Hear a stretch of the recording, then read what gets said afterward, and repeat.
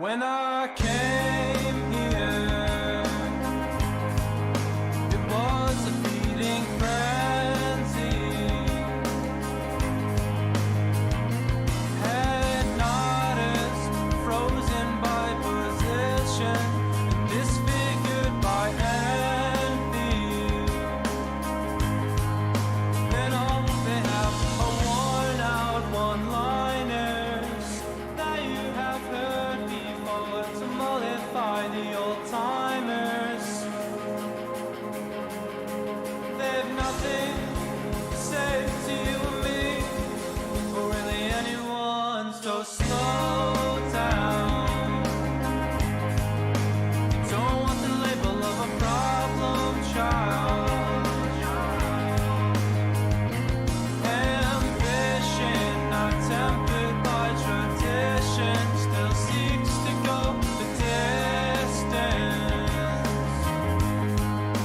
And all they have are worn out one-liners that you have heard before to mollify the old-timers. They smile and wave goodbye, nothing to say to you and me, or really anyone.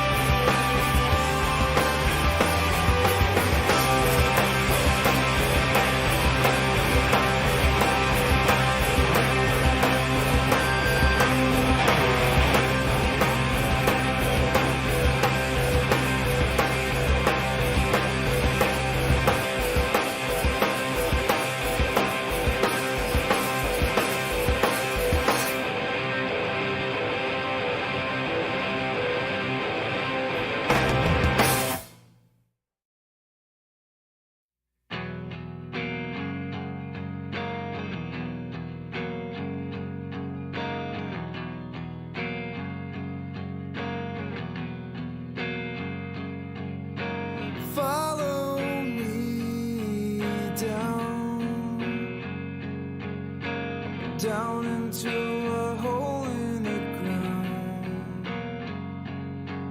I dug it just for you, exactly how you wanted me to.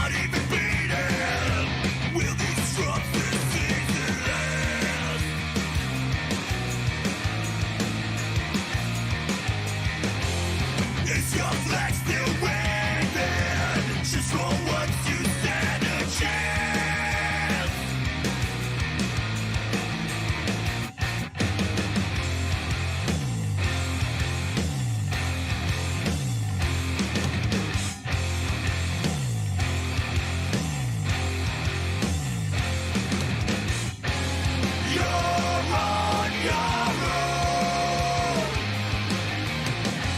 With all the lives they stole and all your broken home. You're on your own.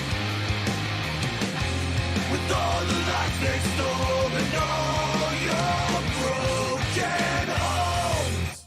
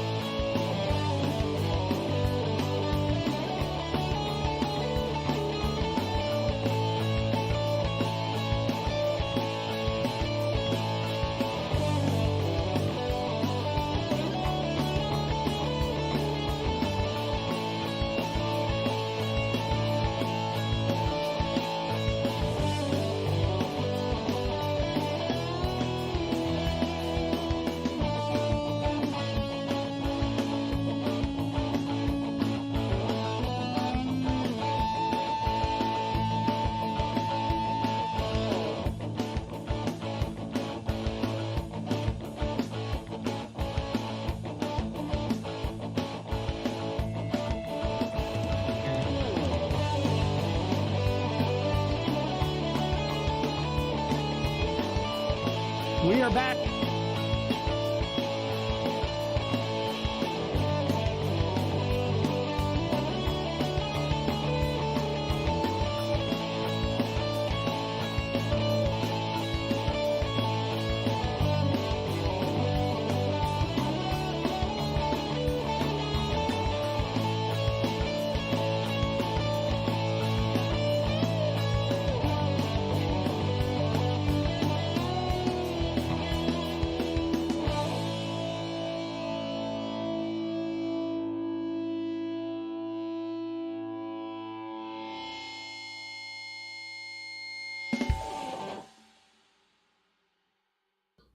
Good morning.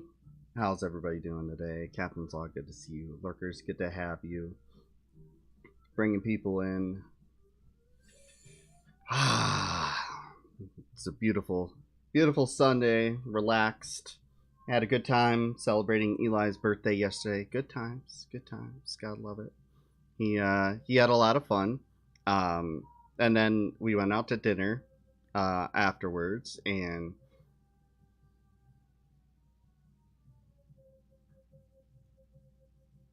was a nightmare. Anyways.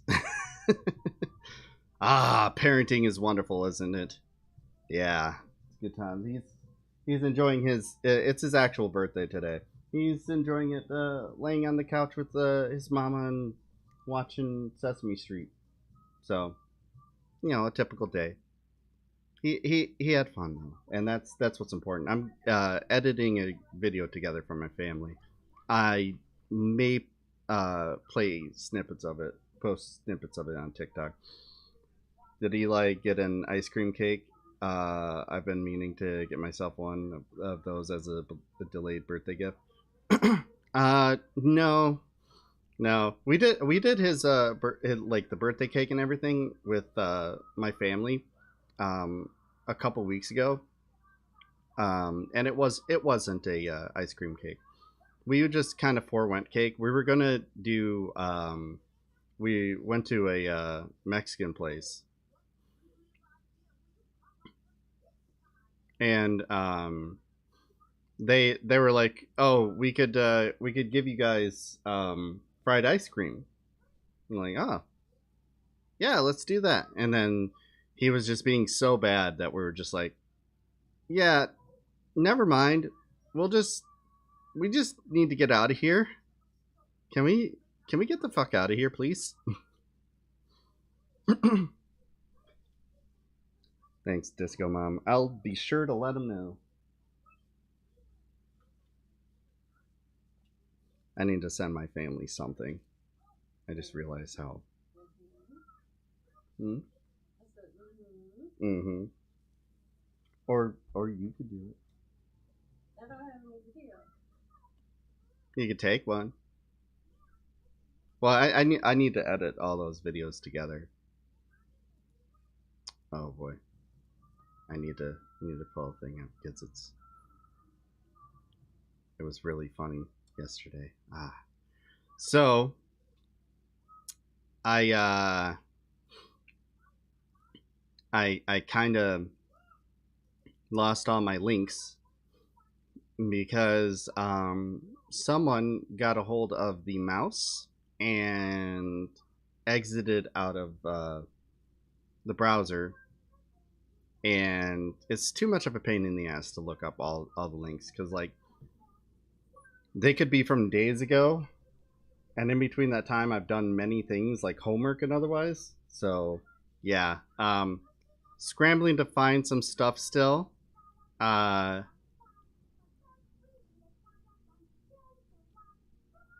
But at the same time, we do have plenty of stuff to look at. Like when it all breaks down, we can watch the last debate that Sam Cedar had with the Libertarian. It's pretty funny.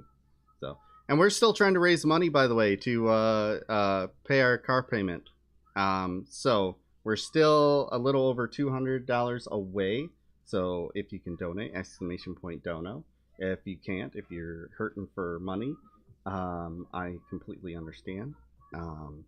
I've been terrible at spreading it around on Twitter, but I need to get better at that. We'll see. We'll see.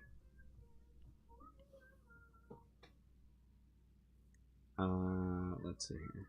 Yeah, let's do this. Let's do this. That makes me happy. Yeah. Yeah. Okay.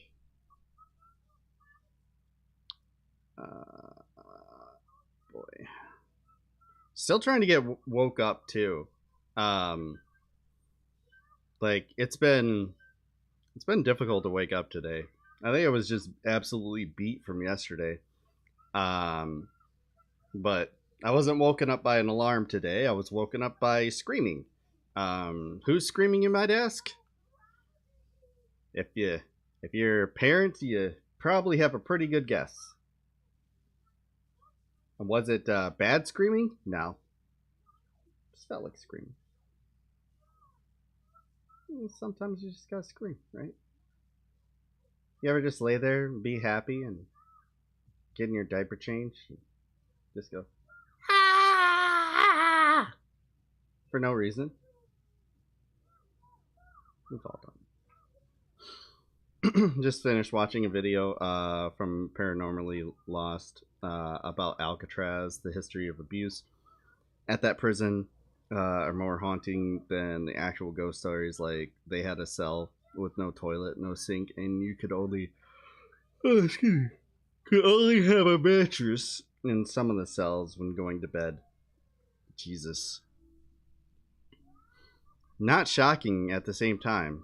A lot of bullshit has come out of our prison system. Inmates were only to shower 2 times a week. Oof. I bet that place smelled like ball sweat.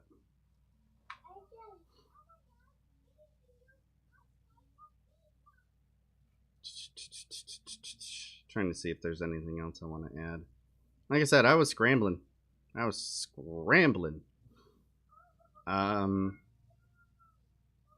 So I don't know. I'm not seeing anything. I'm racking my brain to remember what all it is that I need to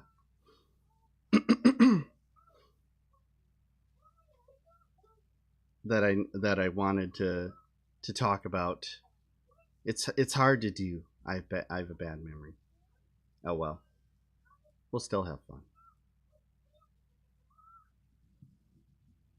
Won't we, folks? Won't we? Alright. Might as well get started. Let's just dive right into it.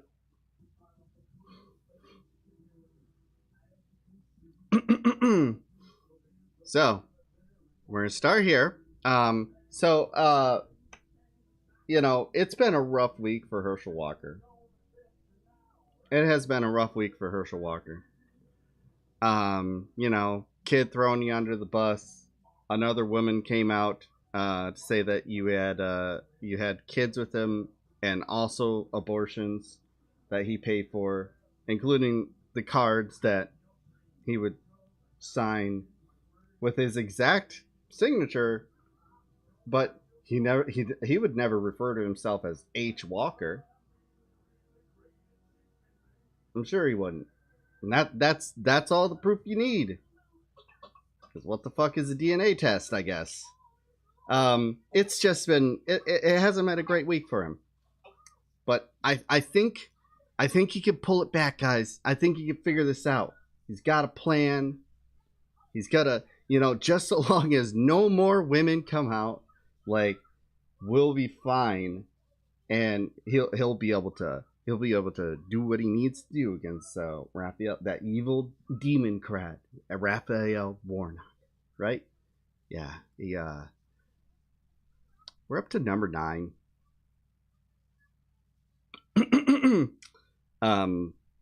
Ninth woman came out, asserted that Herschel Walker has had 3 kids with her, asked her to get 3 abortions, and then cheated on her with her sister's cousin, who also had a kid with Walker.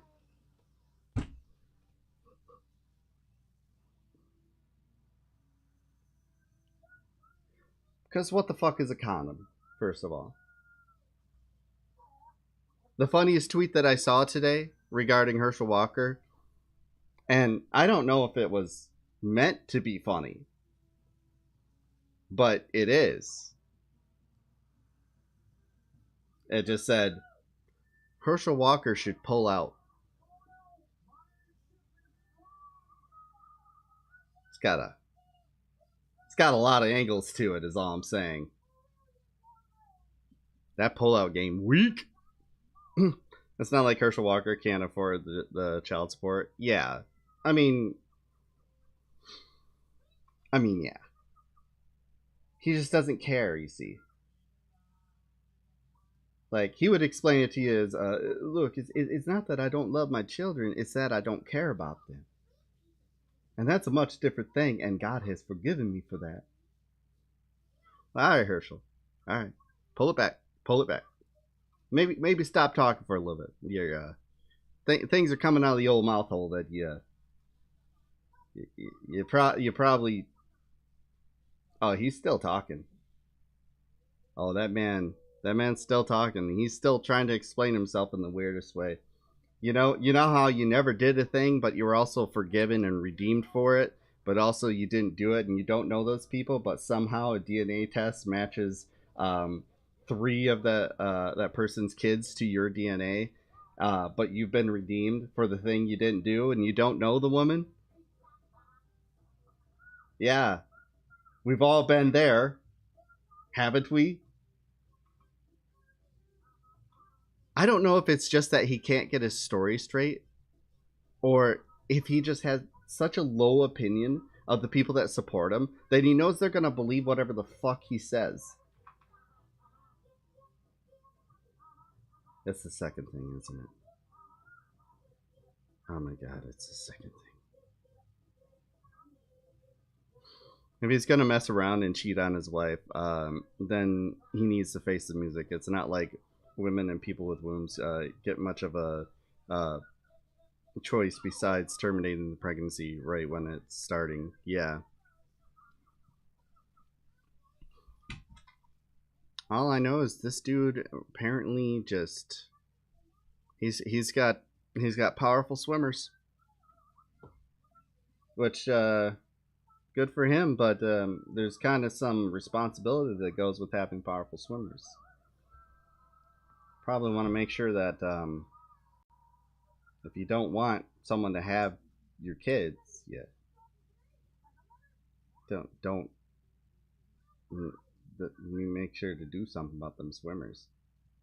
Like, it's one thing just cheating on your wife multiple times, like serial cheater. Like, yeah, the child abuse has really gotten buried in the conversation, and I'm not cool with that. I haven't really followed the Herschel Walker story, but my understanding is he is a fascist that wants his mistresses to get abortions. He's running as a pro-life candidate and a good fatherly Christian, and talking about Christian values and how the fathers need to be in the homes instead of trans people and gay people. And meanwhile, he's abandoned his children, beaten them and his former wife, has had multiple children with other women, while also paying for them to have abortions for the children that he apparently was like, oh, no, I don't know. And it's just on and on and on it goes. It's par for the course for conservatives, honestly. It's par for the course for the Republican Party as a whole, honestly. The party of Christian values that are like, you have to live by. You have to live by those Christian values. They don't. They just have to tell you to live by them. And that's what makes them godly.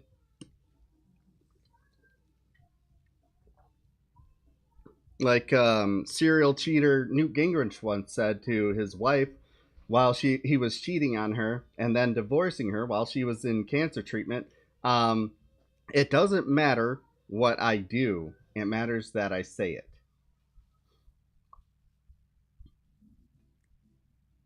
That's conservatism in a nutshell.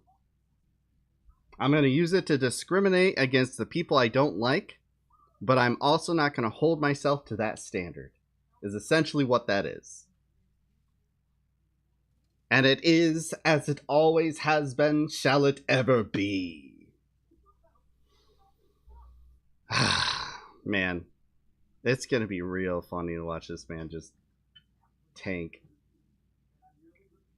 His concession speech is gonna be funny too, because he's gonna get up there and he's gonna be like, I would like to first of all say that the first thing,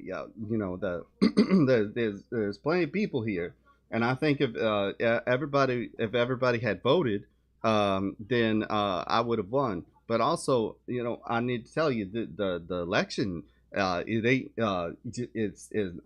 I'm not, I did lose. It's I didn't win, and because I didn't win, that doesn't mean I lost. That means that I'm still the winner, because there's stuff, there's things happening, and you just gotta make sure that when these things happen, that they don't happen, because when they happen, that's when the things they go wrong. But when they go, they we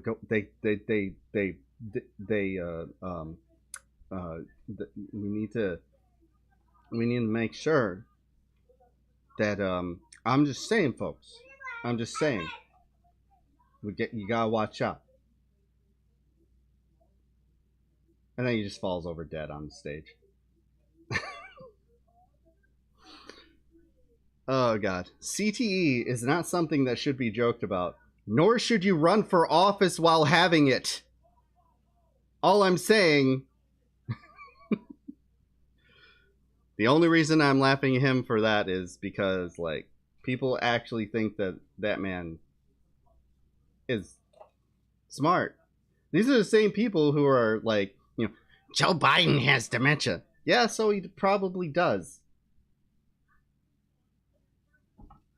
Clean up your own fucking room before you come and judge us. What are you doing voting for Joe Biden? He's got dementia. I don't know. Maybe I'll call up Tim Apple and see what he thinks about that.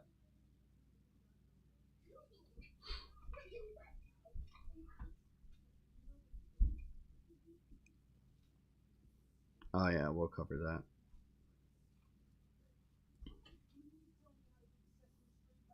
Getting closer. Well, we know that they're hypocrites, and we know that everything is all projection. We know all this.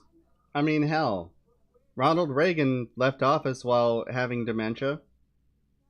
We found out later. So, literally on record, the only president to actually have dementia while in office is a Republican, and they worship the dude. So, if having dementia doesn't stop you from being the best president of all time, I don't know. Maybe we need to start looking for candidates in nursing homes. That's all I'm saying. And Reagan also managed to slip by Congress while giving weapons to terrorists. Yeah. He believed he didn't do it, but the facts show otherwise. That's something close to the quote that Reagan gave regarding that. Yeah. Speaking of crazy Republicans desperate for any amount of attention and any amount of anything to hopefully garner some votes in this next election, because, hey, they couldn't have guessed that abortion would be a losing issue, except for, all the polling that showed that abortion was a losing issue. To the point where they're trying to scrub it off the records and not really talk about it. But they keep having to talk about it because it's only the thing that they've ran on for the past fucking 50 years. Yeah. Funny story on that. You're desperate when this is what you turn to. Tudor Dixon. Lady who is getting absolutely trounced in the polls in Michigan because she's an idiot and sucks. And it's even hard for the conservatives in this dumbass state to not recognize it. She posted this gem yesterday, which made me very fucking happy because we get to reference a number of things within it that are similar. A retired couple in Lansing had their cars and property vandalized by the tolerant people of Antifa because the couple supports President Trump. Another example of the radical left fight like hell tactics, courtesy of Gretchen Whitmer. Let's go ahead and just see what these crazy leftists tag their driveway with. Antifa targeting all Trump Nazi scum.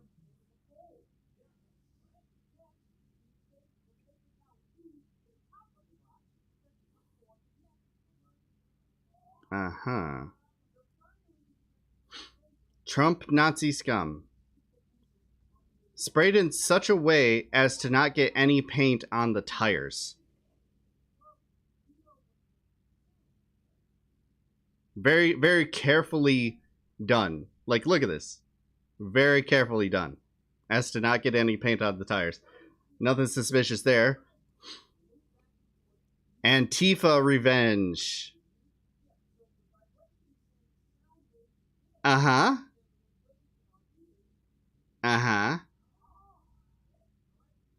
Yeah, that's because you know what, the people who believe in the tactic of Antifa believe will refer to themselves as, right?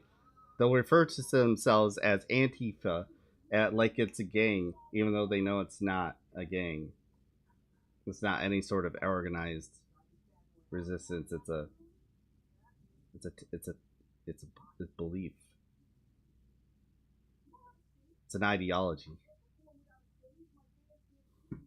My money's on the retired couple bought the spray paint with a credit card on their local Home Depot, at their local Home Depot. I mean, of course. Of course.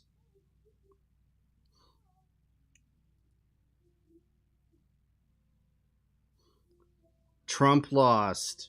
GOP terrorist. Also written in such a way to minimize the amount of damage on their driveway. You can see that clearly there's a car right here. So when the Antifers went ahead and spray painted this, they made sure not to get too close to the other car, just so that one of the cars was vandalized, but not the other one. And they curved it to make sure that it's easier to clean off of just 2 blocks of the driveway as opposed to 3. How considerate of them.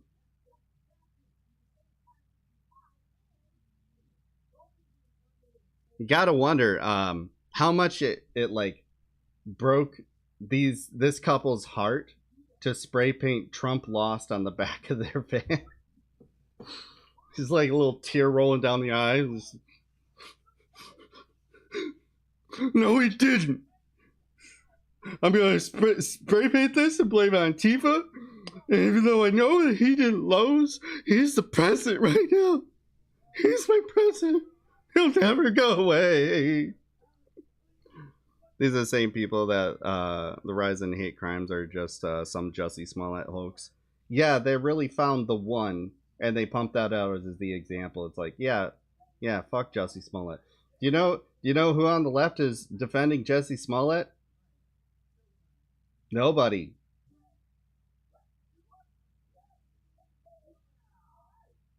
They like to say how hypocritical we are and how we like to push lies, but the very second that there was an investigation that found out, hey, Jussie Smollett, the things he did was a lie, we were like, oh, well, yeah, fuck him, and we moved the fuck on instead of repeating it endlessly.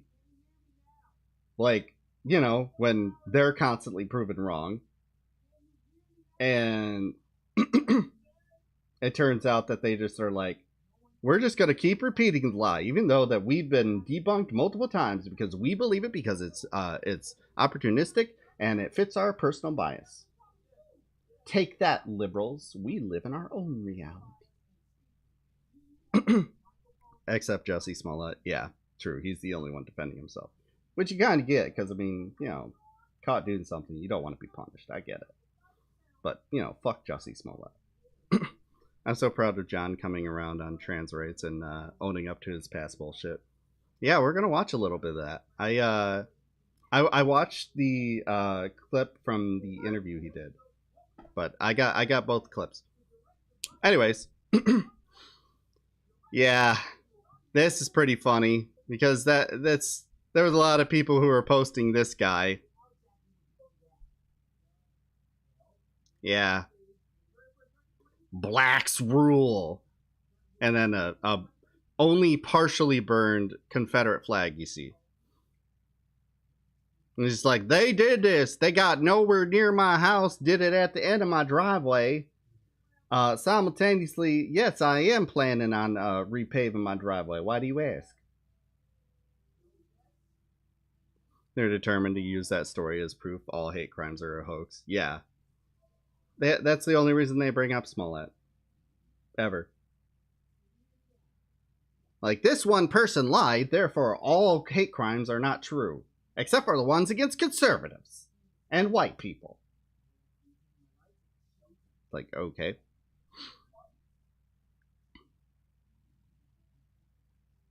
Yeah. Yeah, they do. By the way, it's good to see you, Dr. Robotnik, and Tyler. And Gritty, good to see you too. But, yeah. Funny stuff. There's also this guy. I think this is the guy where we got the phrase left is best from. Because every single fucking time, they just sit there and they think that an insurance company is not going to see these stories that blow up to the point where, I don't know, a governor of a state is going to share it. And that these insurance companies aren't going to see that and go, hey, we need to investigate this because, hey, these people are making a claim, or we should probably make sure that we help them in making a claim so that we can help them get this paid for. And they do an investigation and they keep finding out that the people who actually did it were the owners of said property or car.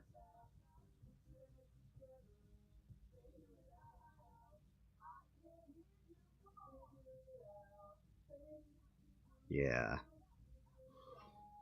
Because if you don't know where the phrase left is best came from, it's a joke. Back in 2019, fucking Majority Report crew covered a story where, you guessed it, a guy spray painted his own shit, blamed it on BLM or the left or Antifa or whoever, and it was found out he did it because he was tagging things like, as obvious as, like, the it was Biden 2020 with a shitty teenager high school level in the 90s anarchy symbol, because you know how anarchists absolutely love Joe Biden. Yeah, and one of the phrases he spray painted on his own property was "left is best," and we were like, "That's so stupid." He also posted like Bernie 2020. I think that was one that he spray painted on there. But "left is best" became a thing because it's so stupid and so funny that we got to use it unironically because you know what?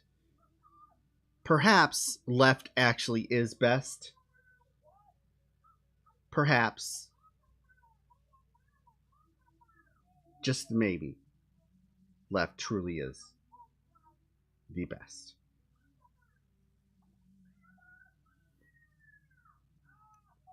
So yeah, I can't wait for this story blowing up in her face again. It was especially funny going to her page to find that tweet, and then having This.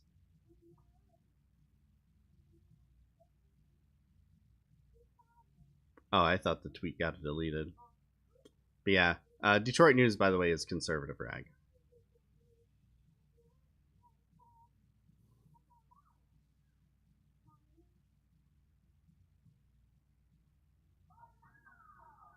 Why wouldn't it include 13 years before she took office though? Because like those things were enacted by the previous governor to Snyder too, which would be Democrat. Yeah, but whatever. Why are we gonna let a silly thing like the truth get in the way? I'm sure Ingram will apologize for reporting this. Surely, yeah, yeah. I don't think she's going to.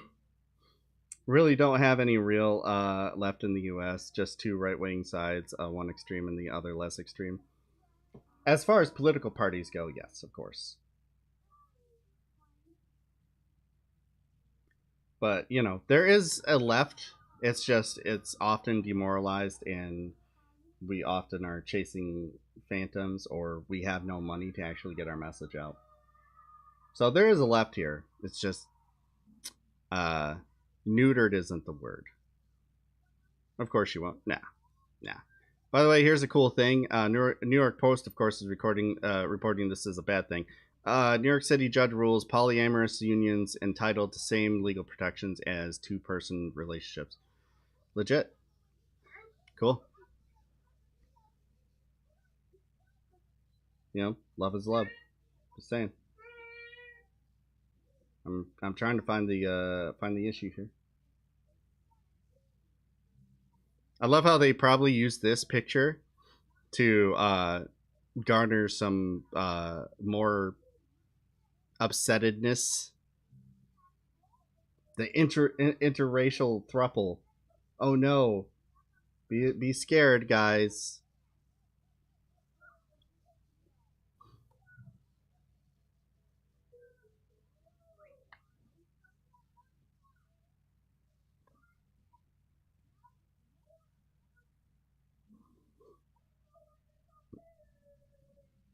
Ah, slippery slope. Yeah, sure it is. There's a reason why it's called a fallacy. Yep. We used to be a serious country on the road to legalize polygamy. I mean,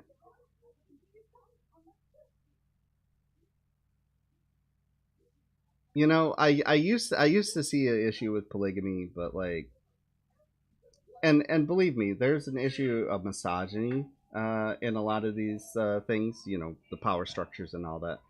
But normally, what I've seen is that it's not really the case because women have more choices now. Is basically what I'm getting at. It's a weird way to go. It's a weird way to go. Good old socialist boomer. This is how we get universal health care. Exactly. Exactly. This was literally one of the things Congress cited when delaying Utah statehood way back when. It seems history repeats itself. This other person makes a great point. Forced polygamy and polyamory are different things. Yeah.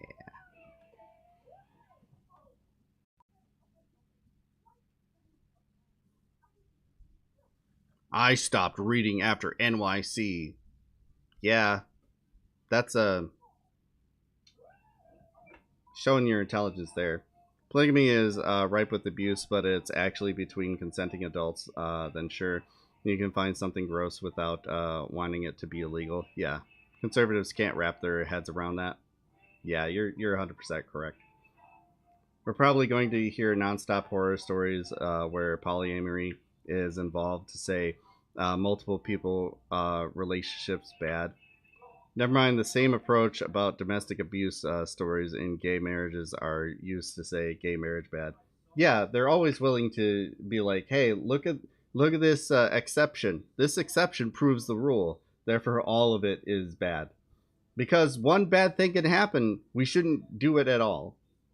They use the same logic when they talk about gun reform.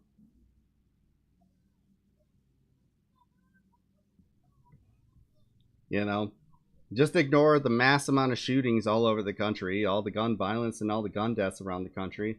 No, no, no. No, no, no.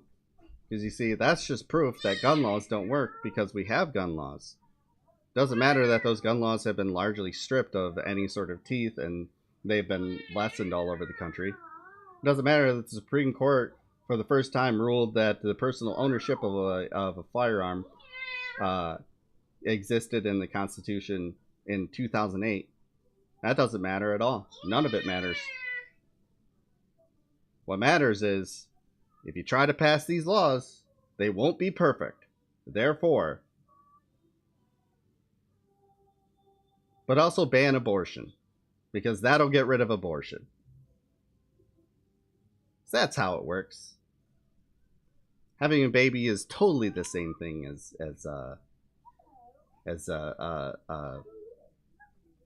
being forced to have a baby is the same thing as owning a gun. You see, not even helping people in those domestic abuse situations, just using them as scapegoats, like Netflix is doing with making another crappy Jeffrey Dahmer documentary. Shit, I want to see them concentrate on other serial killers. Ed Gein, be interesting. Like Glam loved the Dahmer series. I didn't even really watch it. She started it without me, and she's more interested in like serial killers and shit than I am. So that's fine. That's fine.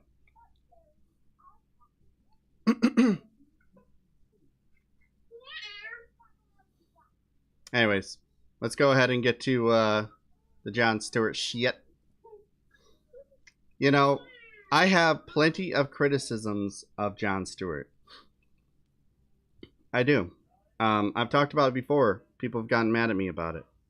Yeah. I tend to think that things like his March to Restore Sanity, or whatever the fuck it was nihilistic and had no actual politics other than conservatives bad and hey, can't we all just get along?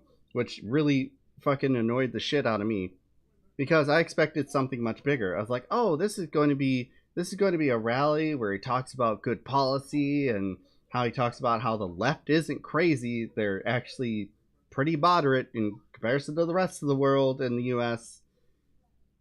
And he didn't do that. And then you start to look back at a lot of the episodes he did for the Daily Show and how he was very strange. Like he would call out hypocrisy on both sides, but then he would follow it up by not really advocating for all that much.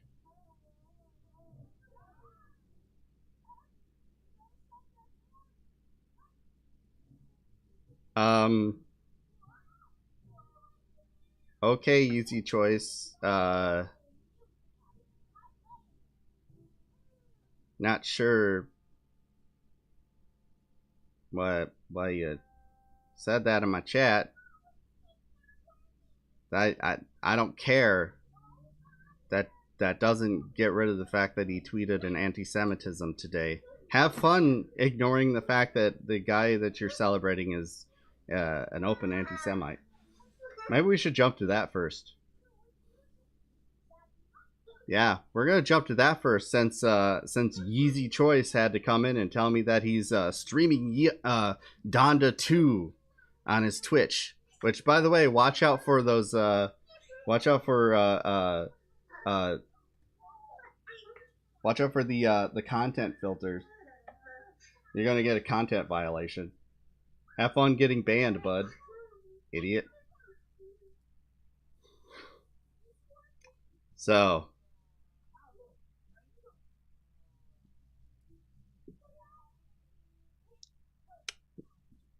Elon Musk went ahead and welcomed Kanye back to Twitter because Kanye got his Twitter back. He probably deleted a tweet. has gone rapidly downhill since Yeezus. Yeah, I have no idea. It's not my style of music, but you know, Kanye was banned. I didn't even know, or at the very least, he was. I don't know what it was, but they were welcoming him back to Twitter. So I'm sure he had like a suspension based on one of his old tweets, and he went ahead and deleted it quietly. You know, the Jordan Peterson approach. Oh, this is affecting my popularity. Let me delete this tweet so I can get back on Twitter. The website that I will simultaneously say is horrible left wing propaganda, but also I use it to spread all my right wing propaganda. How else is Kanye gonna get attention as the new album drops? Yeah. Problem is, I don't think it's the attention that he wants. He really should look at Kid Rock's album sales if he wants to see an example of how this right wing grift goes for music, especially hip hop. See, they're more likely to buy Kid Rock records because yes, he agrees with their politics, but also he's how do I put this? White. Yeah. So I don't think this is gonna work out how Kanye thinks it is. And then Kanye tweeted this. I'm a bit sleepy tonight, but when I wake up, I'm going DEFCON 3 on Jewish people. The funny thing is, I actually can't be anti-Semitic because black people are actually Jew. Also, you guys have toyed with me and tried to blackball anyone who ever opposes your agenda.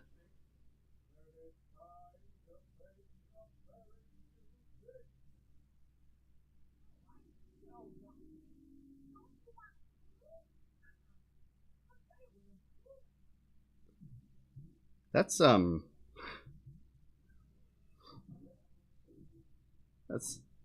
what is that? 3 streams in a row that we end up having to cover somebody being openly anti-Semitic and not realizing how anti-Semitic they are. Kanye is actually capable of making good music, but he's so off the deep end now. His music is suffering for it too. When you're out of ideas, and I think he's out of ideas.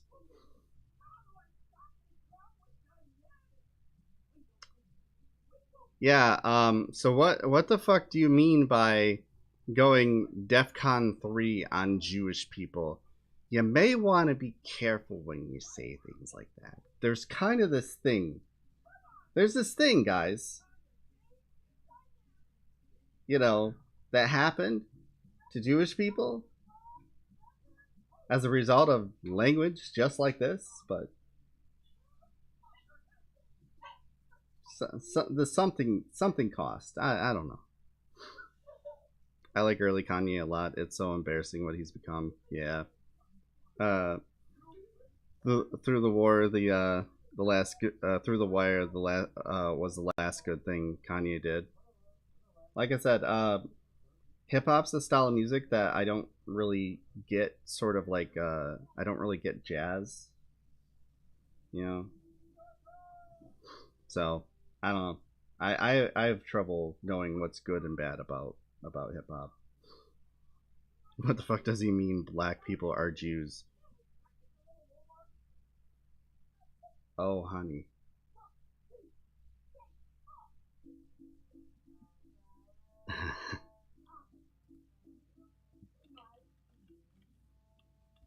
May open a can of worms here.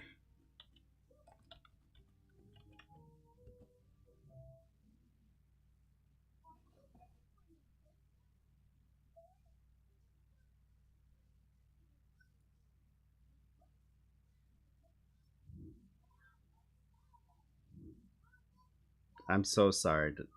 I'm so sorry, Dr. Robotnik.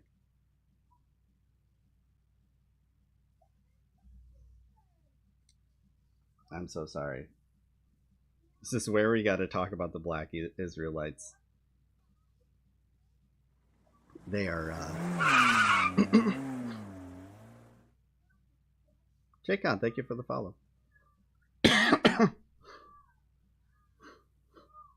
Yeah. Key points. Black Hebrew Israelites are not the same as black Jews or Jews of color.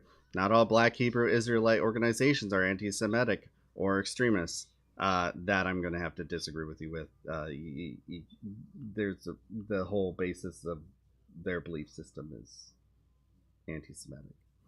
The Black Hebrew Israelite movement is divided into organization or sects that operate semi independently across the United States. Black Hebrew Israelites believe that they are the true Israelites and that the 12 tribes of Israel are people of color. Popular activities include street teachings and public speaking events. Extremist sects heavily rely on social media to spread information and coordinate activity.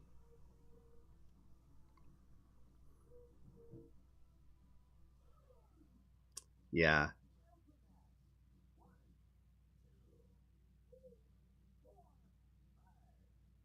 let's go to their extremist views. BHI teachings become explicitly hateful when coupled with racial superiority and accusations against white individuals and specific hatred towards the Jewish community.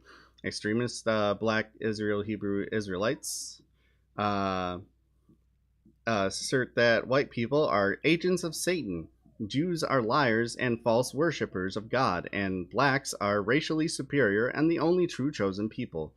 Some extremist leaders preach that only true descendants of 12 tribes, blacks, Hispanics, and Native Indians, based on their beliefs, will be allowed into heaven, and that God will permit them to rule over all other races. Leaders and street teachers also push homophobic, transphobic, and sexist beliefs, including referring to the LGBTQ community as demonic and not loved by God. Starting to see the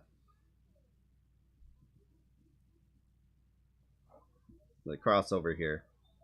Yeah, it's a rabbit hole. It's a rabbit hole.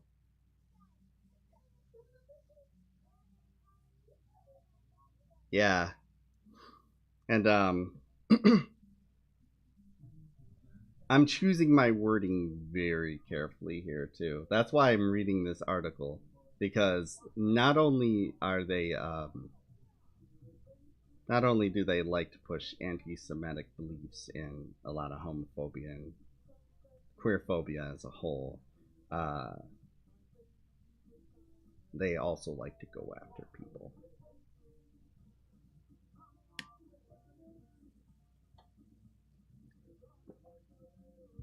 Ah, yeah.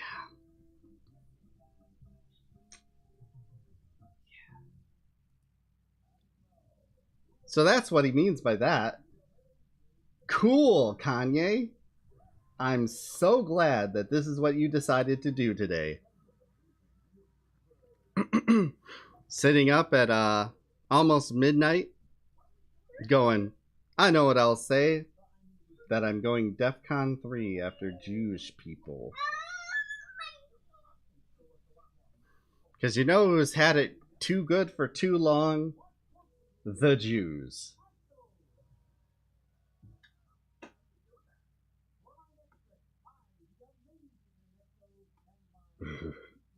I did hear a true crime story about some lady that got involved with a black Hebrew Israelite. Well, the guy killed that lady and some other woman's child that he's with because he thought the boy was gay. That's not shocking. That's not shocking. Like I said, they're just another extremist organization. They're bad. So here, what's this? House Judiciary GOP. Kanye, Elon, Trump. Yeah. Maybe think ahead before you start saying good things about a guy who is as unhinged as Kanye here. They did not think ahead. They throw their support behind anyone who seems remotely on their side. They don't even think twice. And then they're always shocked when they tweet out something obviously bigoted, and then they go, "Well, I don't have to agree with everything that he says," which is true. But there's a difference between disagreeing with, you know, a couple of policies, you know, um, like somebody who might vote for Bernie Sanders and be like, you know, well, I don't agree with his stance on guns. You know, I think he needs to be stronger on guns, but overall, I believe he's good. And just being like, I agree to disagree on the guy who says I'm going after the Jews. You kind of, you're missing something here. Something key, something really important. I'm just saying.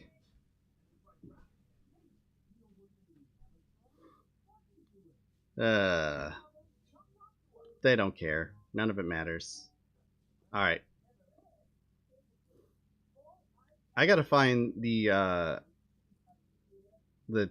tweet that had the beginning where he calls himself out, but we're gonna do this Jon Stewart thing. Ah, here it is.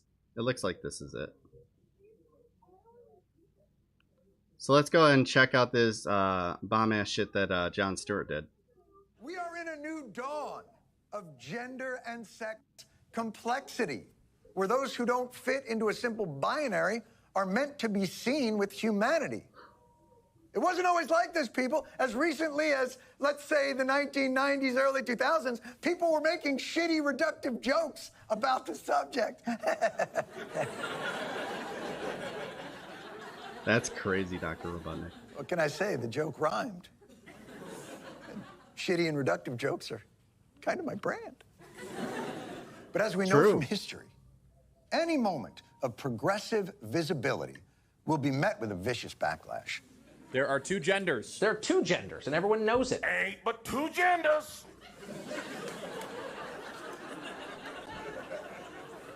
That last guy sounded like it's an emergency and we're running out of genders.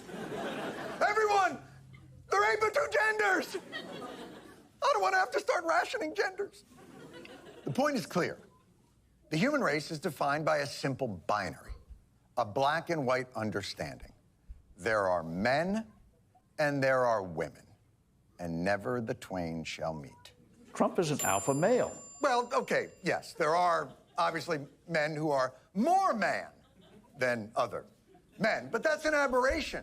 Beta, gamma. Okay, there's an entire Greek alphabet, a continuum of masculinity, but that doesn't mean Cuck, pajama boy, soy boy. Girly man.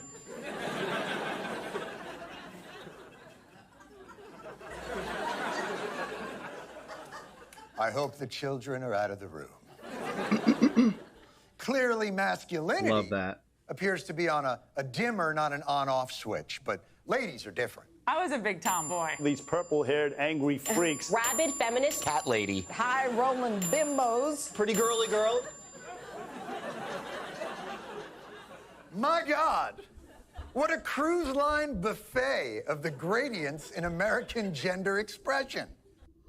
See, this is this is why I take the tack that I do when I get one of those, you know, there's only two gender idiots in my chat. Because, like, there's not a single person that can live up to the standard, no matter how they define themselves by whatever gender, who will live up to the standards that they place upon what is and isn't within that standard.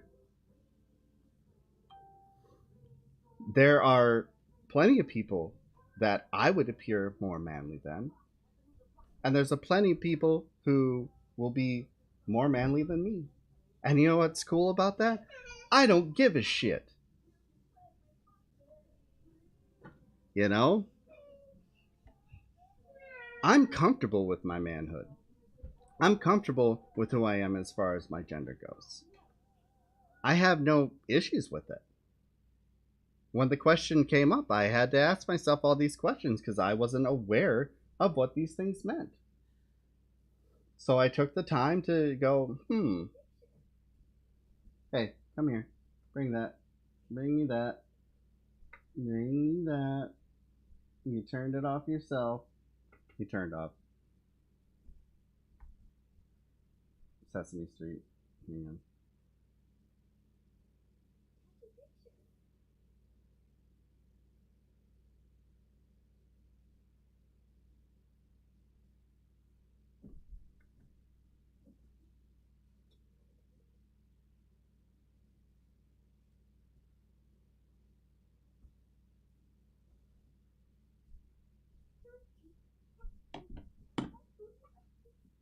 child. I swear. Anyways. So yeah. I asked myself all those questions and asked myself if I'm still comfortable with defining myself as a man, and I said yes. I have no issue there. It was an uncomfortable conversation with myself. I am very self-critical and self-analytical. Hello, neurodivergence. How did I not know I was you? And there's nothing wrong with that. You should always be wanting to hold yourself to a higher standard and always wanting to be taking in new information, whether you originally disagree with it or not. And you should take in that information and look at it on, based on the facts of what it is and what it isn't, and see if it makes sense to you. You should always be willing to do that. Large sect of our country just absolutely refuses. Shit, of our world. They're scared of it. As if this is going to change a goddamn thing about their everyday lives. It's not. It's not. But the standards that they try to hold themselves up to on what is and isn't man, woman. Most of the people who do this do not fit perfectly in that realm.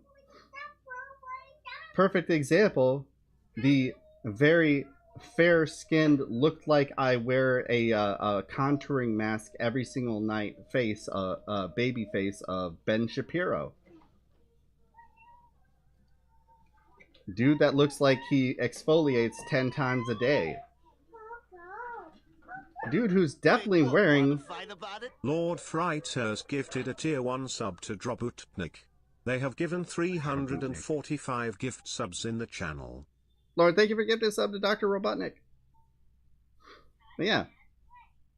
The guy who's got fierce-ass eyebrows. You know, Ben Shapiro. Yeah, he's masculinity defined, apparently.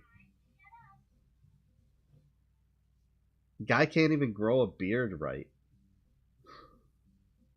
Or Jordan Peterson, the frail, weepy-eyed, constantly crying at the simplest little things. Man.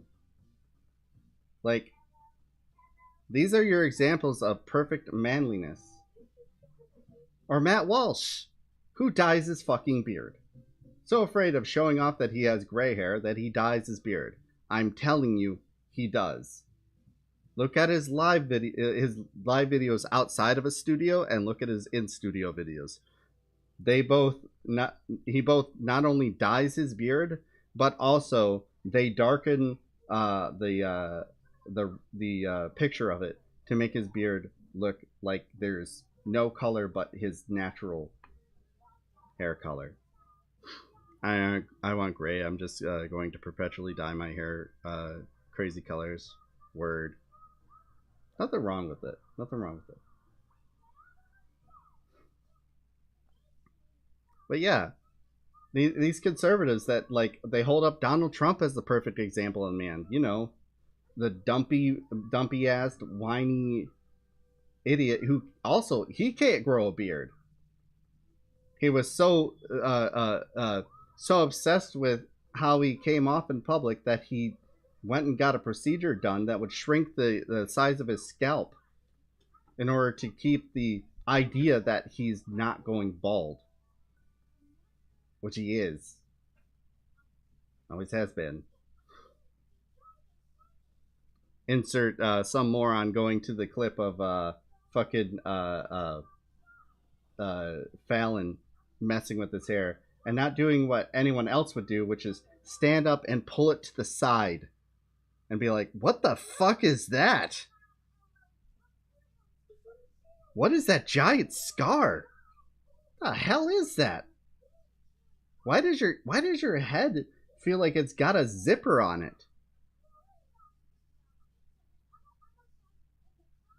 You know, Trump, of course, reportedly dragged Ivana Trump downstairs because he was angry at how much pain he was in after surgery. And strangely enough, the guy who did that surgery just so happened to live a floor below Donald Trump in Trump Tower for free. Look it up.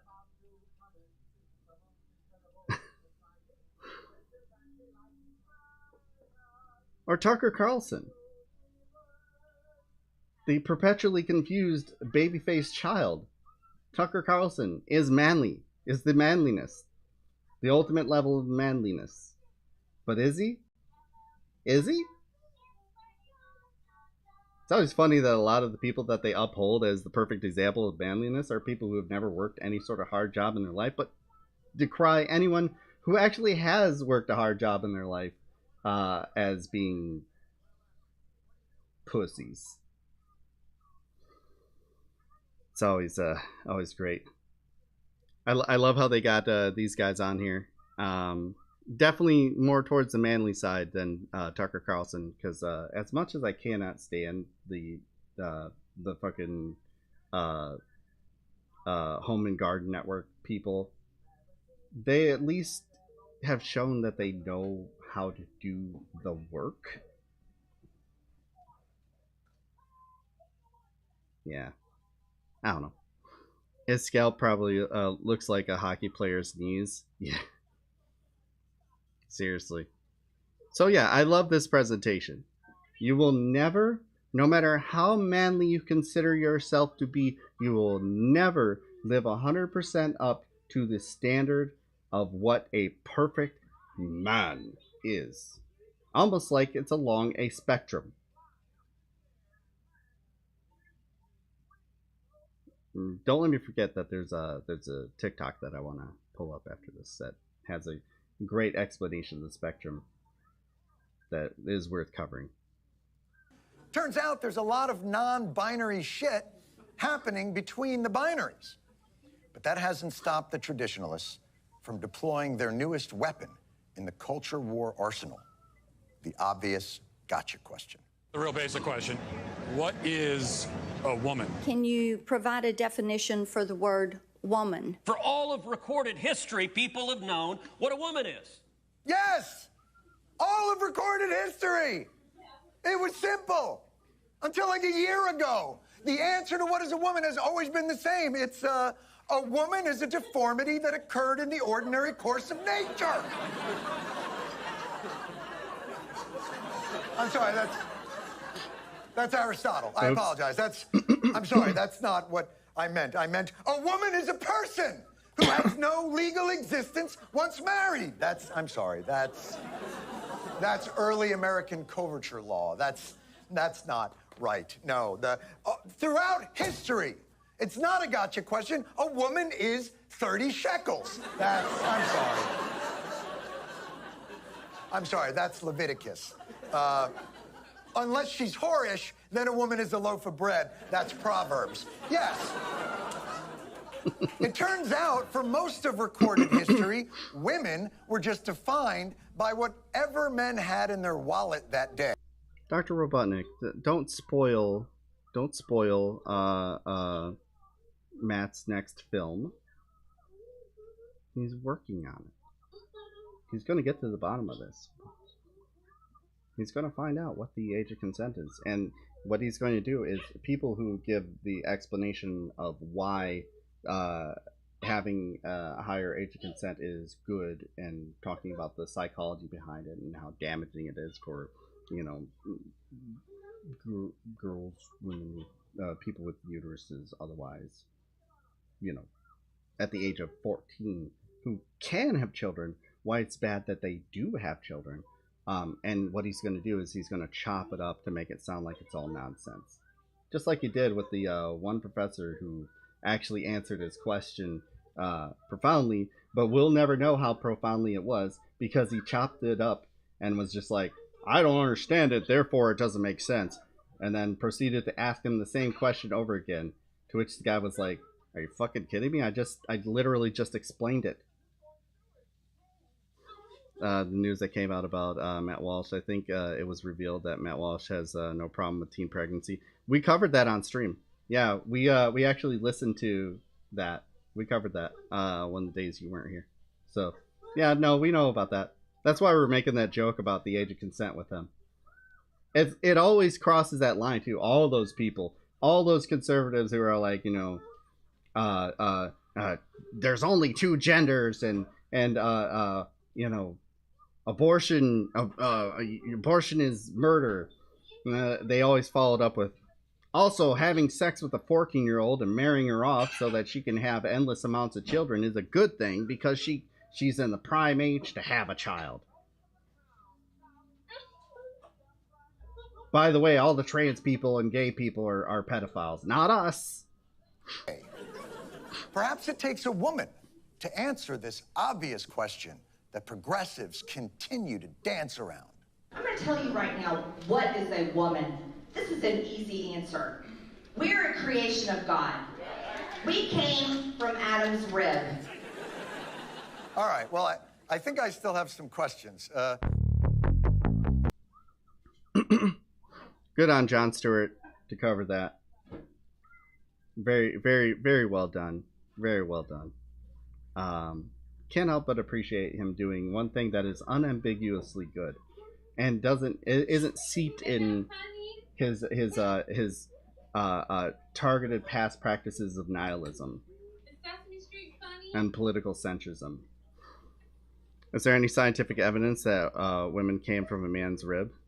I saw this TikTok of this lady who was a former Christian who was like, yeah, I went on for years believing that there was actual science behind the idea that a woman came from man's ribs. And she said it was because her mom told her that a man had one less rib than a woman.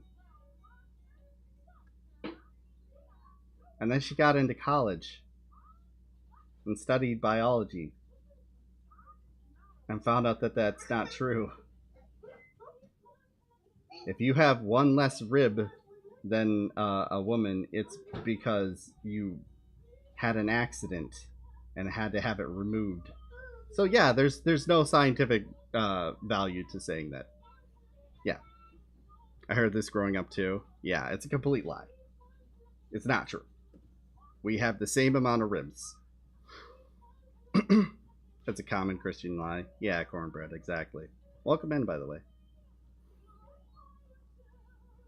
Anyways, it doesn't stop there. The wonderful clips of what exactly Jon Stewart did. It didn't stop with him.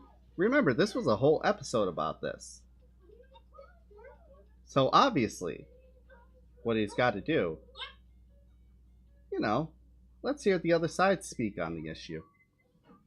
Why would the state of Arkansas step in to override parents, physicians, psychiatrists, endocrinologists who have developed guidelines? Why would you override those guidelines? Well, I think it's important that... She was homeschooled. She was homeschooled. She said she made an ass of herself raising her hand and answering a question regarding that, and they were like, oh, honey, no. It would take too much time to find the TikTok. Really, good to see you.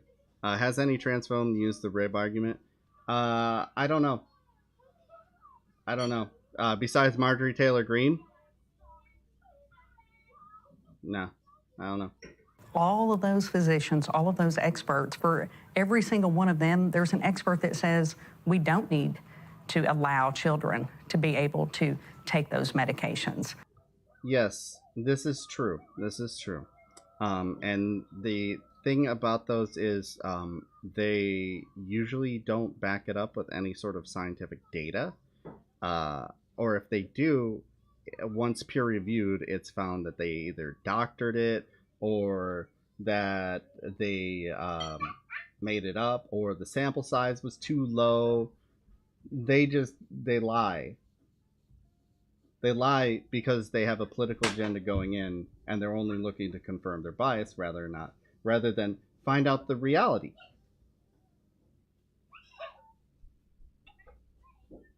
So yes, this is true. Just like there's climate experts who believe that climate change isn't happening, and they are found out to be lying. There are science experts who believe that you know, there's only two genders and that we don't need to do these things to help transgender people. Eli, no. No. No. No. Leave it alone. No. No. I said no.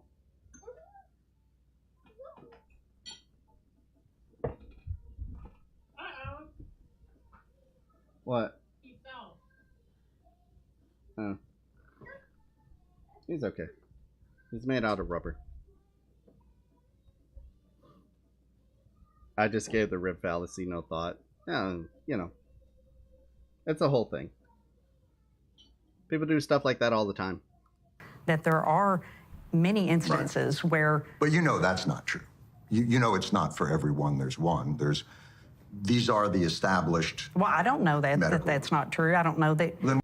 I actually believe her that she doesn't know that that's not true. I actually believe her that she doesn't know that. But not knowing something doesn't mean that you're correct. It just means you didn't know it. And in this instance, it's a good time to say, well, when I don't know something, I will, let's see here, learn it. I will take the time to look into the claims and find out if what I believed all along is, what's the word, true. And if it's not true, I will learn why it's not true and adjust my belief rather than compounding upon my belief, rejecting all the evidence otherwise, calling it biased or otherwise for made up reasons, and then fucking off back to Bigotville. Why would you pass a law then if you don't know that that's true? Wouldn't you? Well, I have know done that so? there are doctors and that we had plenty of people come and testify before our legislature who said that, we have 98% of the young people who have gender dysphoria, that they are able to move past that. And once they have the help that they need, no longer suffer from gender dysphoria. 98%. She's following the medical principle of do no harm. She's not, though. She's not. And John gets into why. Wow. Without that medical treatment. That's an incredibly made-up figure. It is. That doesn't comport with any of the studies or documents. She's not being cautious. She's being a bigot.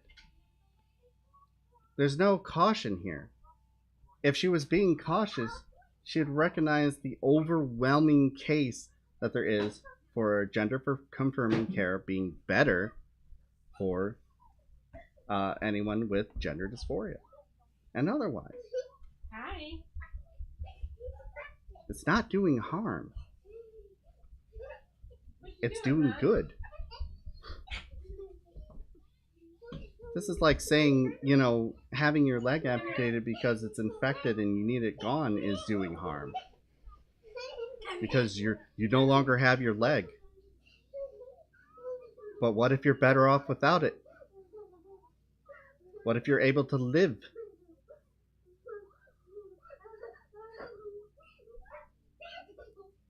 This is one of the things that sucks about doing the restream. I can't see when people are banned or not. So it's been a while since we've gotten a good old troll. Let me just pull up the pop-up chat so I can keep abreast of that.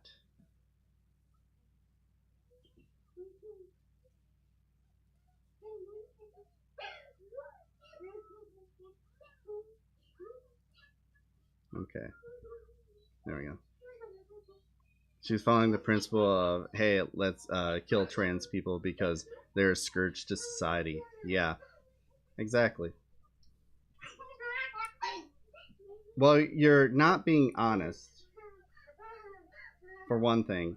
She's not being cautious. If she was being cautious, she would actually look into the studies that show that it's better to do gender-conforming care than to just be like, no, fuck you. Go fuck yourself. Continue to live in an existence that you know is not true to who you are and wind up killing yourself. Because I don't actually care about your humanity. I just care about professing my own personal beliefs. Let's be a little more accepting of our friend here. Maybe they'll see the error of their ways. Yeah, you got to recognize that, like, if she was actually being cautious, if she had actually cared about doing no harm, she would actually look into the science. She just told a complete lie right before Mark paused the clip. Yep.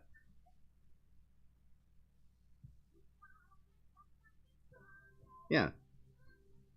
Why do you think, transphobes like to bring up the suicide rate among trans people?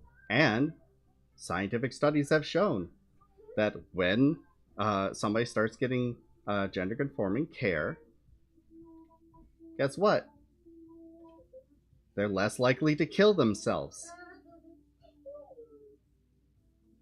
That 98% statistic she cited is completely made up. Yeah, completely. And Jon Stewart was right to call it out. So she's not being cautious at all. She's not enacting do no harm. She's enacting harm, and she doesn't give a shit about the fact that she's doing that because she's a bigot. That's all there is to it. That exists from these medical organizations. What medical association are you talking about of these doctors? Well, we have all of that in our legislative history, and we'll be glad to provide that to you. I don't have the name of that off the top of my head. I know it's something that... You don't have the name of the organization that you're getting that off the top of my head. Oh, okay. But yes, we have all of that cited in all of our briefs. You're suggesting that protecting children means overriding the recommendations of the American Medical Association, the American Association of Pediatrics, the Endocrine Society. We don't have enough data. We don't have enough to show that these drugs are effective and that these children are better off, and that we should encourage these. Or it's not enough for you. Let me... And there's the point. And it's not even that. John's just, because he's sitting in front of her and he's trying to not just be wholly against her, he has to point that out in that way. It's not even just that there's not enough evidence for her. It's that she doesn't care about the evidence. You could walk up to her with a stack of papers a mile high showing, hey, this is good. This is better for people. And she would still be like, this isn't enough. I don't know where this came from, so and she just lie. She just lie. She doesn't care about the facts. And I honestly hope, Zombie Hunter, that you start caring about the facts. There's created by Jangle Science Lab, Justin, friend of the show. There is a Google document that includes every single trans study that shows that trans care is good and leads to more positive outcomes. If you would like it, I will find it for you and I will post it in chat. And you can go ahead and go over it and have fun. Try and find the flaws in it. All of them peer-reviewed, all of them published, all of them checked. And there's study after study. I've yet to see an actual legitimate study come out that debunks any of this. That doesn't include opinion. It is immediately rejected by the remaining community because it's riddled with opinion and not facts. If you actually care about the facts, and if you actually care about being cautious, if you actually care about doing no harm, you would be for transition care. I know that's not the right term. I'm drawing a blank on it. You know how I am. They can't produce a single legitimate study to back their side, but they reject hundreds of studies saying the opposite. It's what they do with climate change.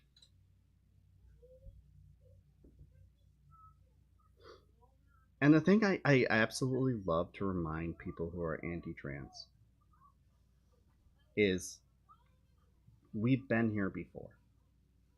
We've been here so many times. It's an argument about civil rights over and over again. And I will ask this question as I have often asked. Can somebody tell me a time in history when there was an argument about the civil rights of certain types of people and the people who were against it wound up looking like the good guys as history progressed? And I mean, we look back on it and we go, it's a good thing that we didn't embrace that idea.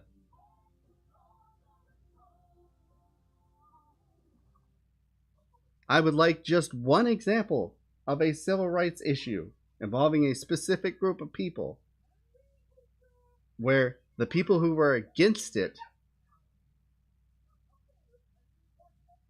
looked good to history and didn't come off as being the villains.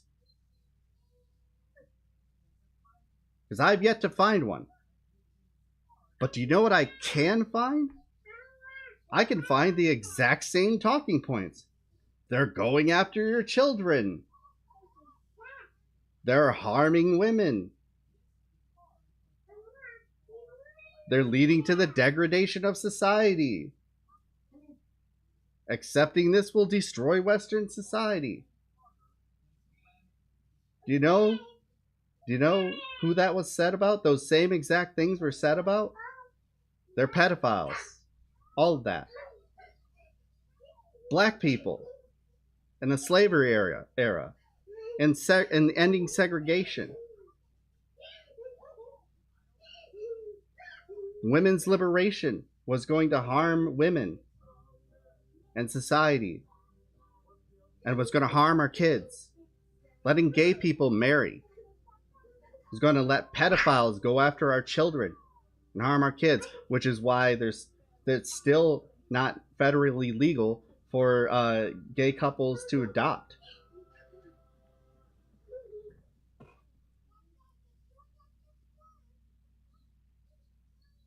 Time and time and time again in memoriam.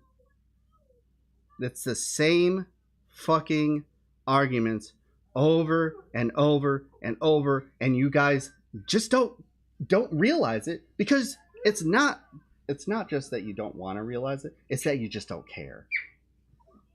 You just don't care. If you do care, you would start looking this stuff up. I talked about it earlier. When I hear something that doesn't agree with me. Realan86 gifted a tier 1 sub to Maverick. They have given 93 gift subs in the channel. Well, thank you for gifting a sub to Maverick. Enjoy that sub. And yes, I'll drink the water. Every single time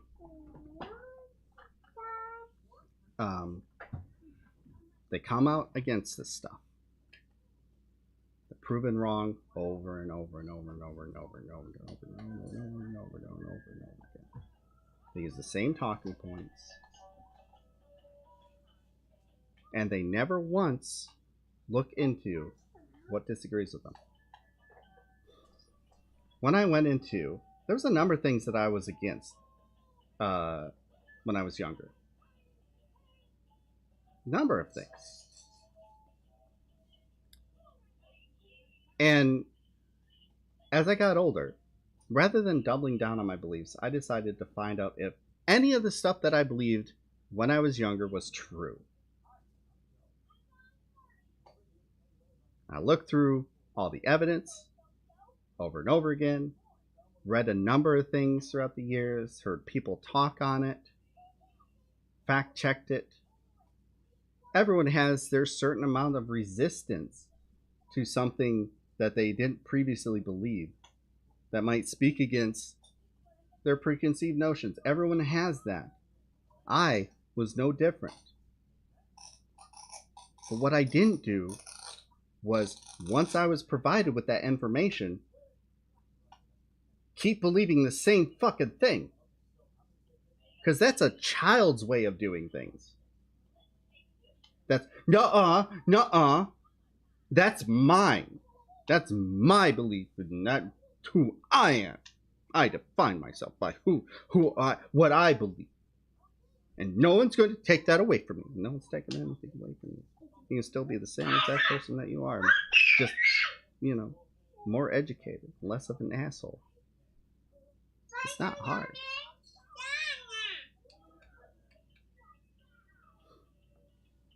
I was very liberal growing up. I didn't grow up in an echo chamber. Far from it. I couldn't escape opinions that I didn't agree with. Liberal bastion of Flint, Michigan.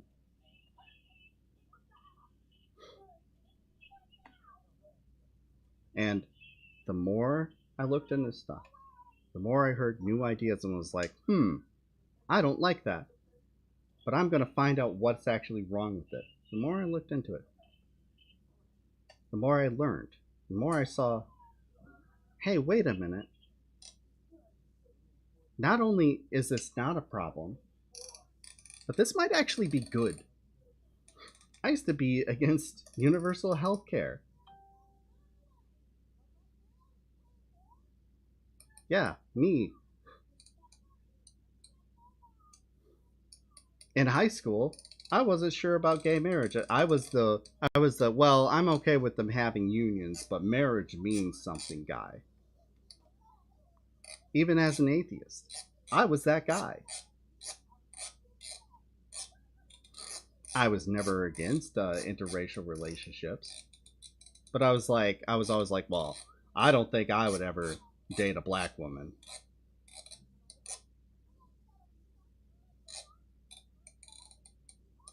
Wife's right over there. Mixed race child. It's funny when you don't cling to information like it's a part of your whole fucking identity. Because it's not. I got news for you. It's not. You are open to learning new things and realizing that your entire life you don't know shit.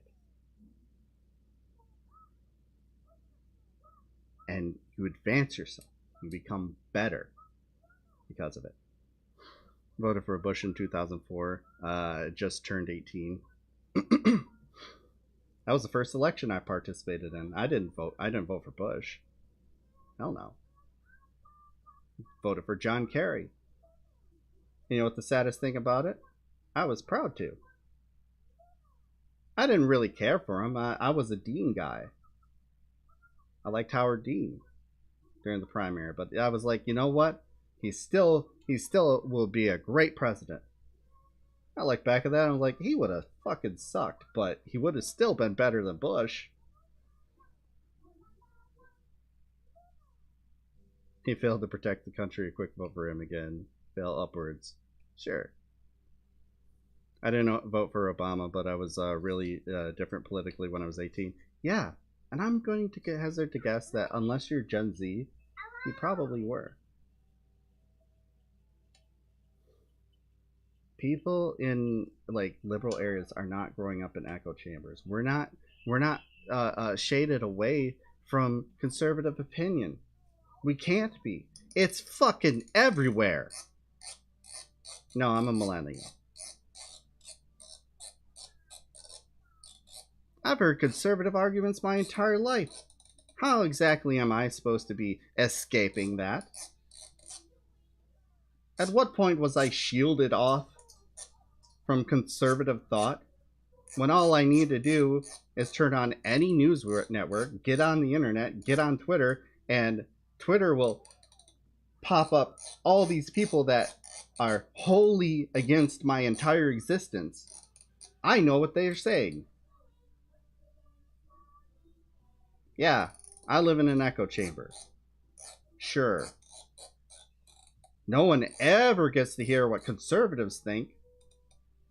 They've only, controlled most of the presidencies, most of the congresses, most of the state congresses, most of the governors, the Supreme Court. for the past 50 fucking years. Yeah, when are conservatives going to have the chance to speak? They have their own news networks, multiple of them. They have billionaires funding all their talkers to show up to college campuses all around the country so that you know what they're saying. All these people are astroturfed the fuck out of nowhere to be boosted on every single major news network because they're trying to vie for neutrality rather than what's true and what's not. Yeah, there's no such thing as a fucking leftist or liberal echo chamber. We don't get that choice because we don't own that media. We don't own any of that. We don't have any fucking control in this country. We have no power in this country. How the fuck can we be an echo chamber when every group with power leans right? And we endlessly hear what they have to say. Conservatives live in an echo chamber because they reject any new information from any source that doesn't agree with them.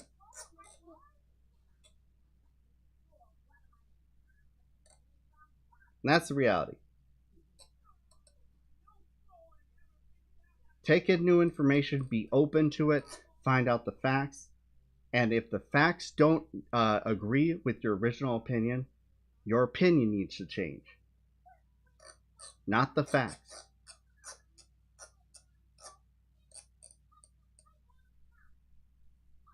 The facts are out. We know. Without a shadow of a doubt at this point, that the best way to help trans people is to allow them to transition and not be a giant fucking piece of shit to them and tell them, no, they're wrong about who they are, who they tell us they are. The freedom people, the let people just live people, want to control those people and tell them, no, you're wrong. You're using your freedom wrong. Oh, it's harming kids, but it doesn't. There's no proof of that. Oh, what about puberty blockers? Puberty blockers are completely reversible. You know how it gets reversed? You stop taking them.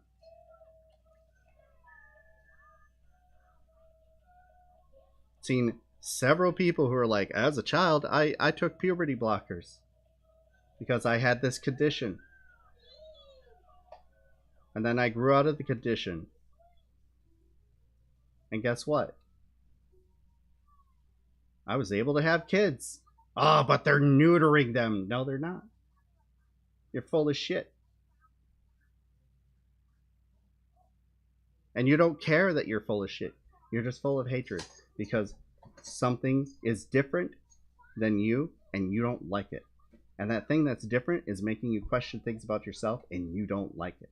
You're having uncomfortable conversations with yourself and you don't like it. The best thing you can do with yourself is have uncomfortable conversations. It's my view. So no, she's not practicing do no harm. She's a liar and a bigot who does not care that her opinions are not backed up by science. Proof of that? Let me try and flip it a different way and see if maybe this can help. In Arkansas, if you have pediatric cancer, and obviously we all want to protect children, I think we established that earlier, whose guidelines do you follow for pediatric cancer? Well, I think. But there's plenty of physicians who are going to disagree, and we should probably listen to them too. And we should take both sides and not look at the overwhelming amount of evidence that shows what actually helps children with cancer, right? Let's see how she answers here.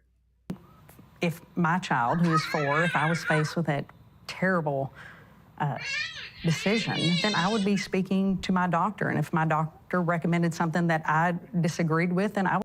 You can hear her stumbling over her words because she knows what she's saying is correct. But she's like, I know what I'm setting myself up for. Get a second opinion, and that's what I believe that these parents need to make sure that they're encouraged to get numerous opinions when they're talking about an irreversible step. You're in not their letting child's them. The state's not saying get another opinion. What they're saying is you can't. What you're actually saying No, is that's the opposite. actually not at all what the state said. The state simply said that you cannot perform these procedures, and so parents should get another opinion, that they, and children should want to have another But opinion. that's not. Because again, these. But what does it matter?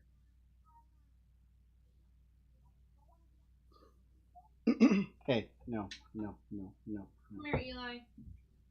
You're being so good. What does it matter if you get a second opinion?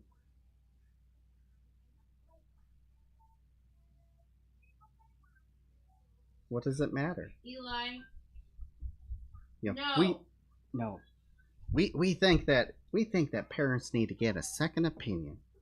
Okay, so let's say that the second opinion agrees with the first doctor. Then can they get the care? Oh wait, it's still illegal and none of it matters?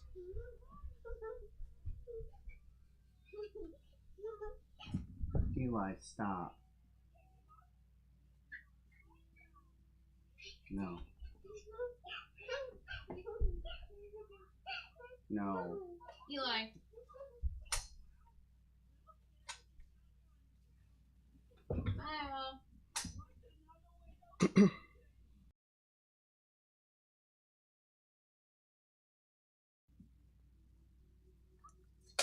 Yeah. Like, seriously. If they get a second opinion, none of it matters.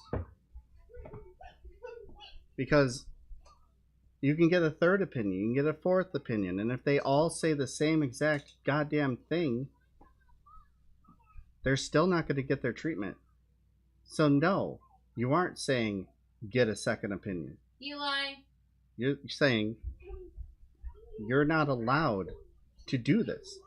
It's Come like here. John said. It's like John said. You're not allowing them to. Just completely, you're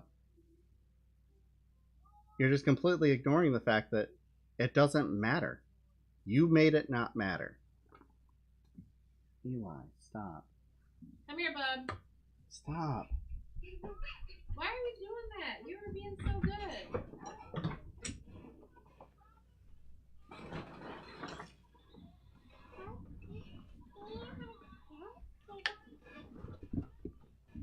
Anyways. Yeah, this happens from time to time. I'm doing what I can to minimize it, but that's what it is. But yeah, keep trying to say is she rules the point. She rules her own point moot. By passing this law, she's not allowing parents to have control over their kids' health care. She's blocking it. What good is a second opinion when you can't actually act on that second opinion in the first place? That's what I would have, the way I would have liked it phrased to her. Because technically she is correct. She's not saying that you can't get a second opinion. That's true. Verifiably true. What she's saying is, it doesn't mean jack shit.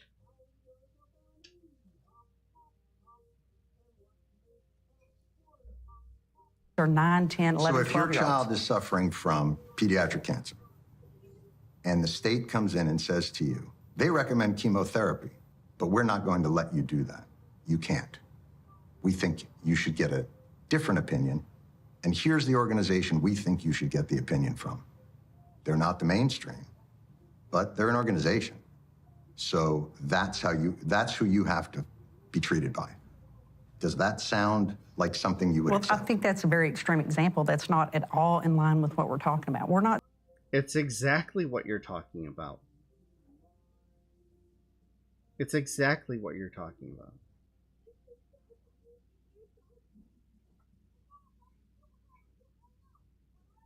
You just don't like it because it exposes, well, how awful your opinion is. Not liking something isn't the same thing as it being wrong.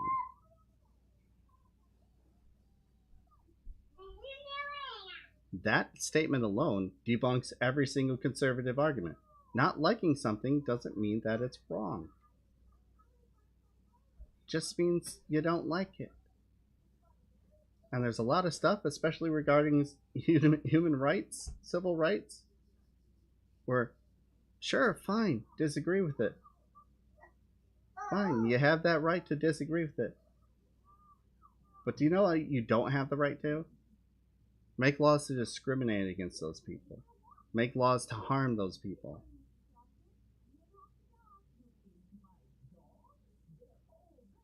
But you're doing it anyways. That's why I say this is a civil rights argument. This isn't a matter of opinion. You not liking trans people, that's an opinion. You enacting laws declaring it factually based on why you need these laws to protect children when it's actually harmful to children, that's not an opinion. That's action. Me saying I don't like mushrooms is an opinion. Me saying that trans people shouldn't be able to get the health care to get gender affirming care, that's not an opinion. Especially if I can back it up with a law, which is exactly what this lady did.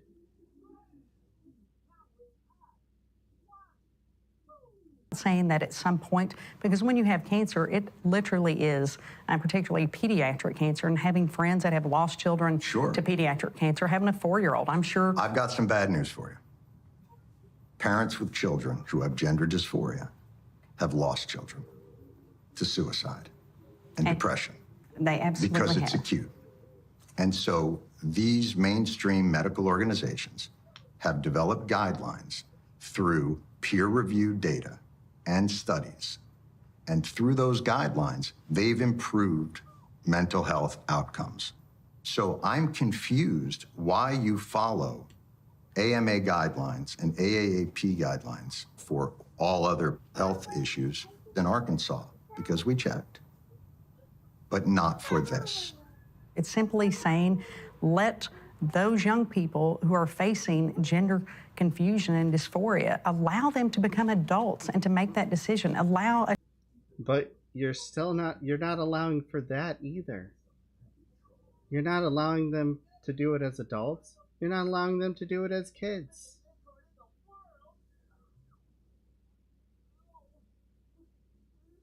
You're authoritarians. You can say just wait till later, and you'll come up with another fucking excuse. Doesn't matter.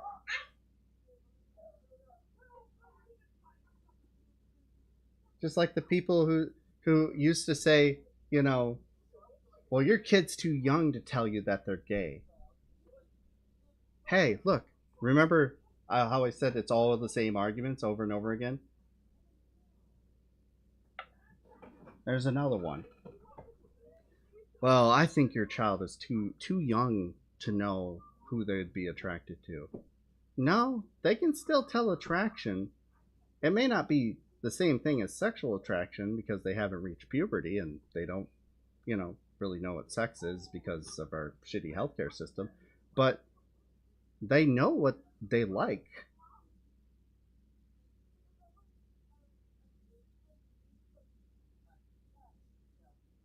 They know what they like. They know what their favorite food is. They have a favorite color. You have no problems with that. But if they have a specific gender that they're attracted to, they're not allowed to have that. They're not allowed to also have any sort of recognition of who they are within their gender. That they're confused about. Fundamental basics of who they are as human beings, They're not allowed to because it disagrees with your worldview.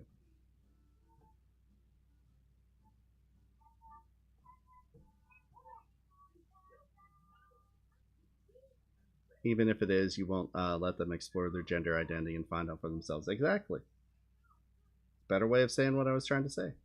Can't make the choice as an adult. They kill themselves as a kid because you didn't allow them to get the care they needed. Also a great point, Ancom. Good to see you, by the way. Also a great point. This ain't the way to go. If you think that if you want to profess the idea that you care about the health of children, you actually care about children's lives. You don't. What you care about is the type of children that come out of these situations. And it's all to back up the same, toxic masculine system that we've had in place for decades.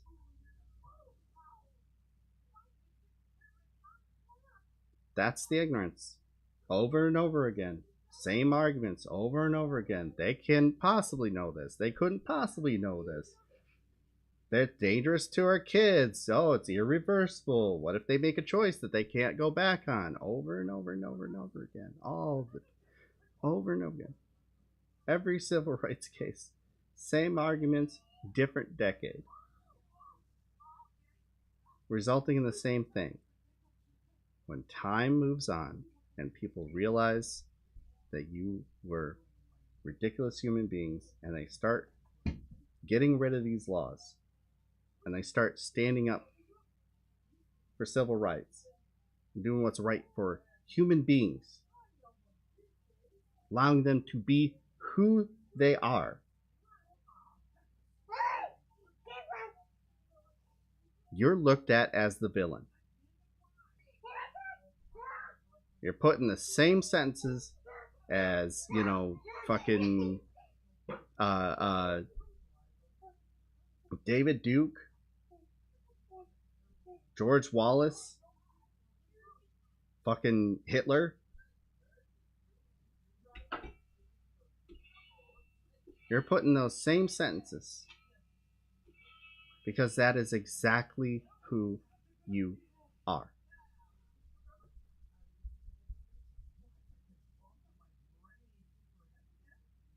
If you cared about children,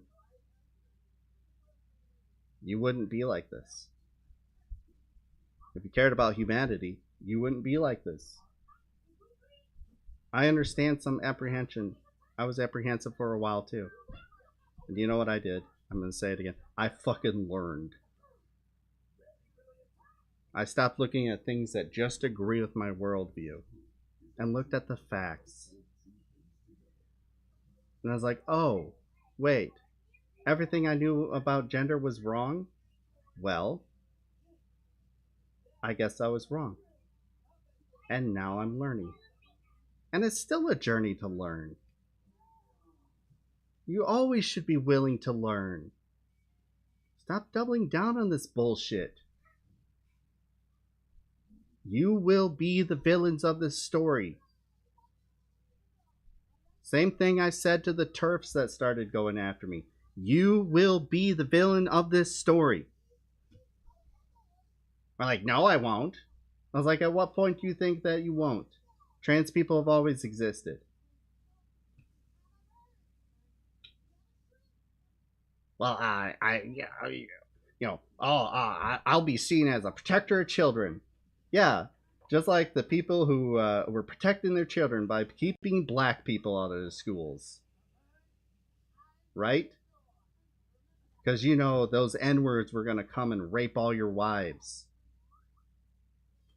And they were all pedophiles and going after your children. They were going to indoctrinate them. Then interracial marriage will happen and it'll poison the gene pool. I remember seeing all that nonsense. And then I started seeing the same thing growing up about gay people. And I was like, hey, wait a minute. We just learned this in history. Why am I seeing it now? Why am I seeing it again? I've been out of high school since 2003. Almost 20 fucking years. And these are the same arguments that I saw when I was in high school.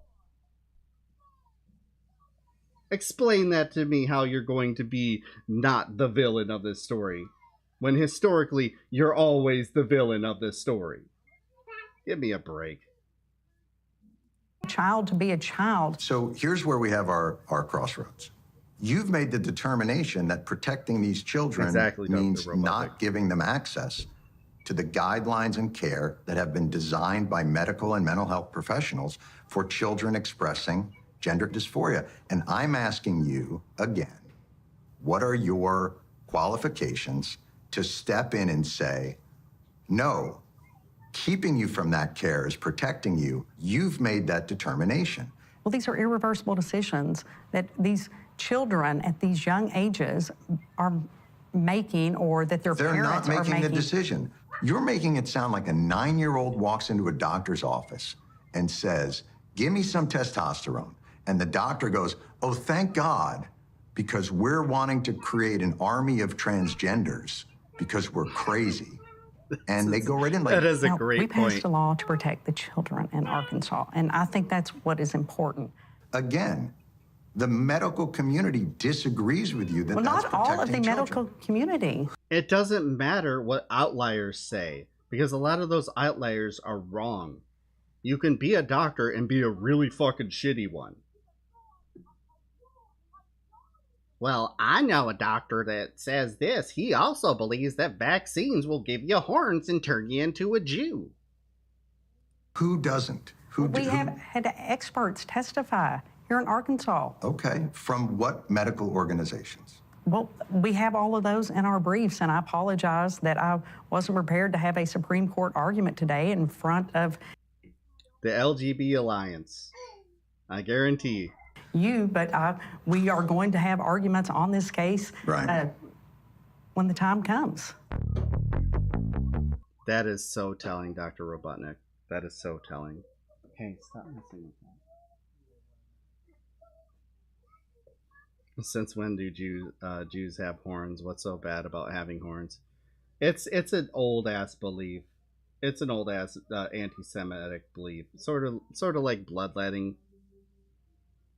It's fucking the weirdest shit. Bigotry like really begets the weirdest shit. Honestly. They just make up the strangest things. Jews have horns. Black people have smaller brains. Look at the shape of the skull. This proves that blah blah blah blah blah. LGB Alliance is 90% straight, and they have admitted it. Of course it is. Is Kanye going to discuss horns when he wakes up? You gotta wonder. He is going to DEFCON 3 against Jewish people, right? We already covered that. I had somebody come in and promote the fact that they're listening to Donda 2 on their stream. Yeah, please announce that so that the content violations know where to go. Like, Jesus Christ, what a moron. Hey, Sean. Good to see you. Yeah, Kanye should stop tweeting. He should stop tweeting. He really should. Can we just let people do what they want unless they're actually doing harm? Oh, but they are doing harm because, you see, you know, men are chopping off their penises. Which, you know, as someone who's worked in healthcare for as long as I have, let me tell you, like, the thing that they talk about where they're chopping off their tits and they're chopping off their penises, like, you can do that. You can make any fucking medical procedure sound as scary as that. The reason they use that language is because it sounds scary. But you can do that with literally anything from healthcare. Like, seriously, think of any medical procedure. All of them are gruesome. The human body is fucking disgusting. There's all these liquids and mucuses and fluids. So yeah, talking about lopping off your penis, it's castration. A lot of things are castration. A lot of things are that. You know what else is castration? Actual castration that you don't have an issue with. I didn't see these people just happened to forget that there was a guy that was working in those concentration camps under Trump that was known as the uterus collector. We care about women and their babies. Uterus collector? Oh, he's doing it to the brown ones, so we don't care. They're all hypocrites. They don't give a shit. They don't give a shit. Not all the medical community. Then why are you allowing some experts to use the government to end run around our leading national organization of child's health? This is not a smaller government. These experts failed to convince people that spend their life studying this, so they came to a bunch of politicians to beg for attention. Yep. They're a loud minority, and they can't back up their claims. Weird. I asked my surgeon to butcher my tits off instead of chop them. Yes. Can you please put on the board when you talk about what my procedure is? Butcher my tits. No. That's not. There's no ICD codes for that. All right. Guess you got to get paid. I had my throat mutilated as a kid. Those savages called it getting my tonsils removed. Yeah. Big whoop, wanna fight about it? Ienza628 gifted a tier 1 sub to Sunny_gaming. Heads up, thank you for gifting a sub to Sunny. Sunny, enjoy the sub. Welcome in. Some shells are thicker than others. Internalized transphobia and misogyny runs deep. Yeah. Yeah. When I was in God, what was it? In 2017, I was taken to the hospital, and unbeknownst to me, I was going to be put under, and they were going to violently rip open my body and take out my gallbladder. They carved it out with machines. Machines came into me and carved into me, leaving 3 permanent scars on me, and removed my gallbladder. And I want it back. See, you do it with any medical procedure. The same thing when these idiots talk about abortion. Are you a right-winger? Yeah, Lord is right. How about hello? Yeah, I mean, you could also, like, just, you know, Gritty's also right. Let's say the same thing. You can stick around and find out. I mean, when you tend to see somebody with the title Jon Stewart Does Good and talking about a video where Jon Stewart is, you know, taking down a right-winger who's saying untrue shit and passing horrible laws against trans people, you can kind of guess which side of the spectrum I'm on. But okay.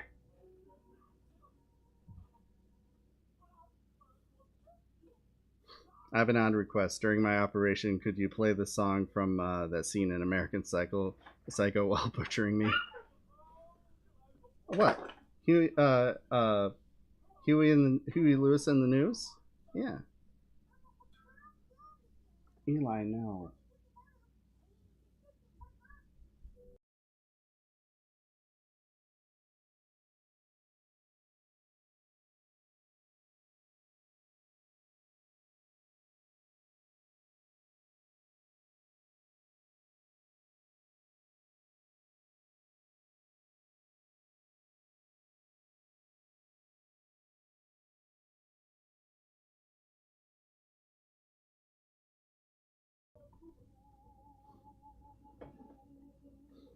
Nah, bro. Kanye speaks facts. Oh, so you agree with him going to DEFCON 3 against the Jews?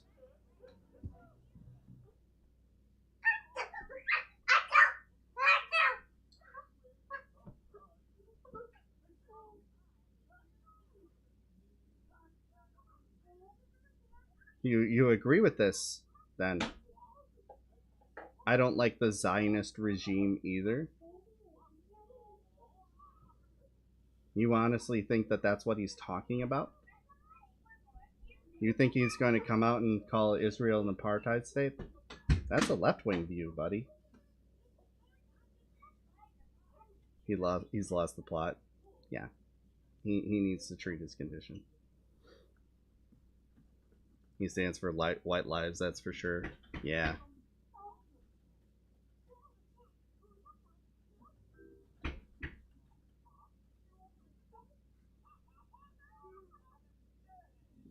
Supermanic in a bad way. Yeah, it's a problem. The Bush doesn't care about black people. Kanye spoke truth. Missed that guy. Yeah. Yeah, pretty much.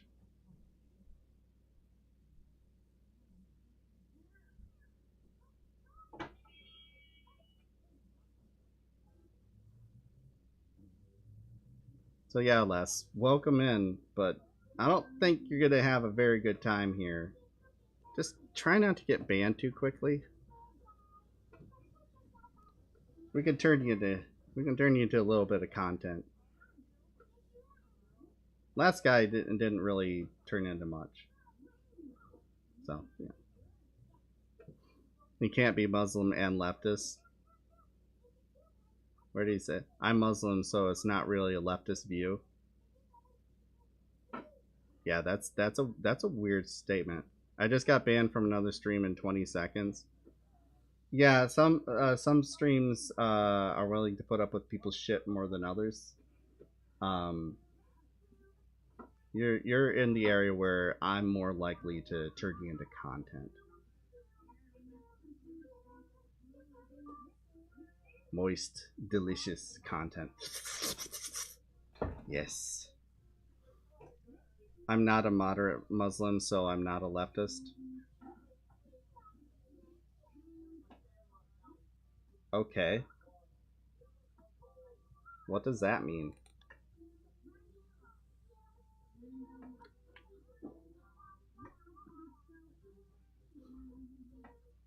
Also a good point, Sean. I believe in Sharia law. You're not real. You're not real. I can smell your shit from here. You reek of bullshit. Shut the fuck up. I know what I do.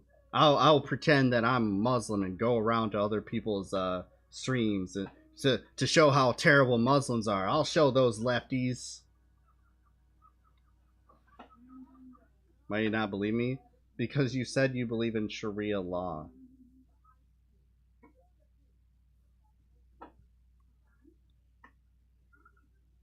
Come on. Any question about Islam? Okay. What sect of Islam do you believe in? No. Let him back in.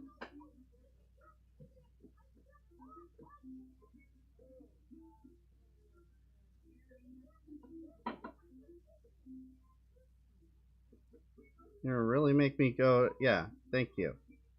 Thank you, because all my stuff is weird right now.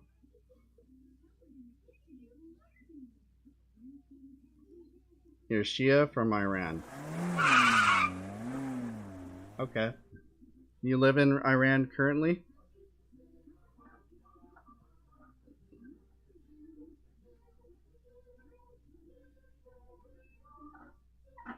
Australia?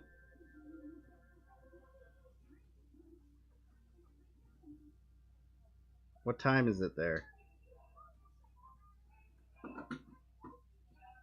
You're up awfully late.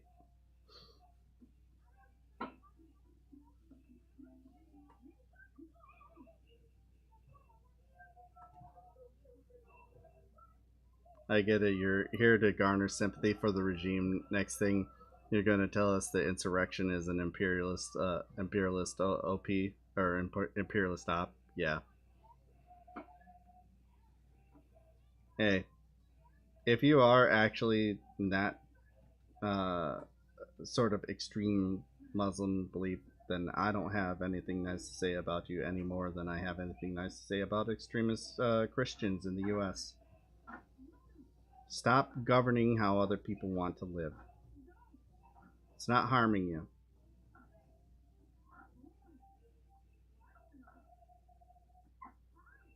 You live in a country that doesn't do that. So you're pretty much a hypocrite already. Just not moderate. I'm going to beg to disagree there. I'm going to absolutely have to disagree with you there. If you're not a moderate, you're an extremist. That's how it goes.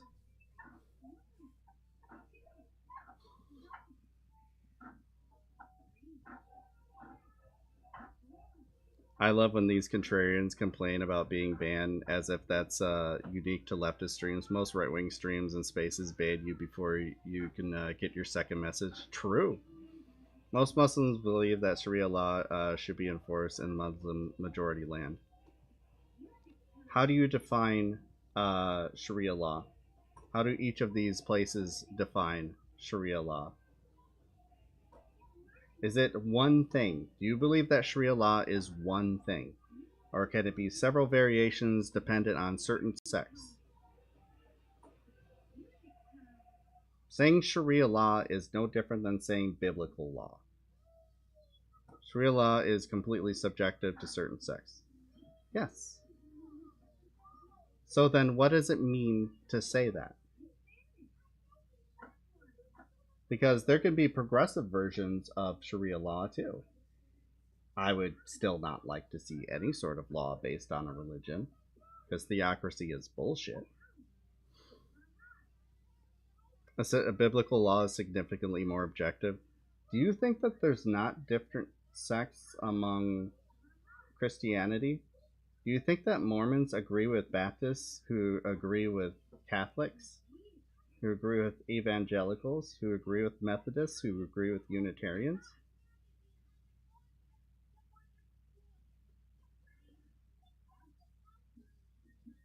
Who agree with Protestants? We can keep going.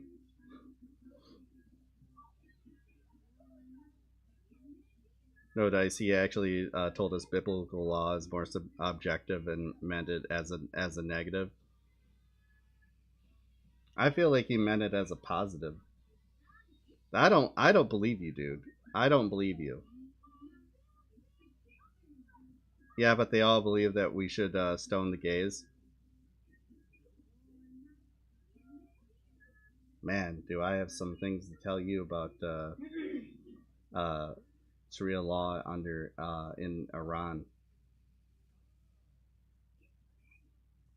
And that's what the people fighting against people like you are fighting for. Because that's you agree that that's a backwards ass belief. You should be agreeing with them that we should stone gays. So remember, you're not a moderate, according to your own words. My church believed literally every other Christian church was damned to hell for doing baptism wrong. Exactly. This is definitely a chud. Yeah. Aren't there like a couple billion Muslims? I don't think most of those people agree with you. They don't even agree with each other, which is my point. That's why I called bullshit on him from the beginning. Coming in and just saying Sharia law like it's one thing. You wouldn't even find any Christians who would agree that biblical law, even the extremist Christians wouldn't agree that biblical law is one thing. They would say that the other kinds are bastardizations and say that theirs is the one true belief, but they wouldn't say that every Christian believes the exact same thing. Just as that they're doing it wrong. In Sharia law, we only whip them 100 times, and only if they do it in public.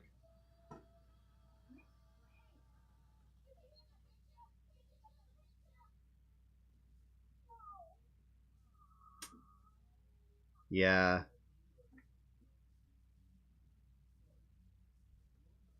could be interpreted as TOS. And you're okay with that, right? You're okay with being punished for being gay, right?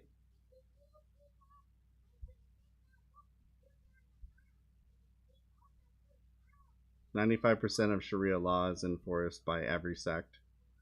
That sounds like a made-up number.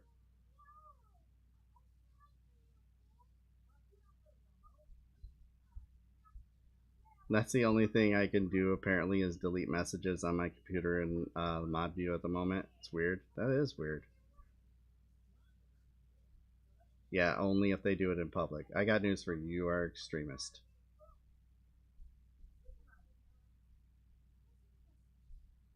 You gotta agree it's weird. I do agree that it's weird. Almost like we shouldn't be passing theocracy. Almost like we shouldn't pass laws based on religions. Almost like religion should just be viewed as an opinion, and organized religion is dangerous to humanity. Almost. 99% of all statistics are made up, yeah.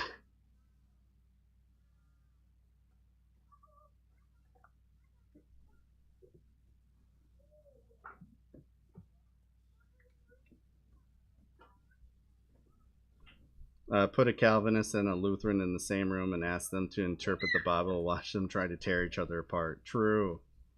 My 90% is an estimate. In other words, you pulled it out of your ass. You lied.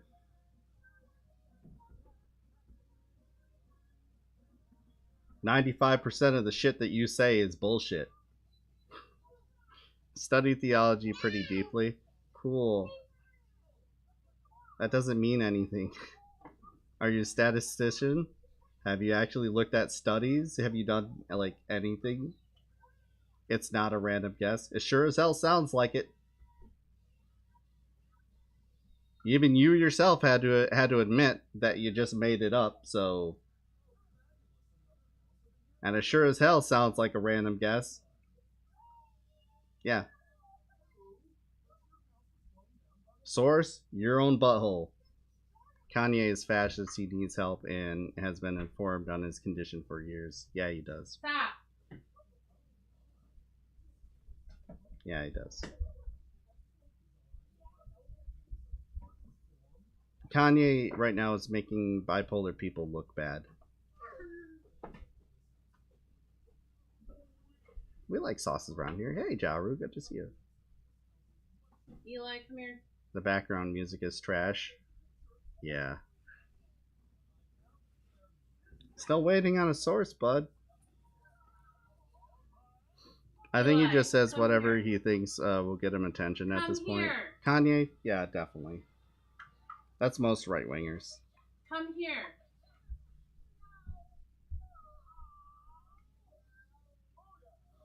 If you look at the hadiths of every sect, they're all linked back to the prophet, so most of the laws are the same. There's a little bit of corruption in each sect. Okay, that's no different than Christianity. Pointing out that there's some cross sections there because yes, it's all based on the same book doesn't fucking mean anything, and it doesn't prove your point either. It doesn't mean that they abide by all of those rules.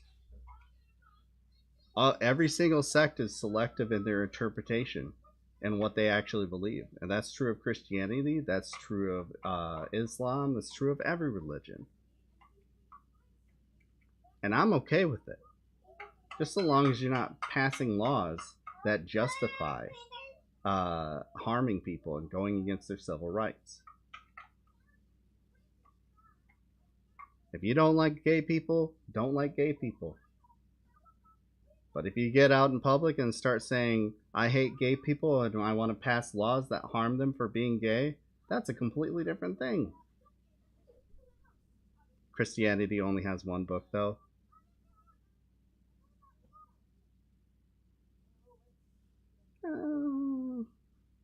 That's it.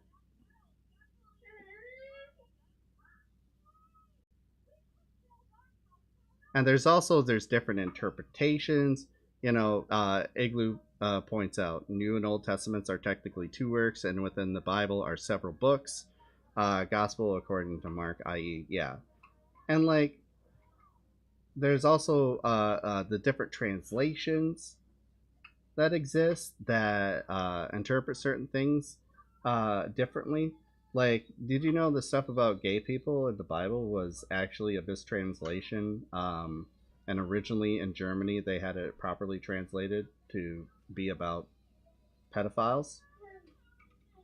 Yeah, funny story. That was something that was pushed by the good old Catholic Church. The word hadith literally means record. The hadith is, by definition, the record of the words and actions of Muhammad. Of course, they link back to the Prophet. They're specifically designed for that purpose. Good point. Good point.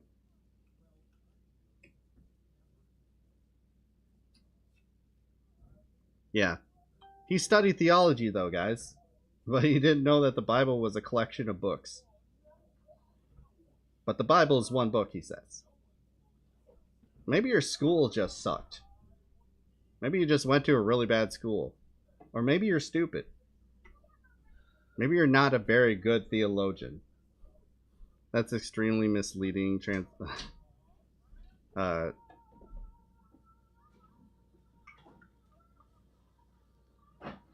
Is that Lord saying that we've had enough?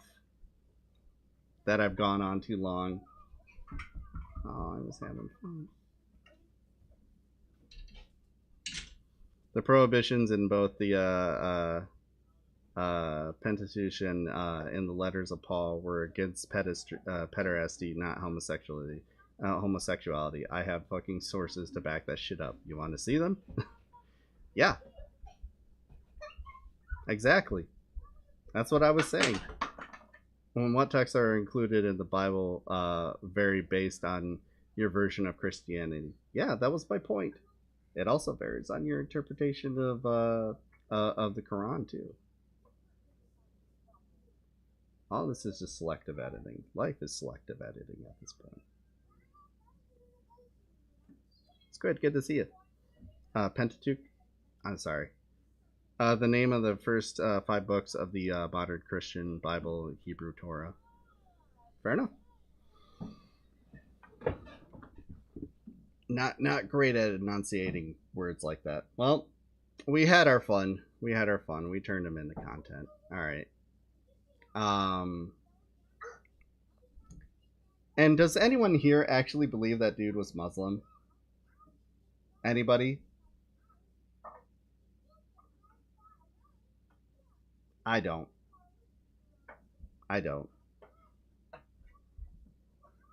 Like, just the fact that he just busts out Sharia law.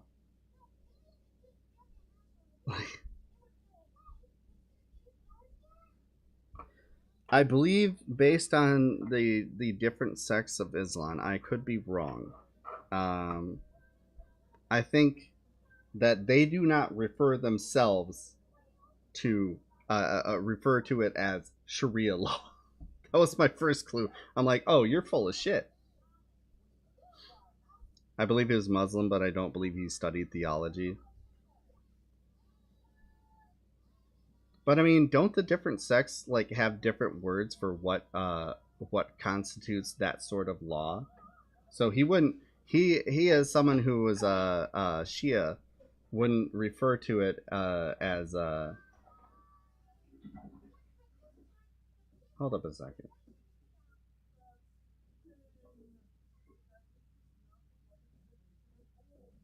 Was the wording correct when he referred to himself as Shia?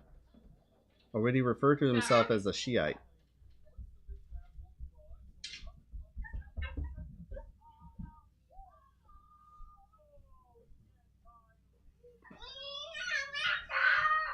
I'm running to the gas station. I need the debit card. Okay.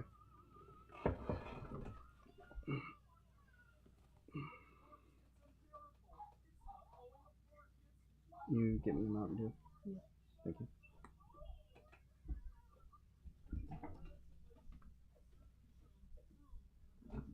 Sean says hi. Chat says hi.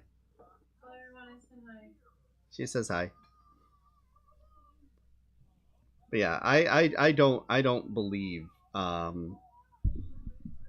don't believe that guy.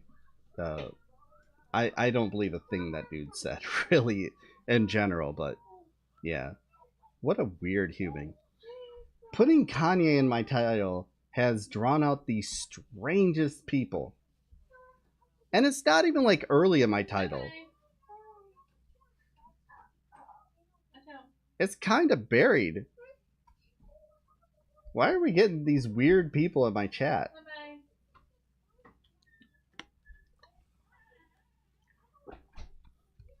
Also, please sub to the channel, and if you could donate, we're trying to make our car payment, and this is the only thing that I get paid to do right now. He's a troll magnet, apparently. Exclamation point dono to help out if you can. If you don't have the money, you're fine. But yeah, we're still trying to. We're like $200 something away from paying our car note. We greatly appreciate it. Money is tight. Other weird people think he's going to lead some kind of cultural revolution. He's past his prime. You want to learn more about the structure of the Bible, Torah, Quran? Take a look at this channel. Yeah. Do you wanna marijuana? Do you wanna marijuana with me? I don't know why that set that off. It's supposed to be like exactly 420, but thank you for the 582 bits, anonymous chair. Appreciate it. All right, let's move on to this. Speaking of debunking people in real time, let's watch her debunk this study that came out of Florida. See, this is how you hold studies to standard. I do indeed want a marijuana with you. I got some good shit too. I really like our weed. We buy from a friend, and I'm not entirely sure what it is. I used one of those apps, and I think it said it's something like Durban poison or something. I don't know. Whatever. I just like it. It's good shit. Don't brag. What am I bragging about? What's there to brag about? Hang on a second. Oh, no. Get out of there.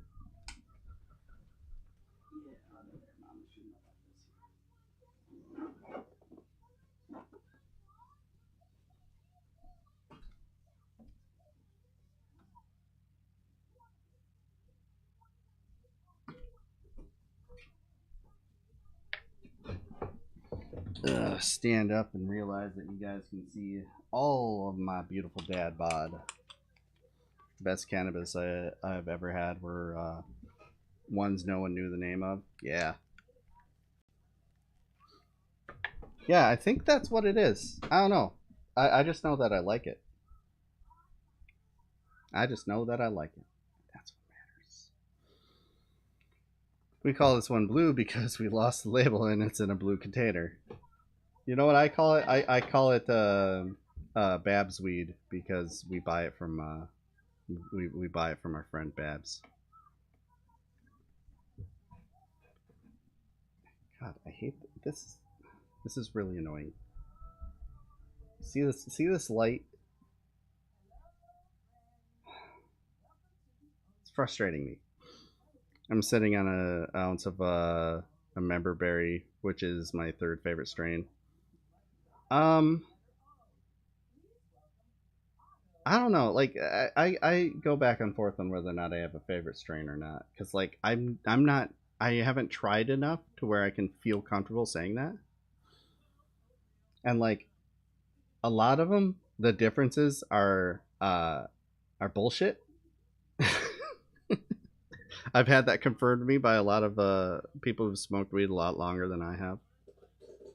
So I don't know. Tastes like berries and helps my my gut pain. Word. Nothing wrong with that. I'm watching my child in the background right now.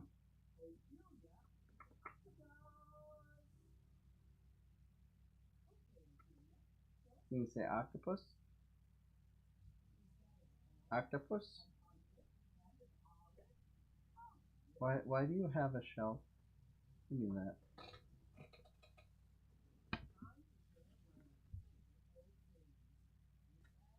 This is a shelf.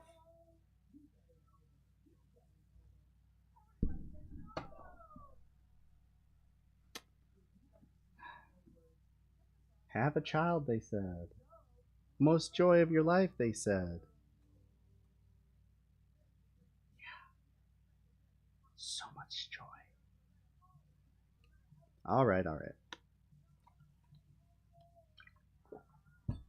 And a posture check. God damn it. I'm not doing well today. I need to take care of myself. Anyways, let's go ahead and tackle this. Florida just announced the results of an analysis that they performed, saying the results show an increased risk of cardiac-related death among men 18 to 39 for the mRNA vaccines, and recommend this group not receive these vaccines. Is this justified? Let's look at the data. The link to the analysis takes you here. Not a published study, but a PDF of a Word document.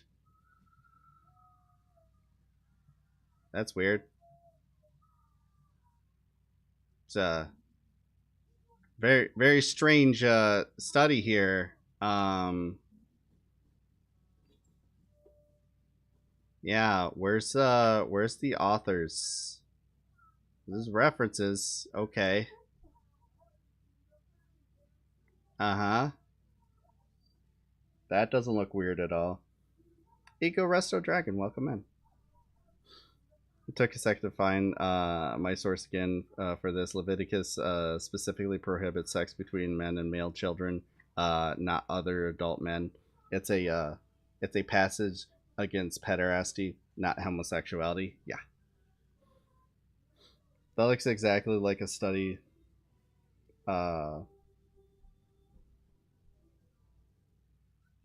shared to discredit vaccines. It probably is the same one. It's probably the same one, let's be honest here.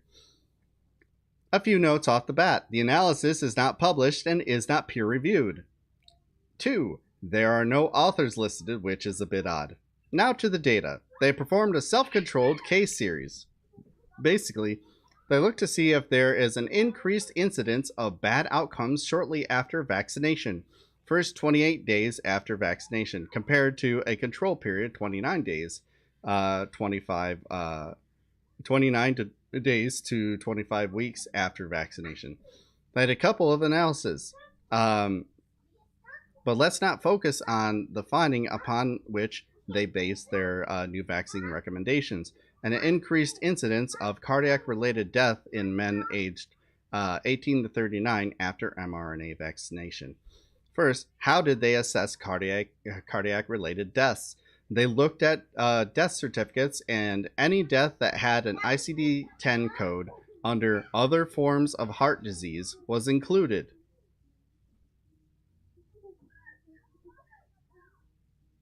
That's weird. Actually, I think the bill was a single page long. I was like, dude, yeah, you're not going to see a study that's a single page long. If so, the methodology is going to be immediately debunked. Like, the abstract alone should take a page. And if your study is just the abstract, you're fucking up. And fucking up, obviously.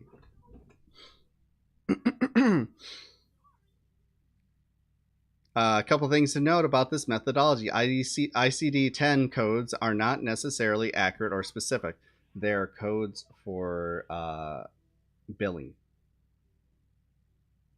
They're used to describe how to pay for procedures and otherwise. It's not,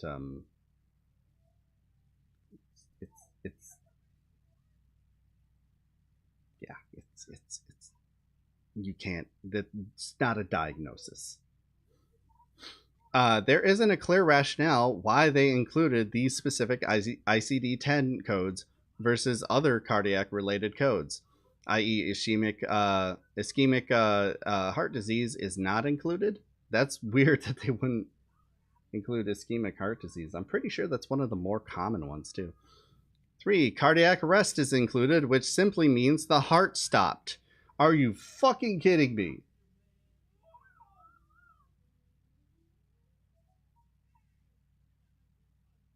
You don't have heart disease if your heart just stops. You have death for any reason. What in the flying... Oh, trying to be better about my language in front of my child. He says swear words now. Don't look at the rest of the stream for proof that I do that. I just remember that I need to do that. And can be the terminal event for many different diseases, not just cardiac issues. Overall, it is a somewhat random list defined not by a hypothesis, but by the arbitrary structure of hospital billing. What did I just say? Igloo said your name loudly with an exclamation point. She's back. He says swear words now. He learned it at daycare. It's fine. Yeah, he learned it at daycare. No. I am daycare.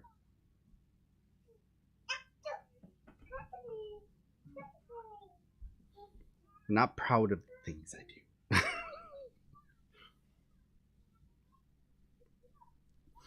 Anyways. But yeah, like I said, ICD-10 codes are for billing purposes. Thanks, love. It's not a diagnosis. It's a code for how things are billed based on often very generalized diagnosis. If it's a diagnosis that's, you know, outside the norm, or the coder is just fucking lazy, they generalize it to things like other forms of heart disease. But the fact that they didn't include very specific heart diseases, it's me on daycare. Yes, yeah, I literally. When you want to see a patient's diagnosis, you don't look at the fucking hospital bill. Yeah, exactly.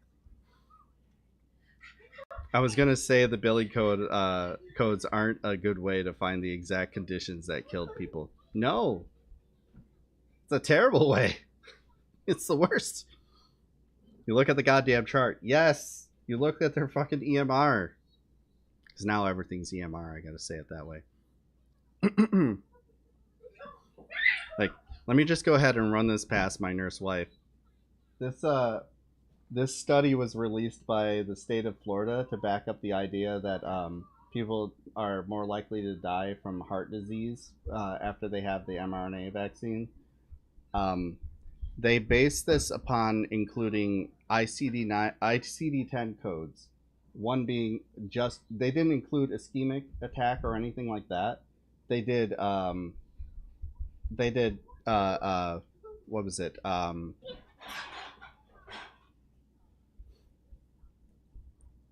Other forms of heart disease. Oh, wow. And here's the kicker. Cardiac arrest. So, what? They consider cardiac arrest a heart disease. I mean, I guess it could be. But it also cannot be, because it's literally the heart just stopping. Yeah. It's literally death. Yeah. The state of Florida did this. Wow. Oh my god. Ah. In short, this list is too broad to be meaningful, excludes some cardiac issues but not others, and most of the diagnoses are far more likely to be caused by other ongoing disease processes rather than vaccination. To get around this limitation, did they dig through medical records and confirm that, 1, the ICD-10 codes were accurate? That's another part. Yeah, the ICD-10 codes could be just like not accurate with the diagnosis. It could be a mistake on the biller's part, on the coder's part. It could be a misclick or something. Come here. It can be a side effect of heart disease, I guess, but it's really more of just an effect. It's the effect. The effect. Absolutely. It's the final effect. Short of shitting your pants, which is not going to be something they're going to note in an ICD-10 form. Oh, man.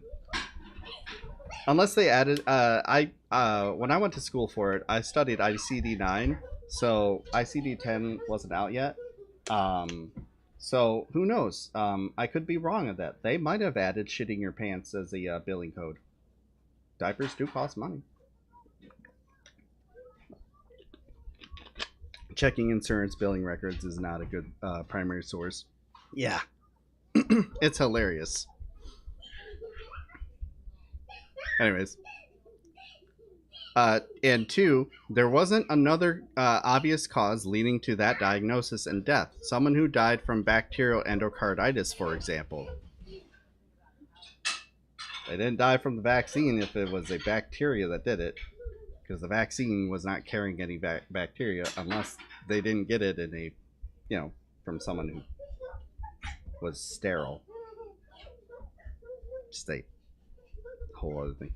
I'm definitely shitting my pants on death. I have Crohn's. Everyone shits their pants on death. Everyone. Even me. Even you. If you think you're above shitting your pants after you die, I got news for you.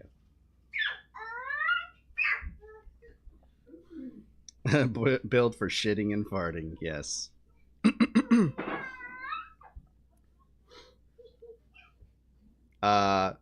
She says, no, they didn't.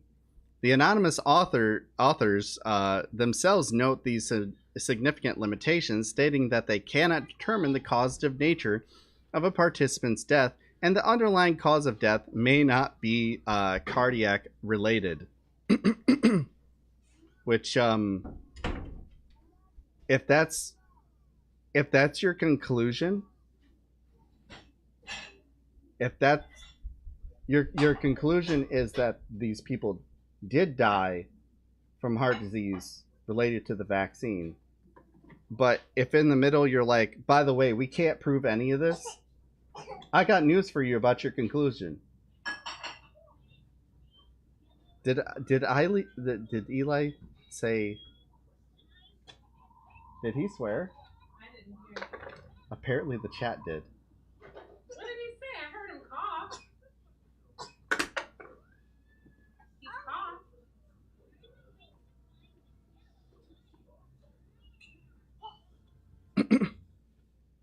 He coughed. Oh, god damn it, Igloo.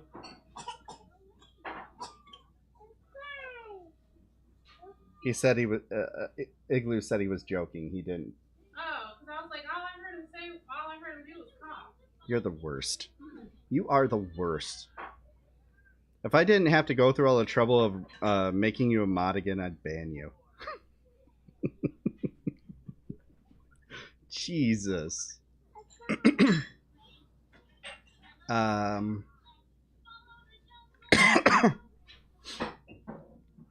Okay. Going on. Contrast that with this JMA study that instead of lumping a hodgepodge of unverified cardiac diagnoses together, looked at specific diagnoses, myocarditis, pericarditis, and confirmed them via medical record review. That's how you do it. Yeah. And those studies conclude that while there is a slightly higher chance of you getting myocarditis from the vaccine, do you know it has a higher incidence of that? COVID.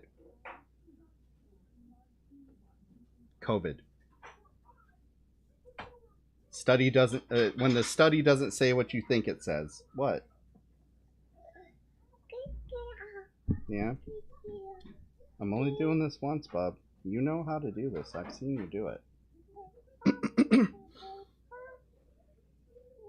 Clipped? Oh, God. I'm afraid to look. What did I do this time? Jesus. Jesus. The worst part is, it sounds like I'm saying Jesus.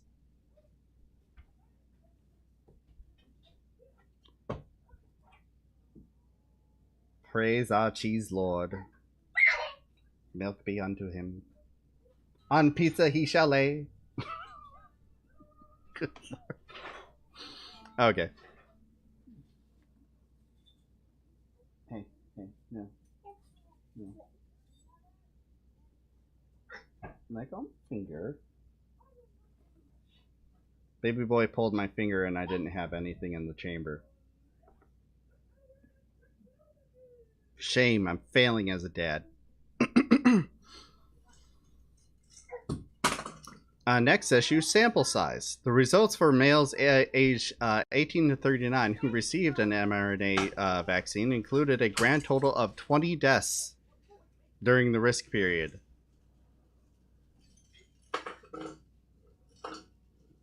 If even just a few of these have another cause, which is highly likely, they lose statistical significance. Wow. Wow. There used to be a Church of Cheese on Twitch. I'm guessing they got banned. I thought the vaccines weren't made with mRNA. Most of them were. The only one that wasn't was Johnson & Johnson. And you know what's funny? That's the one that caused more issues with heart disease, and also was less effective. I don't want that one. It's changing your DNA. I want the good old-fashioned one. Not like that. Why do I have heart disease? I don't want them changing my DNA. Dale Gribble has taken over the stream. Next issue, COVID. Those who had COVID should be excluded from this analysis as the protective effect of the vaccine would confound the results. And the authors rightly exclude deaths for which COVID was listed as a cause on the death certificate. And the methods, in addition to mentioning the exclusion of people with COVID on their death certificate, they say they excluded people with documented COVID infection. This makes it sound... would start kicking in. Hazemaker, thank you for the 13 months. Good to have you back. Good to see you. It's turning the friggin' frogs trans. Which is honestly the reality of that story. The frogs were turning trans. And also, the funny thing lost on that story is that there is a weird issue with causing that sort of genetic mutation in frogs. You know. But he had to be so crazy and animated about it that now he's just a meme. A meme who's getting sued for millions of dollars because he led a harassment campaign that lasted multiple years, leading to the suicide of a parent who lost a child in a mass shooting, but a meme nonetheless.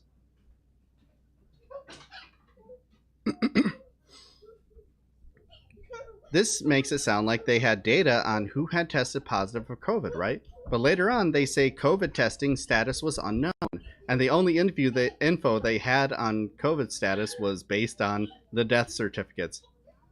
Remember this, anytime a conservative goes, I have a study, and pops this sucker out. Just remember this. It's all bullshit. All of it.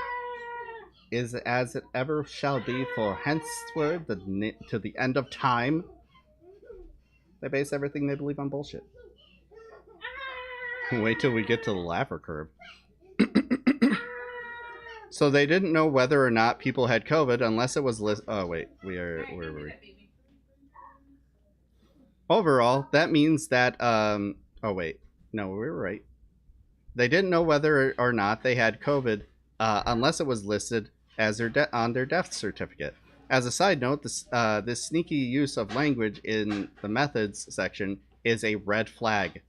I don't like it. Overall, this means that susceptibility to COVID confounded their analysis, and COVID, not COVID vaccination, very well could have contributed to some of these deaths. Why? Recall that after vaccination, it takes a little time for immunity to kick in. That whole story was ignorant of biology on so many levels. Frogs, like many animals, are naturally hermaphroditic, but the chemicals were affecting the rates they changed. Yeah, it was like forcing it. Alright, we'll see you later, Gritty. Have a good day. One species of frog that could change its sex. From what I've read into it, that specific species wasn't capable of that. So there were issues, but I mean, lost in the entire discussion was the fact that it was proof of corporate malfeasance, and should have led to some conservative like Alex Jones to be for more regulation of industry, not less. It's just all over. That reporting was all over the place. It's bad on all grounds. Based on environmental conditions, you can achieve literally the same thing by controlling water temperatures for tadpoles. You can do the same thing while incubating reptile eggs. That's interesting. Let's see here. Overall, this means that susceptibility to COVID confounded their analysis, and COVID, not COVID vaccination, very well could have contributed. Oh, we already read that. The risk period in the study, first 28 days, partially overlaps with the period of time vaccinated people are still building their immunity to COVID. And the control period occurs after, when people have become fully vaccinated. If someone gets one of the coagulopathic or vascular complications from COVID, say a massive pulmonary embolism that ultimately leads to cardiac arrest, it's not always as obvious in the moment that COVID's to blame, and COVID may not be on the death certificate. Exactly, Cornbread. That's what I was trying to say. Like, you should want more fucking restrictions on government, but on corporations. But instead, Alex Jones is like, we need to make sure that they're regulating themselves. See, this is just big government coming in and ruining everything. That's why they did this. It wasn't totally corporate greed. No, because we need smaller government, not bigger.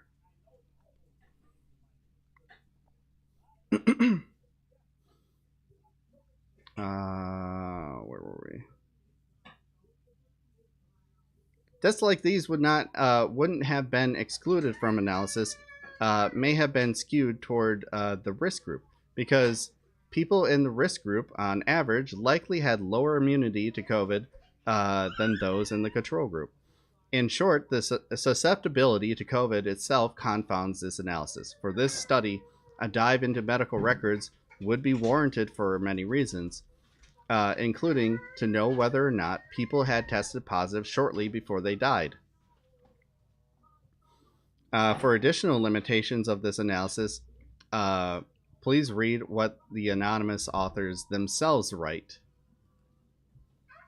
These data are preliminary, based on surveillance data, and should be interpreted with caution. The results have several limitations.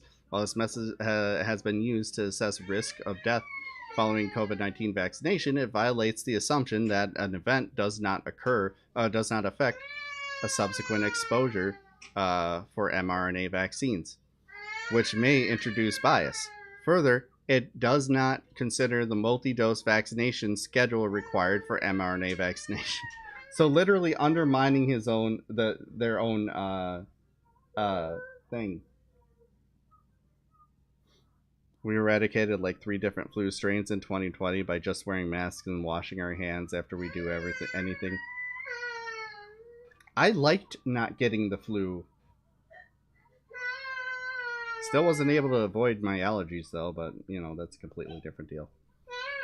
Also saying that COVID deaths are overly embellished because some of the people happen to have other health factors. I lost it when Eli closed the closed my browser, but Lord, I think it was you that sent me that study that showed the excess deaths among Republicans for COVID. What? What's wrong? Why are you standing on your bus? Come here. What are you doing? What's wrong? What's wrong, Bubs? Why do you smell like poop again?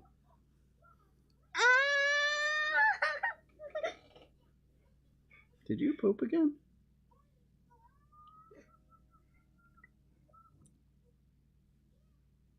Look at this boy. Life is hard for a toddler. Yeah. We went to the Children's Museum yesterday, which is, you know, a thing we have around here that they could just like run around and play with whatever, like sciencey stuff. Like it's awesome for kids. And he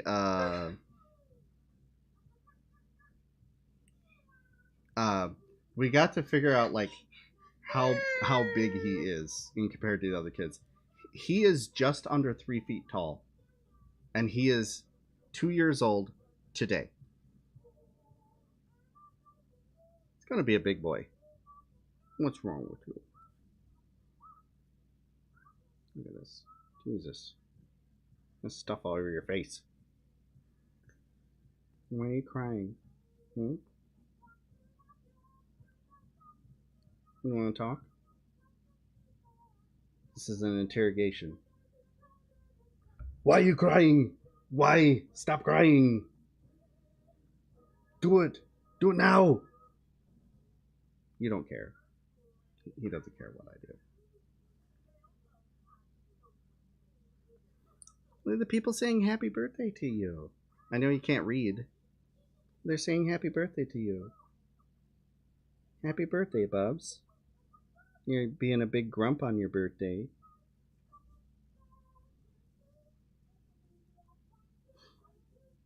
Yeah. See a little celebration thing?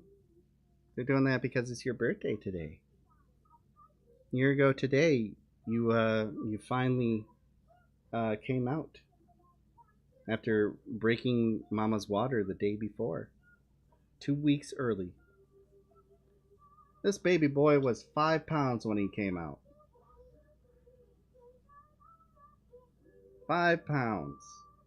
He used to fit in the crevice of my arm. Now look at him. He looks miserable. That's growing up, child. That's growing up. He was a small bean. He was a very small bean. And he had a doofy foot. Well, we fixed that. Huh? Yeah?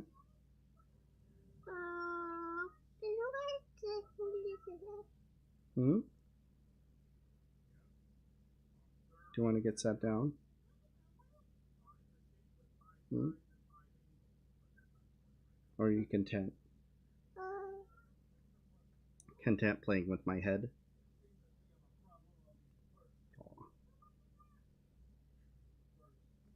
That's an unhappy Bubs. Because Mom is in the kitchen making his lunch. He's like, Mama and Daddy should be by me at all times. He hates it when we're separated. Alright. Back to this. He's just going to be here. He's just going to be here. Finally, it should be noted that whenever you perform a risk assessment of vaccination, you compare the risks of the vaccine versus the disease it protects against. This analysis failed to do that. I mean, that seems fairly standard. That's a fairly standard good point here. You would think that you would be like, you know, okay, so there is some risk to this vaccination, but on the contrary, here's the disease that it's protecting you against. As opposed to, you know, just telling people to get it and wind up permanently disabled or, I don't know, dying. What? Do you want to be sat down? Do you want to be sat down? What?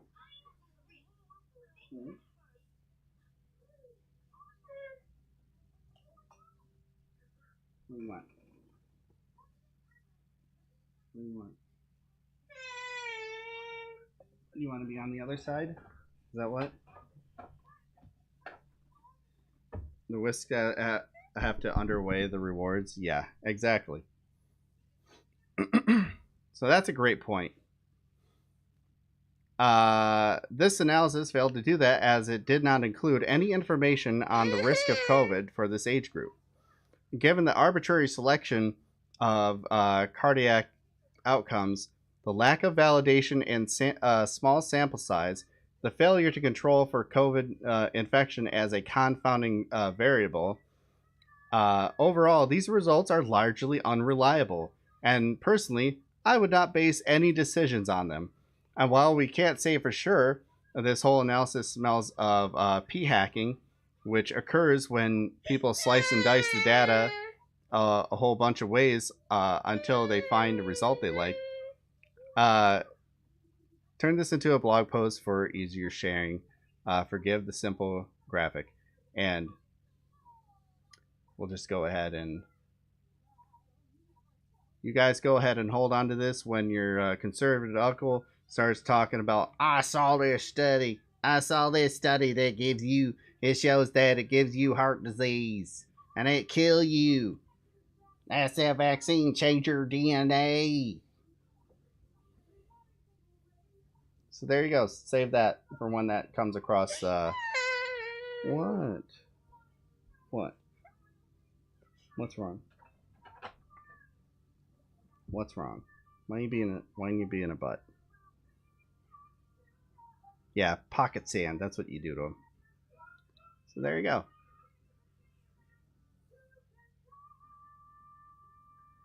And that's the shitty study.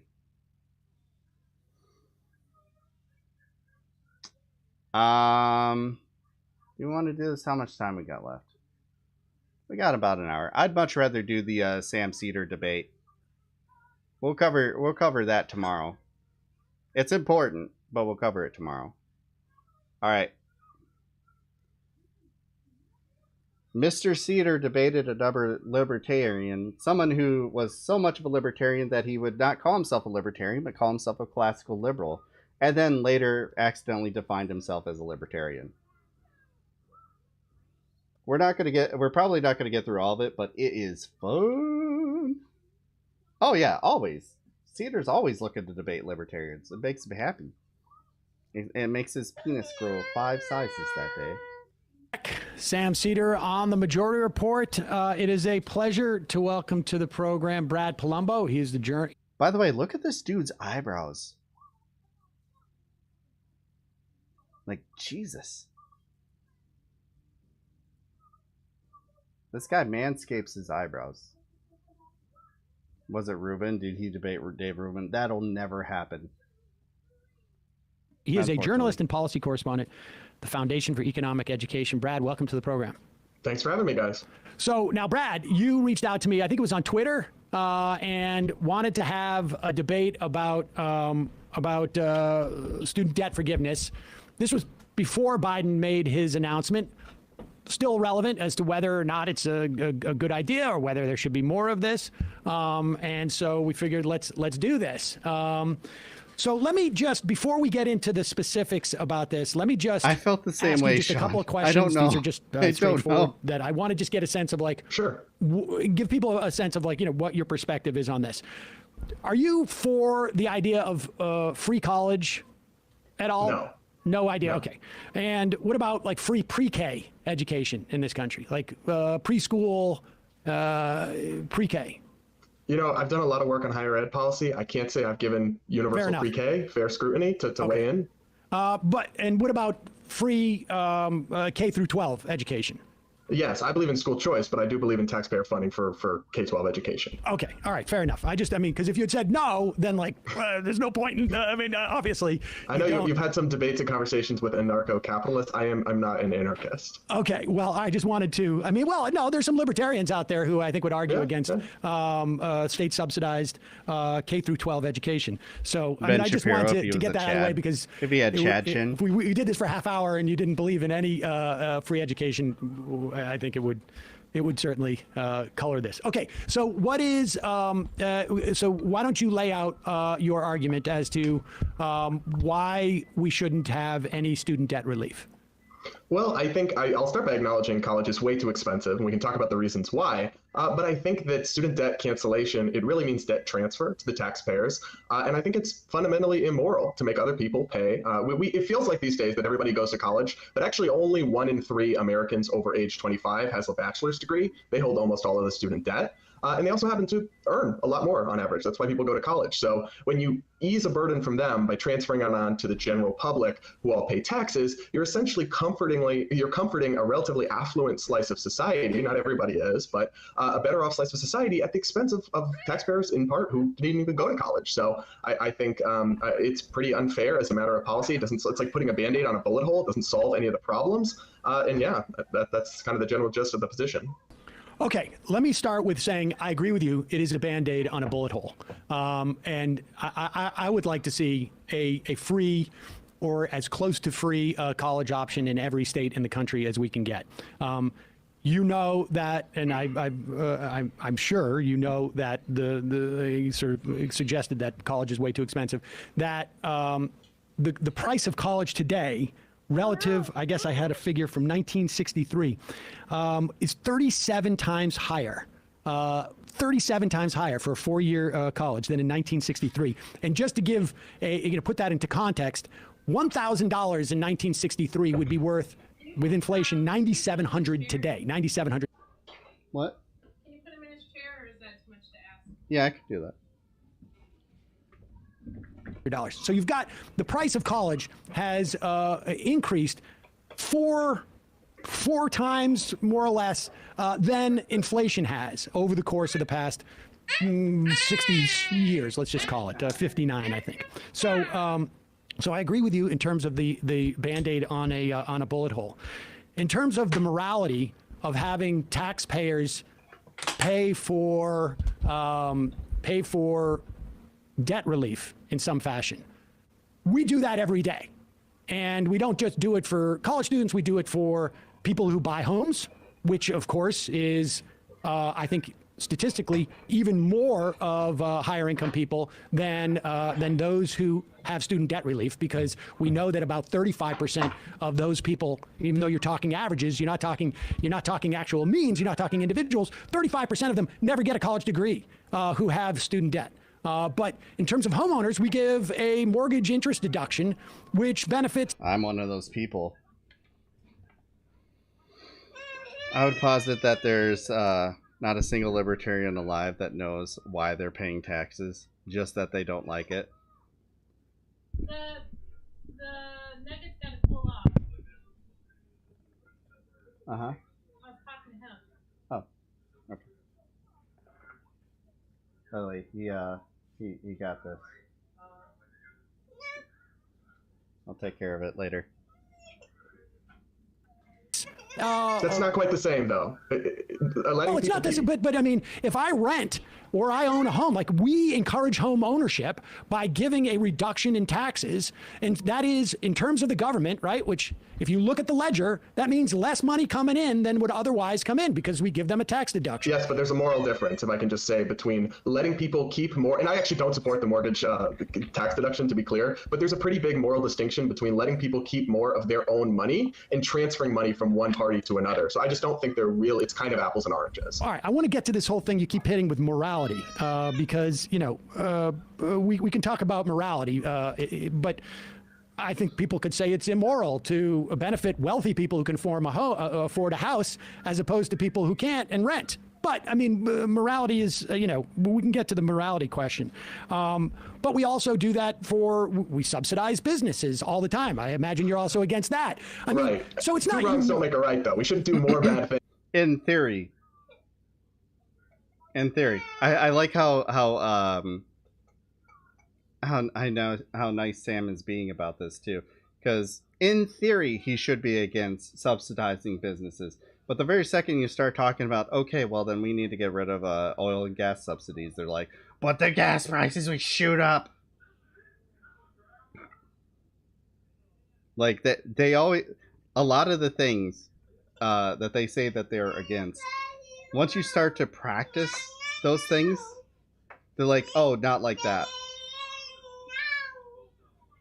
Like, yeah, I'm against subsidizing big businesses and corporations. Oh, okay, then let's get rid of the gas and fuel subsidies. Should we though? Not those ones. Let's do another one. What I meant was subsidizing things like renewable energy. We shouldn't be subsidizing renewable energy. This is what the fuck is this idiot's name? Brad Palumbo. He's been making a complete ass of himself on Twitter too since this. Subsidized childcare. Yeah, exactly. In theory, so in other words, no. Things because we already do some bad things. Well, I don't necessarily think those things are bad, and I do think sometimes, doing the same for one group of people as we do for another can balance out things. In fact, but we also, you don't agree with any type of government subsidies on anything except for K through 12. You're okay with that? I'm a classical liberal, so I believe in a small role for government, national defense, interstate infrastructure, right? I'm not a total anarchist here. Education to some degree, right? The reason I view college is different. Let me ask, just while we're there, how do you make that distinction between the education you get through K through 12 and the education you would get through, let's say, K through 16? Well, the biggest difference is you're an adult versus a minor. The other one is the bare minimum that you need to participate in society. But college degrees, like I said, a lot of people still don't have them, and they earn you $1 million more on average over your lifetime, right? They're an investment in your future earning potential. And I think it's fair to ask people to pay off an investment in themselves rather than they get the huge increase in lifetime earnings, but other taxpayers who didn't go to college have to help pay for that. That's part of why I think it's pretty unfair. Can I just say that I think the $1 million average The thing I love about this classification where he says, well, I believe it's an investment. Yes, okay. So it is an investment. But it's not just a personal investment in just an individual. It's an investment in society. You want some lunch? And you're going to see how little he understands society in a minute. Thing is a little bit misleading because it's the classic case of if Bill Gates and I walk into a room, the average wealth that we have is in the billions of dollars, and I can assure you that I do not have billions of dollars. So when we look at that, we have a wealth inequality issue here, but we also know that, like, when you talk about the value of a college education, accruing an extra $1 million in terms of a lot of that also has to do with wealthy people, right? Like, I think you must observe this as well, that, like, depending on the college you go to and the money you have when you enter into that college, the value of that degree is actually enhanced by how wealthy you are when you enter into that college, because you get money, you get jobs by networking. I mean, this isn't a blanket statement, but in the main, the fact of the matter is wealthy people, if you control for college, make more money. If you're wealthy at age 18, exactly, you go. Yeah, you're going to be that much more wealthy at age 55, regardless. As they should.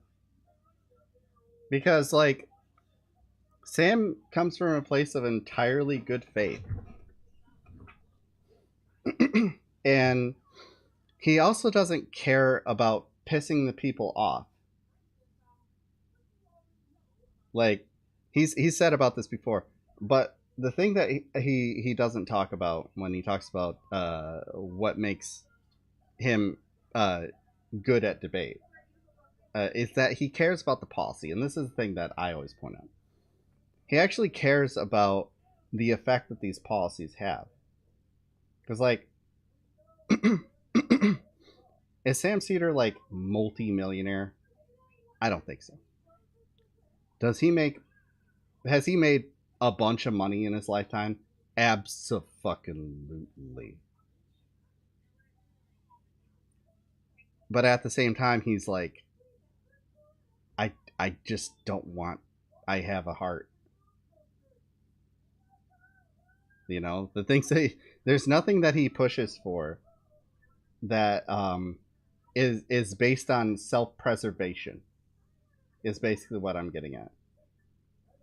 You know, he would benefit from a lot of this stuff, but it's not about self-preservation. See, someone like Brad over here is thinking about, well, if I had my taxes cut and not going to all these damn poor people, I would make so much more money.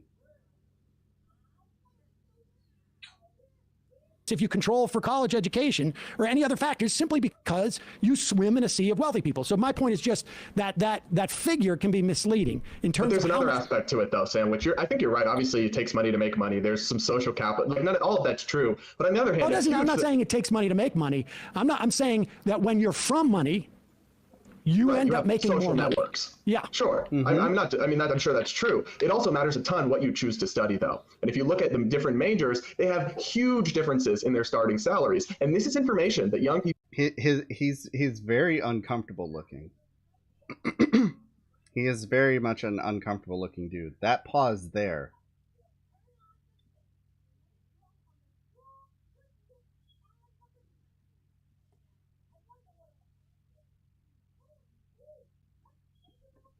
It's a good pause. He definitely makes people uncomfortable.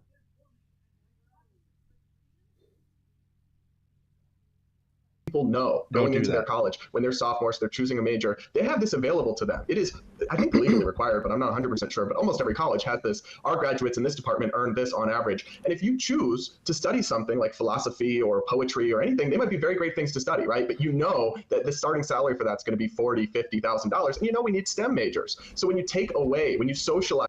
We are actually in an overabundance of STEM majors.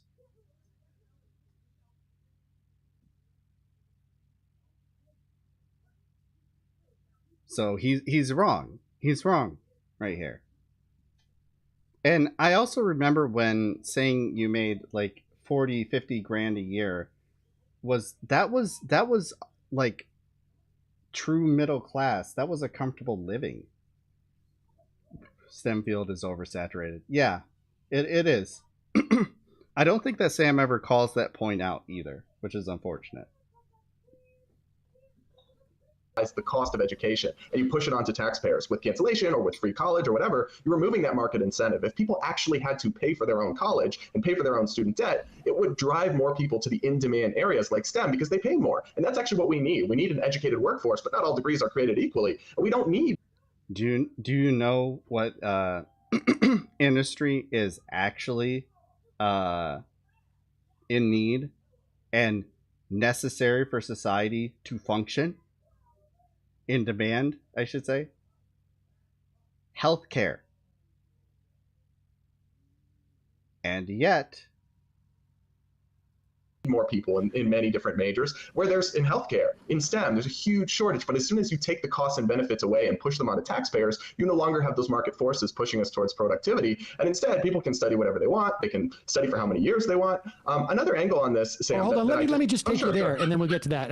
Because in the world that you're talking about, only wealthy people would study art. Only wealthy people would study philosophy. Only wealthy people would study English. Only wealthy people would study civics. Only wealthy people would study archaeology or study anthropology, or only wealthy people our humanities would only be dominated by people who enter into college wealthy because they would be unencumbered by the concerns that you're talking about in terms of like, I need a return on investment here. I mean, you're talking about, just to be clear, I mean, and different people can have different opinions about this, but the society you're talking about is where we do not provide higher education to people who are anything but wealthy in terms of just being educated, right? Like, and the thing is, he knows that. He knows that. Yeah, I didn't even see your comment, Dr. Robotnik, but yeah, he knows that, and that's what he wants. It's like, I don't want the poors coming in and having an effect on popular culture. The culture needs to be coming from the uber wealthy. That's how we ended up getting this dastardly hippity hop music. You need to go in and really, for you, higher education should be strictly vocational. It's an investment. Strictly vocational for the non-wealthy in this. If your college degree isn't going to earn you enough to be able to pay for it, yeah, I think it's probably not a good idea. If it's not a good individual investment, I don't see why it would be a good societal investment.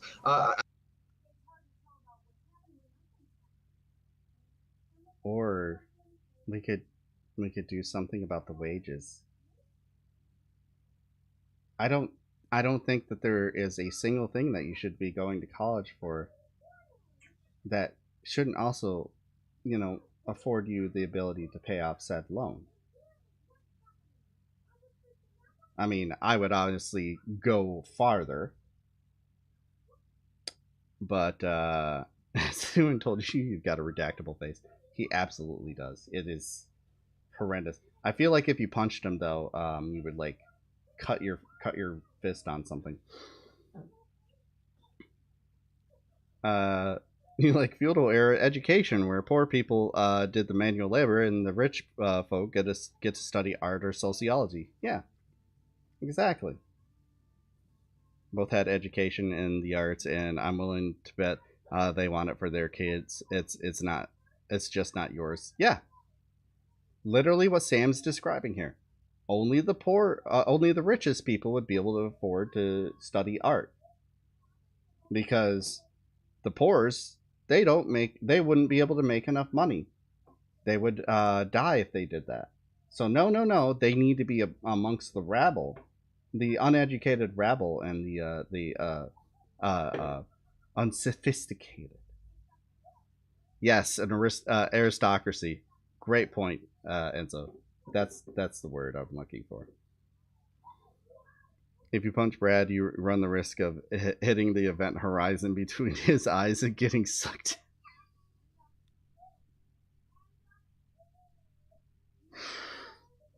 I did want to make this about how he looks, but I'm being petty as hell. I recognize that. I'm being totally petty bitch here. I'm being messy as fuck. But look at the guy. Why is he hunched over like that?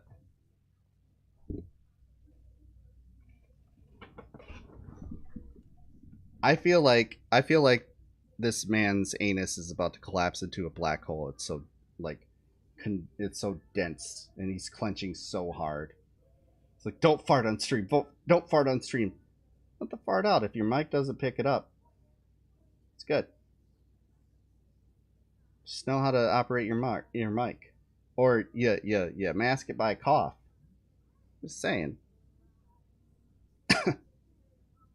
I mean, yeah, it's not that only wealthy people. I just want to be clear. You don't think that there is value to society to have a wide range of socioeconomic people be teachers, or be archaeologists, or be social workers, or they can still be those things. They're just. Let me give you an example. They're just not going to get paid, and they should die while doing it.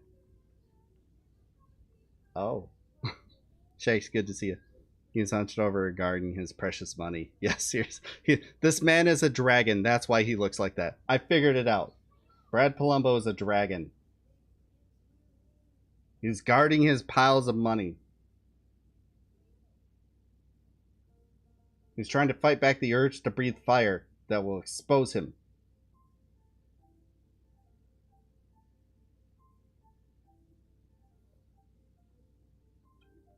Who the fuck does he think teaches future doctors? No idea. He doesn't care either. He's guarding all his bored apes. Yeah. He's a cleaned up Jeff the Killer. I'll be dragging these coins across his brow. To live in horrible debt. I had a gym teacher in high school who went to Brown. And just let me tell you, my public high school, I'm sure, pays their gym teachers far less than they deserve to have to put up with kids like me, right? She shouldn't have gone to Brown to get a degree in physical education. I'm sure she's buried in debt. I even have talked to her about it. She should have gone to Salem State in Massachusetts, where she could have gotten out with minimal debt. Or she should have gone to a community college and then a state school for 2 years to get that bachelor's degree. Did she know she wanted to be a gym teacher when she entered Brown? She chose to major in physical education, so I don't know what else you'd go. I just... There's plenty of things you could do when you major in physical education. What the fuck is he talking about? Oh yeah, there's no money in sports.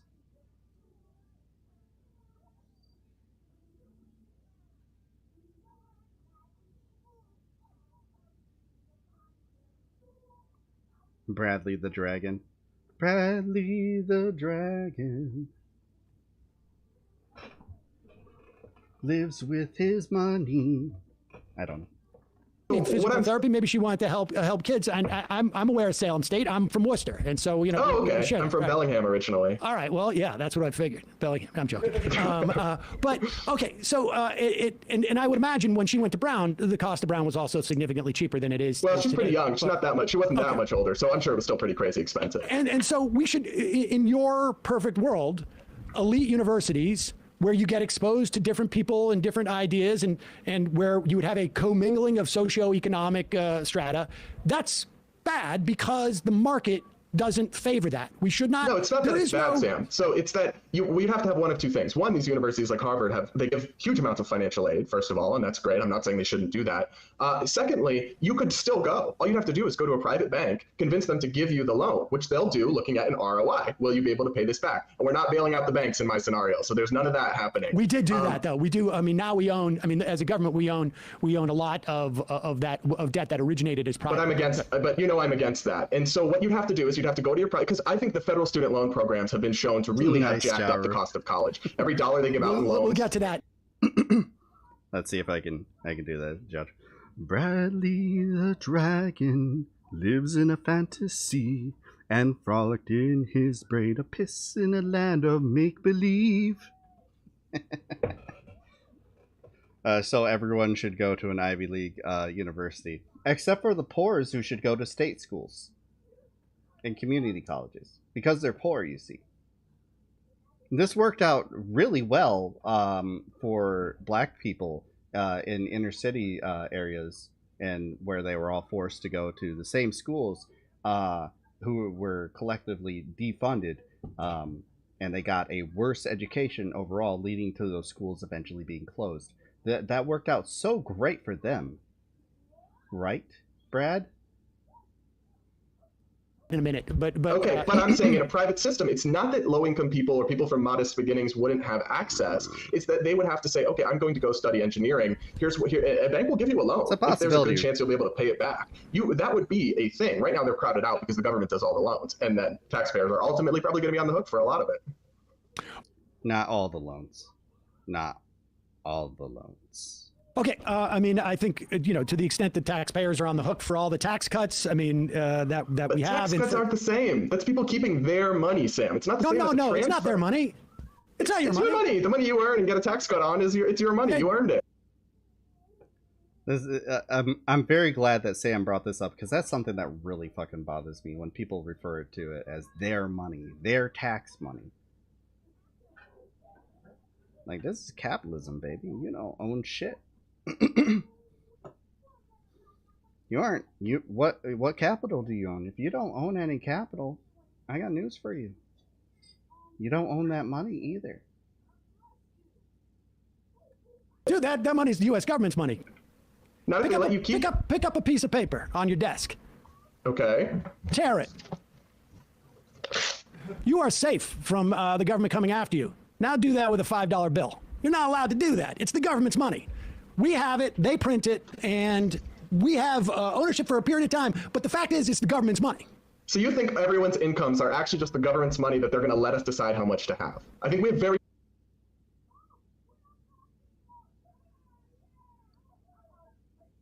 What do you think money is?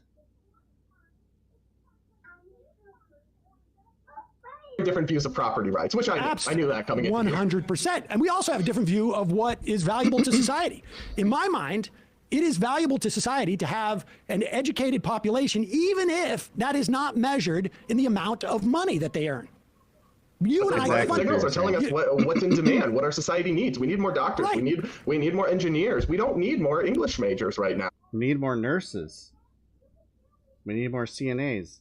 But the problem is the amount of risk that they're put into, the amount of funding that goes into those jobs to actually provide for them what is necessary for them to do their job safely, their safety and the patient's safety, is extremely limited. I had someone ask me an interesting question recently, and it's actually a good question. When I found out I was going into nursing, they're like, why are you going into nursing now? And I had to think about that. I had to think about that for a minute. I mean, I've been trying to become a nurse for the past almost 10 years now. Jesus fucking Christ. And like it's a terrible thing to go into now, but the whole reason is why I want to become a nurse is the same as why I started trying to become a nurse that many years ago. But that person who asked me that is right. Why would I want to get into it now? It's fucked up right now.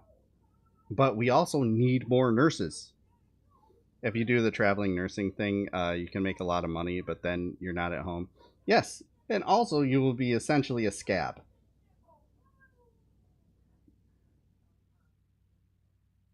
Yeah. Do you know what hospitals don't have to provide traveling nurses? Benefits. Raises. Yeah. You may make a lot of money, but your chance of advancement is low.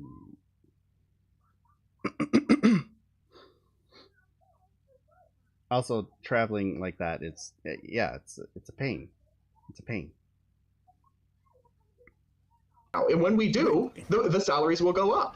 But aren't you guys for human freedom and expression? Isn't that the big thing that like folks Absolutely. who are libertarian... But pay for it yourself. You want to study English? Be my guest. I'm not saying you shouldn't be able to. Wait a second. So you don't accept that money is a constraint on human freedom, while at the same time, you can't achieve. Like, for instance, you're basically saying to me that if I want to be a social worker, or I want to be an archaeologist, if I don't have the money to do that, you think that society should not participate in any way in helping me achieve that goal? No, you'll be able to get a loan if you're going to be able to earn enough. Well, now I'm going to be saddled with or you can go to community college. Enormous debt. I'll be saddled with. Community college is practically free, right? Compared to, it costs extremely small amounts of money, and anyone can go to a community college for 2 years, get an associate's degree with almost no debt, then go to a public school, finish their bachelor's degree, in archaeology, and then go to your public school. You'll have a little bit of debt if you do 2 years at a state public college, and you'll have a degree and go work. That's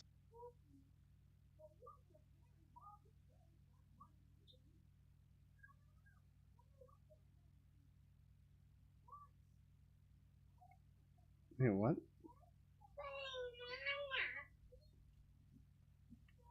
Hang on.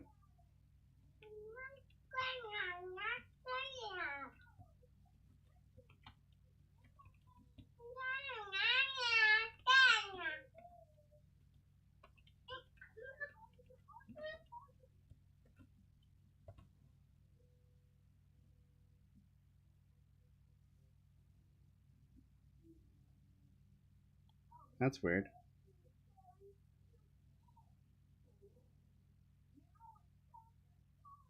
Yeah. As someone who goes to community college and sees what the state is paying for me to go to there, it is not practically free. GFD, welcome in. And it's good to see you, Amazing Wolf Skeptic. It's something I should probably talk about off stream. Yeah, Igloo, hit me up. Anyways.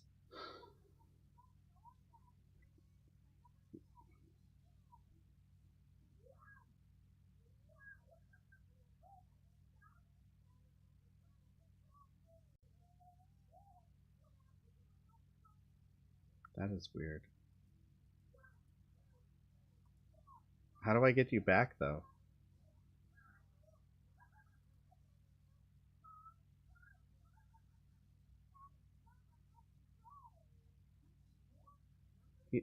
He's not...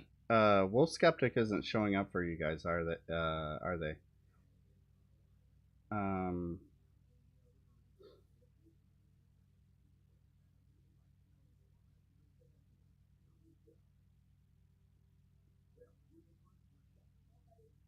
Let me know what I need to do to change that.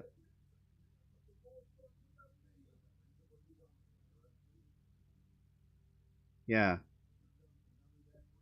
'Cause I can see them.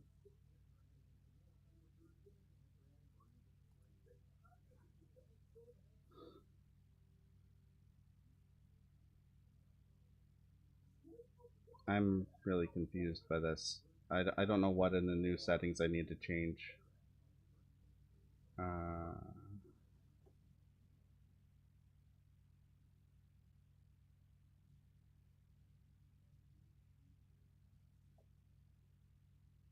I'm gonna let this play while I figure this out.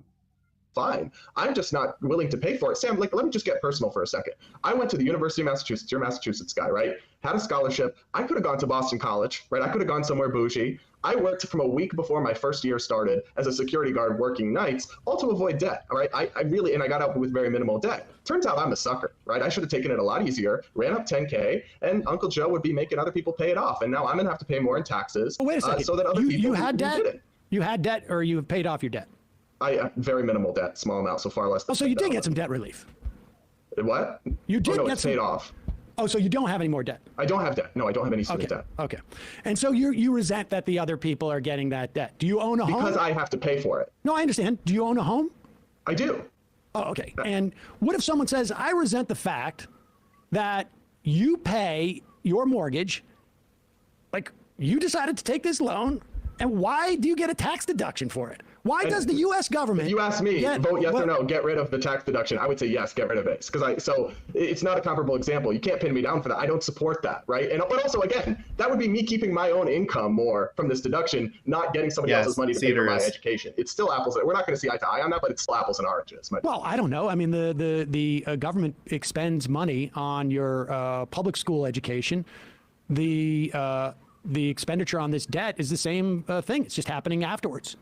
It's taking from taxpayers and giving it to other people. Right. Whereas me getting a tax deduction is me keeping my own money. It's not me getting somebody else's money. Well, but in terms of the government's ledger, it's the exact same thing. It's income that would have otherwise been public. Yeah, sure. But it's morally different, I think. Yeah. I mean, you have your set of morals, but again, your moral world is one in which only wealthy people deserve to go to the highest institutions of learning and have a free range as to what they can do. No, my people are constrained by a return on investment. Something productive.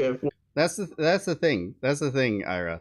Is they'll always take those deductions because they'll see it as them getting their own money returned back to them. And they're going to be like, what? The system's letting me take advantage of this. So of course I'm going to do that. And it's like, you know, but you could literally just not on principle.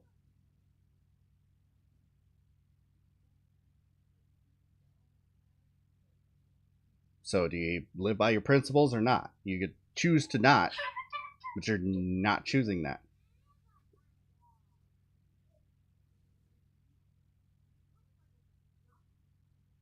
Toll roads are silly. They absolutely are. I'm doing some work in the background to find out why nobody can see Wolf Skeptic.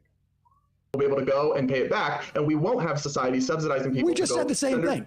Gender studies and then work at Starbucks. Yes, we just said the same thing. It's just that you said it in a way that makes it sound less real than it is. The reality of what you're saying, that you need to have a return on investment, is that only people who are wealthy can afford to go into professions which have a income to debt ratio that would sink less wealthy people. One person who's going to study engineering and gets a loan will still I'm talking about pay it back. professions that don't have an income to debt ratio. So for instance, if I go, like you say, you're a gym teacher who you think is an idiot because she didn't go to Salem State as opposed to Brown, you think that only wealthy people... I don't think she's an idiot. I think that was a bad choice. Okay. Wealthy people can go to Brown and be a gym teacher or some other job that's not going to pay them. But people who are not wealthy, they got to go to Salem State.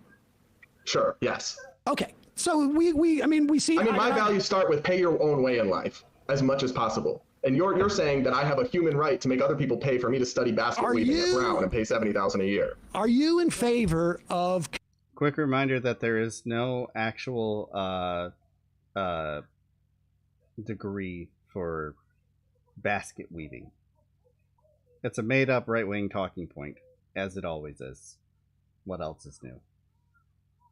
Confisc of the estate tax, because your principle from the get-go is people should pay their way through society. So how about this? Can we agree on this? Students of wealthy families, their families cannot contribute. Yeah, lesbian dance theory is also a fake a fake fucking degree. Like that came out of, like, there was a class that apparently existed, but just because a class exists doesn't mean that you can get a degree in it. And it also doesn't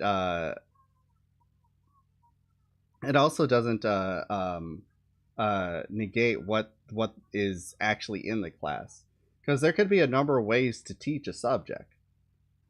If you learn better through dance, you take that class. You want to learn about lesbian theory and you learn better about it through dance, go right ahead. Who gives a shit?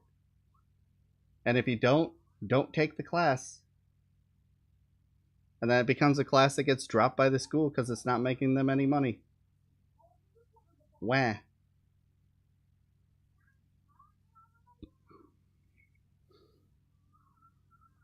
The only way you'd turn basket weaving into a legitimate class at a college is if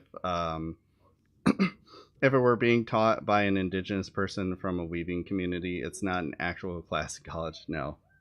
Personally, I took college courses in high school with the Running Start program, was orphaned before graduating high school and have no degree beyond high school.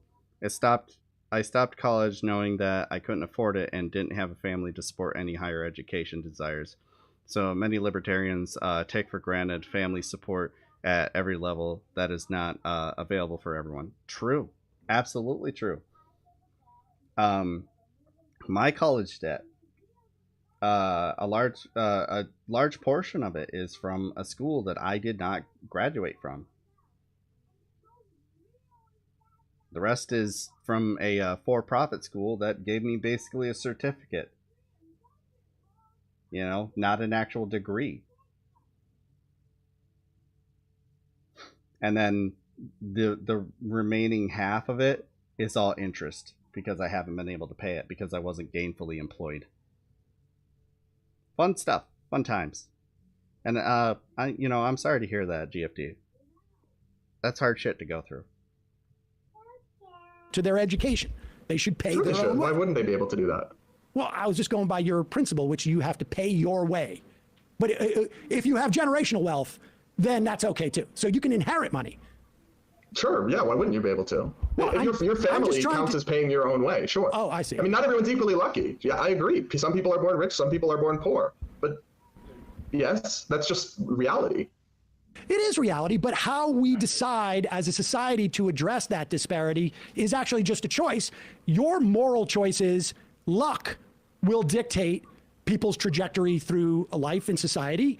My moral choice is that as a society, what we should be doing is attempting to allow everyone as much freedom in terms of how they actualize themselves. That's the more moral choice. That money at somebody else's expense. Yes, and because everything is at somebody else's expense. None of those people who inherited money from their families didn't do so at somebody else's expense. None of them. You think that wealth? You think that wealth can be created, intergenerational wealth that can be created, doesn't come at the expense of other people? No, I think you still are, Will Skeptic. Oh wait, no, I'm seeing you pop up in the YouTube chat. So I think everybody can see you now.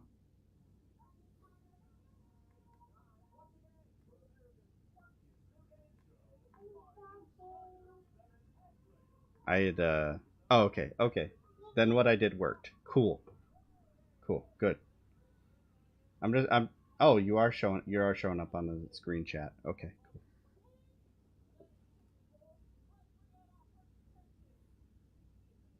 Yeah, I'm glad I was able to figure that out, because that was weird. Depends how it was originally created, but a lot of economic interactions are not zero sum. Well, give me an example of somebody who has of a family that is worth $5 million that didn't do it at the expense of other people. Sure, a businessman came up with a product, sold it to a bunch of people who were happy to pay the price because it was more valuable to them. Let's get a little bit more specific. Let's get a little more specific. This businessman, what kind of product is it? Is it a factory? I mean, the guy who discovered buffalo wings. That's my favorite food. How about that? And then he was the first person to open up a shop selling buffalo wings. He sold them for a price. Where'd you get the chicken? Where'd you get the ingredients to make the sauce? God, these people just walk into the obvious every single goddamn time. Everybody loved him, was happy to pay for him. He built a... Huh? Will you fix what's going on over there?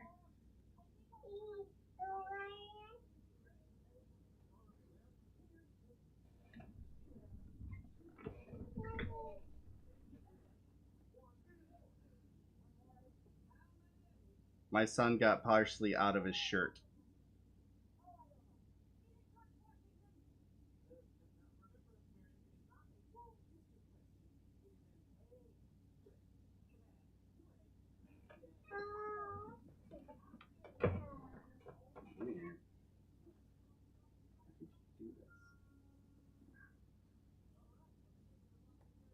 Give me your arm.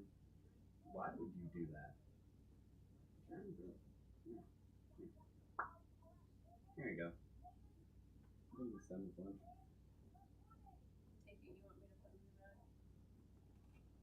Yeah, I'm going to be finishing this thing. I'll put that in the rest of the day. Okay. Thank you. Void chicken is the best chicken, to be fair. Gotta love fucking Stardew Valley. Whole empire of buffalo sauce. Now it's in every store. He's made millions of people happy. They've got a product. So his trucks go off. A bunch of money. His trucks, which have wear and tear on roads in a way that, let's say, a car doesn't, subsidized by society, my tax dollars, drop those chicken wings at the chicken wing store. I mean, he's doing that with my cost. That's just one cost that's associated with it. The FDA. The puppy story is absolutely wrecking Dr. Oz, and it's hilarious. They do not want to talk about it. And then that's one of the things that I should have pulled up. The motherfucker shows up for the first rally after the news came out about him, you know, doing experiments on puppies. He shows up and gives a speech in the same room with Hitler's car in the background.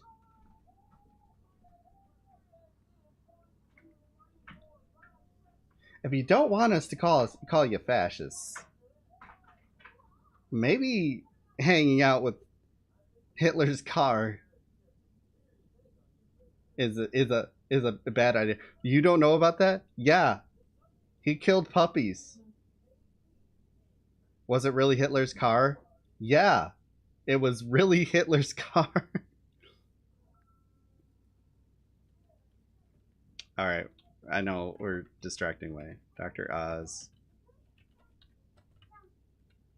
Hitler's car.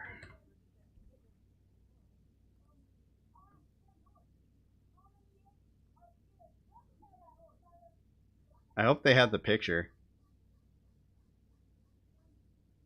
Here it is.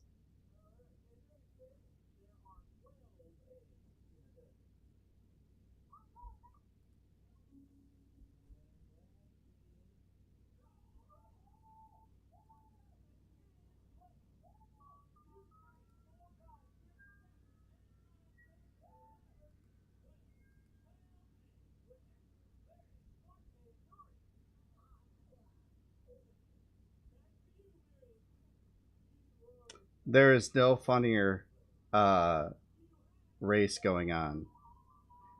Like, Herschel Walker shit is close, but the thing with this that makes it funnier than the Herschel Walker Warnock is, like, first of all, Fetterman is much more liked, and second of all, Dr. Oz at no point has been anywhere close to winning.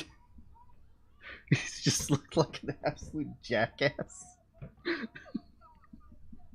Motherfucker gives his speech next to Hitler's car. Oh my god. I love it. It's beautiful. God, I can't believe I forgot about that. My brain does not brain. Or the USDA, which makes sure that I can trust that those chicken wings are not going to give me salmonella till we get cuts on that. that also enhances his business, right? I mean, all of this comes at the expense of other people. Never mind the idea of the workers. Any far left Democrat candidate that's running in your state? No one knew, from what I know. It's unfortunate. Michigan is like this weird dead zone for that. I've had people be like, "Oh, you should run." Like, yeah, okay. Yeah, all right. What am I gonna do? I'm gonna get on the fucking debate stage and just be like, "My opponent here is a fucking moron. Let me tell you why." Yeah, people will vote for that. Progressive state? No. Michigan is a purple state. It is a battleground state. We went for Trump in 16 and that was barely, and then barely went for Biden in 2020. Who have produced, have used their labor for the closest is Rashida Tlaib. But I mean, she's not, hard to consider her like candidate. She trounces in all her races.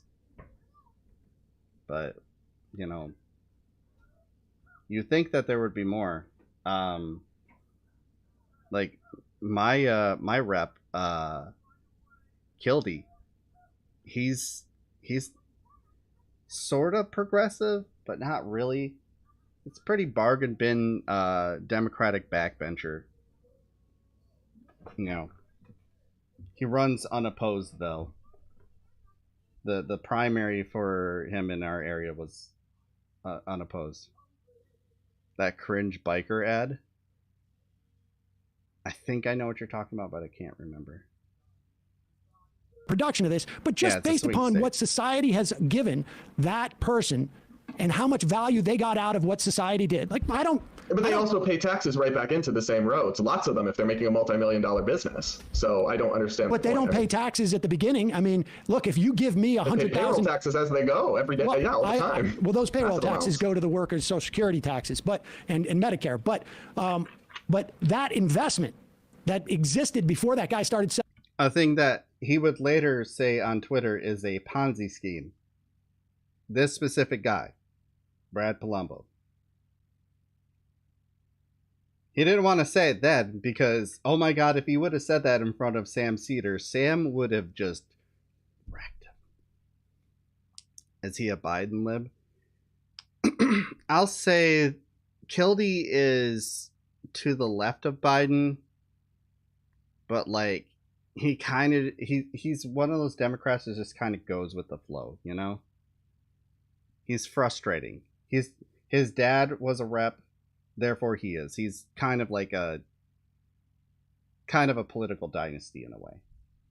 Selling chicken wings. The roads, the infrastructure, all of what society has built before that guy was probably even born to develop, to invent chicken wings, all existed, and he could not have made a single dollar without those things.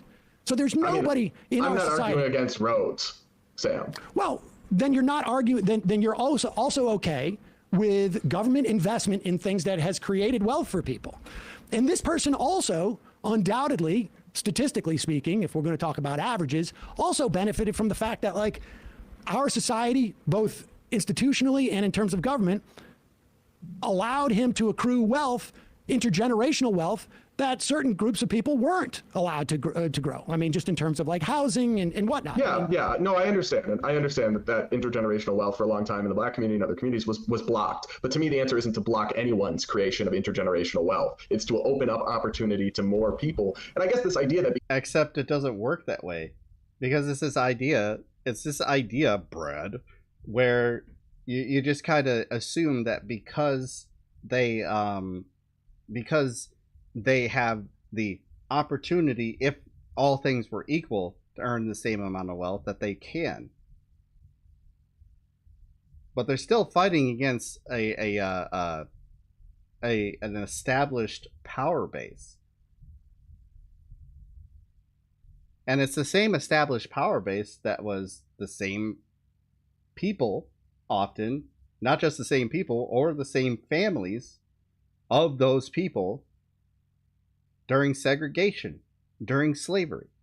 And you don't think that they have a personal incentive to make sure that that does not happen? Brad.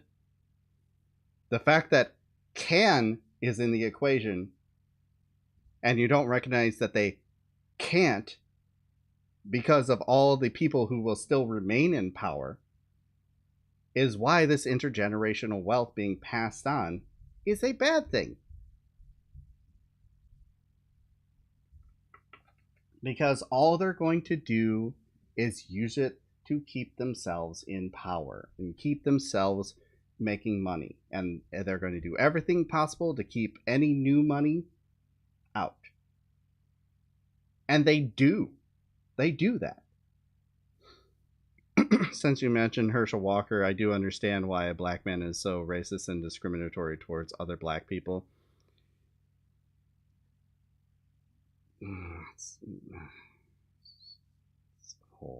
I do not understand. I was gonna say that I was gonna agree with the fact that I thought you, because I do understand it.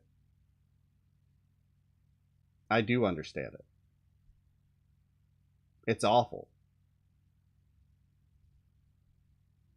They think that that system will work for them and that just a large number of their people are just broken. They buy into the arguments of the right. Maybe they already got the wealth. Therefore, they look back at their community like, well, I did it.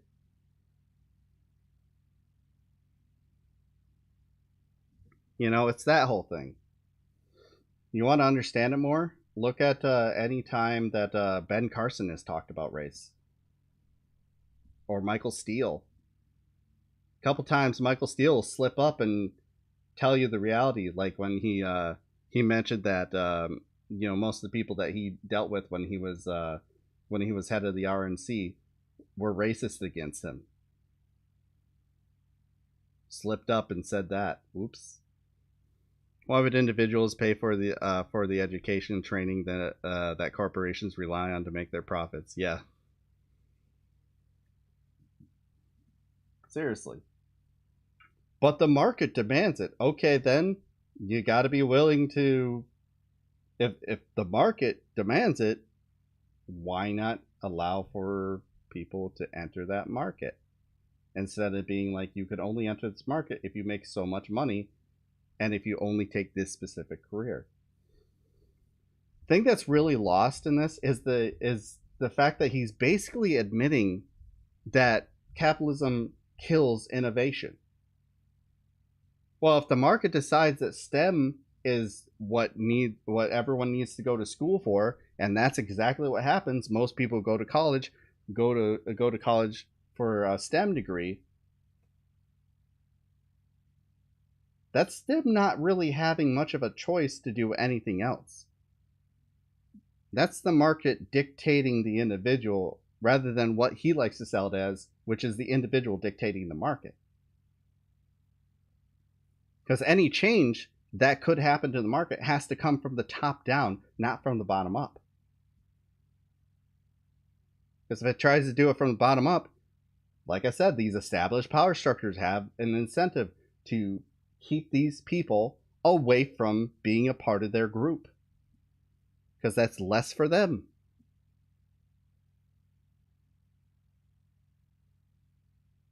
So they're going to do things like what Amazon does. Oh yeah, we'll take in this company to sell on our store to sell this product that we also manufacture. Oh, that's weird. We're selling our product for far lower than what it's worth, and at a loss for us to completely undercut this smaller provider who just happens to sell on our store. Oh, that's weird, huh? That's strange. Yeah, it's weird that we did that. I don't know why we did that. Oh, you went out of business? Well, guess we got to jack the prices back up. I wonder how that affects people that have been diagnosed with ADHD. I mean, people with ADHD are more likely to start a business and be entrepreneurs. So, it's one of those things, but that doesn't mean that we all succeed. So, which reminds me of a thing that I read in my psych my psychology textbook needs to be updated. I'll have to talk about it another time. But prolonged boredom isn't healthy. No, it's not. It's the worst. It's like clawing at my brain. But yeah, and then we'll talk about that another time. But regarding autism and ADHD, my fucking psychology books needs to be updated because it's awful. Honestly, I think that the best labs use hospital facilities because they have richer people who don't want issues keeping the shit rich in check.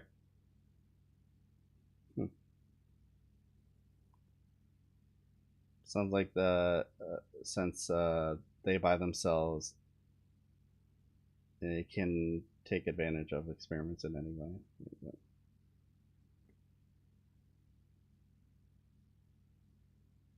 Curious if Brad supports an inheritance tax. No, he doesn't. When they talk about the estate tax, that's what they're talking about. That's the death tax, as conservatives used to call it. Because I think roads should exist, I therefore have to support any kind of expenditure into somebody else that's a indirect. Exactly. We were just talking about the principle of morality. I mean, I don't usually talk in terms of morality when we talk about policy but if you're going to talk. Which reminds me, once again, we are going to be ending stream after we're done with this, and we still are 6 shy of the sub goal, and I'm also trying to raise money in order to pay our car payment. We are $200 shy on that, so if you can help out, please do! ! Dono in chat. Subs help later. Donations help now. So, thank you. Yes. Since we're talking about money. About the morality of some people contributing to the success of other people. My tax dollar is going towards, like, somebody's at public school if my kids are at private school or something. If you're saying that's immoral, then roads, you are implicating roads. You're implicating all of society's infrastructure.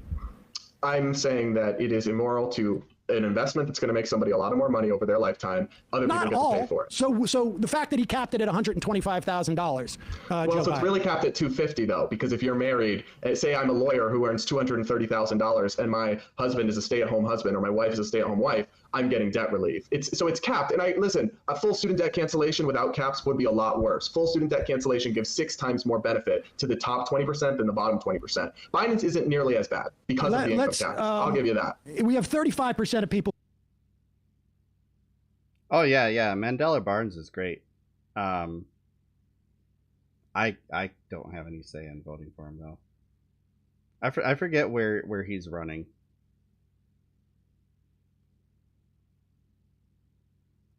Who never graduated, who never got that degree, who have student debt. Would they you still do earn more though than high school grads? Some college has a higher earnings than college than how much? Well, actually, like 12%. Okay. Would you be okay with getting rid of all of their debt? Is that the issue, that you don't want to give it to people who you presume are making more money regardless of their income debt ratio? I think it would make more sense, and I'm not even saying I support this, but it would make more sense to say we're simply going to give everybody that earns less than $75,000 $10,000 to do what they want with, or whatever the income threshold is, than to only condition it around college, as if, the janitor doesn't have credit card debt or medical debt that he would need money for. That's the whole problem I have, is if you just want to give out money, let's why college grads? The reason why, if we're being honest. Because it has the amount of debt is so high. And also because it's, as you keep pointing out, it's directly connected to the federal government. Unfair for people making more than $75,000. Yeah, it's just another way to move the goalpost. By the way, good to see you, Deb. Jeff the Killer. Those people usually come from rich families and that loan them that money in order to become a success story. Yeah. there are so many privileges just assumed in all their arguments. It's so gross. Absolutely. Absolutely. Same is because college graduates and student debt holders and young people, these are Democrat voters, and they're trying to rile them up before. It's a political thing. It's clientelism. We all know this. We don't have, we can pretend. I hate that argument. Wanna know why? Because it's really fucking stupid. It's this idea that you're just supposed to vote on politicians based on them not doing a goddamn thing for you. Hey, I got news for you, bud. When Trump started pushing out the idea of the migrant caravan, and then started talking about how he was ramping up ways to go after them, that's the same thing, because he did it before the midterms. That was the same thing. Yes, amazing that a politician would try to garner votes by doing the things that he promised on the campaign trail that people voted for him to do. No shit. No. I wanna make sure that all my voters show up, because I haven't done a fucking thing for them, because God forbid that I poison the well by showing them how good I am for them. I want it to be fair and neutral by me not actually doing anything that I promised. Honestly, that sounds like the Democratic strategy in general, but you know.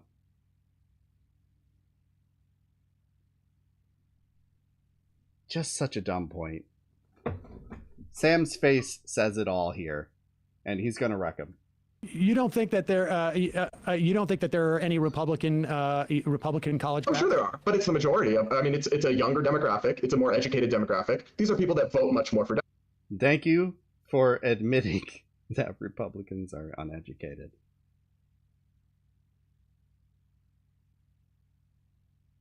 And that they're going to die out soon.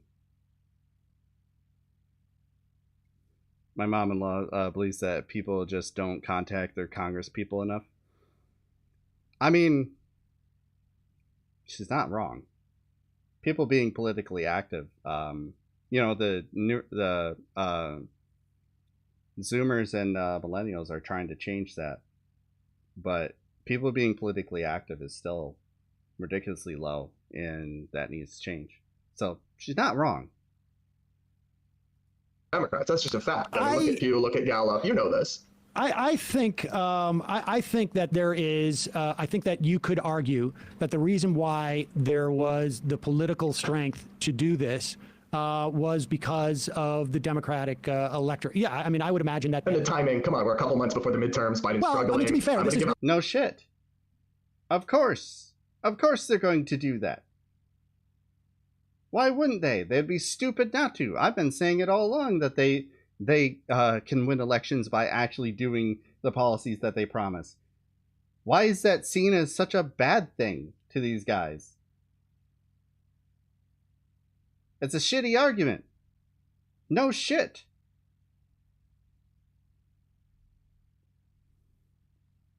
Well, I see in your performance review that you started actually working a lot harder a few months before, and I think that's really biased. We need to look at your performance before that. Nobody does that. They go, oh, we got more out of you? Cool. Giving people what they want is a good thing. For the people that want to like you and want to back you up, it's a good thing. Some money, give free money to my voters. Let's also be clear. Let's make a distinction. When we talk about $10,000 in student debt, we're not actually talking about $10,000 that is expended by the government. I mean, this involves also interest, right? I mean, so the idea of the U.S. government making money on the education of its citizens, to me, that's immoral. But a lot of it's given at below market subsidized rates. There are unsubsidized ones as well, but a lot of them are subsidized rates. The loans. There's two types of Stratford loans, subsidized and unsubsidized. The unsubsidized, what you're saying would apply to, but the subsidized ones are given specifically at below market rates, much more affordable than you get from a private bank. Well, that may be more affordable, but it's still... They're also harder to get.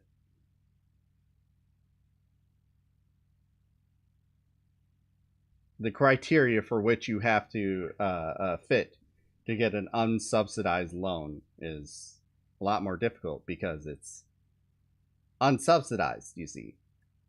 Interest is still interest. 6% interest is less than 12% interest, but it's still interest. Sure. Right. So, I mean, my point being that when we say $10,000 in terms of, you said hand out $10,000 to student loan debt holders, it's not actually giving them $10,000 from the perspective of the government. It's actually just giving them, in many cases, maybe $5,000 and then $5,000 of interest that is accrued that was never expended or collected from taxpayers.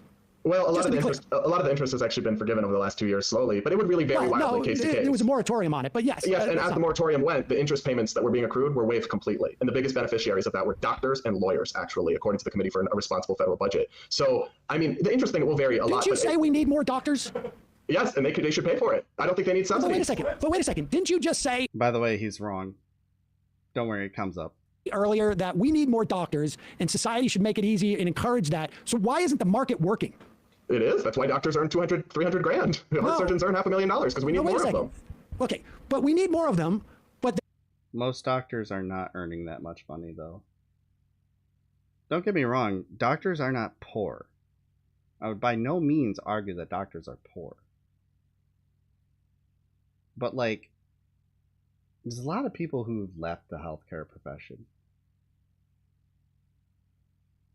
First of all. Second of all, you're forced to work in the place that's going to pay you the most amount of money.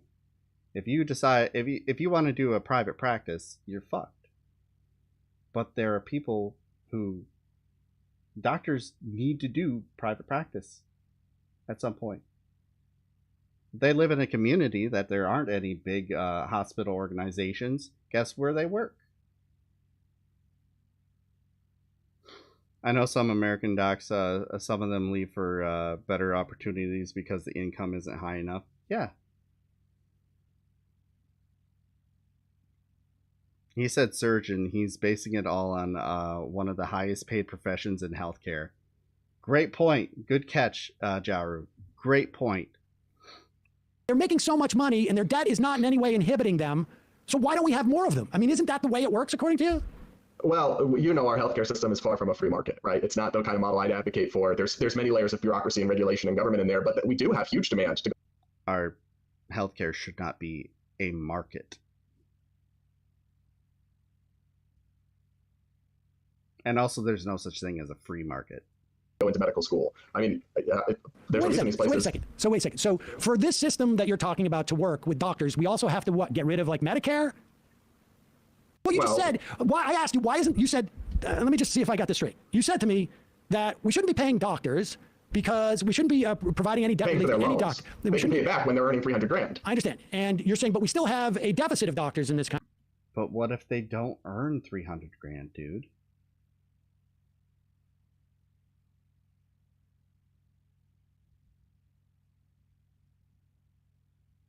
I gotta look a thing up. Country, despite the fact that according to your calculation, they should be making money over hand over fist. And in your world, that's how people enter the market works. If you're going to make a lot of money, it'll attract more people, but it's not working. And you're saying the reason that's not working is because of government regulation and socialized medicine in this country. Well, part of it is actually limiting the number of med school seats, which I think is done at the behest of the AMA. But we're getting into terrain here where I'm not 100%. But that's not government. I mean, you said it's regulatory. You said government. You said government regulation and socialized medicine, and the biggest socialized medicine we have is Medicare, to the extent that it's socialized. It's really socialized insurance, but primary care physicians earn an average of $260,000, so not quite $300,000, which means they often earn less than that. Specialists earn $368,000 a year, which, when you look at the lower edge of the spectrum, is still not that much. The best paid 25% made $208,000. Wait, what is this? This article that popped up. Let's see what this is saying. Physician salary. How much does a physician make? Physicians made a median salary of $208,000 in 2020. The best paid 25% made 208,000 that year, while the lowest paid 25% made 126,000. It depends on where you live. It depends on a lot of factors other than just making money.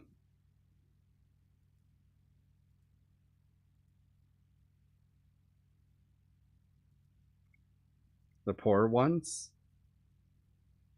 I didn't call them poor, but if you think about the amount of debt that they have in order to, and not to mention the expenses that you have to stay a doctor,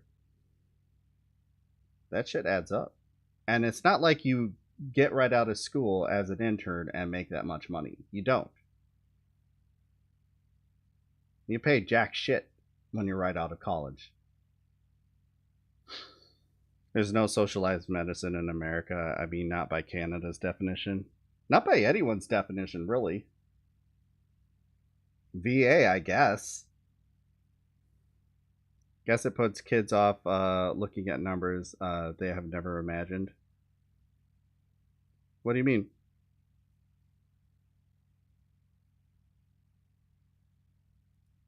But be that as it may, so are you suggesting for the market to work with doctors, we need to get rid of Medicare? Well, look, healthcare policy is a whole other thing. I don't necessarily know the answer to that question. But what I will say is this: for you to say the market you don't know the answer to really any question, dude. Should be working. One, it is. We're getting a lot more doctors, a lot more people want to go. But right now, we already are. It's not a market in terms of what degrees of people. Costs hundreds of thousands. Yeah. So you're putting yourself into debt more than you could earn right off the bat, right out of college, and you're expected to pay those loans off right off the bat. It's a good system, you see. That'll encourage people to become doctors, because we totally don't have a healthcare shortage right now. Nope. Let's keep privatizing that system and making sure that we also further privatize schools that could allow for people to become, doctors, nurses, things that are necessary. Yeah. Society cannot run without healthcare workers. It's because everyone will die. Not everyone, but you know what I mean. Are getting. It's vastly subsidized. People are betting on their loans getting canceled, especially after this. So they'll go into the poetry degree. Wait. You're telling me that people have been betting on getting their loans canceled up to this point? Oh, absolutely. I was just in college a few years ago, but with Bernie almost... Betting on?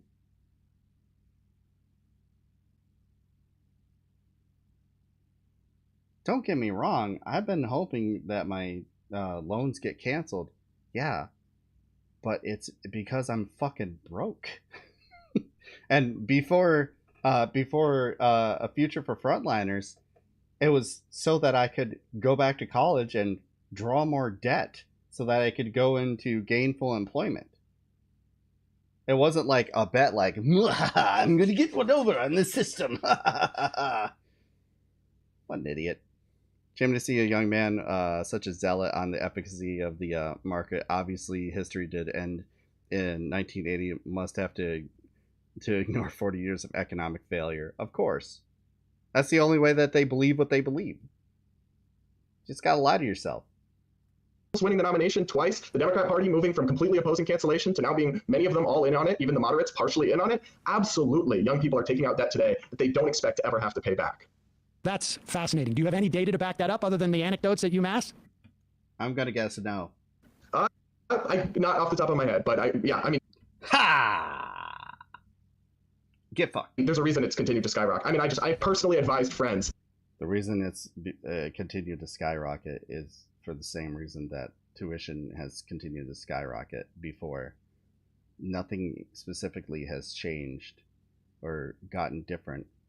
There's a workforce that is being aged out, and we have a deficit in replacing those people who are retiring because of their old age or dying because of their old age and COVID.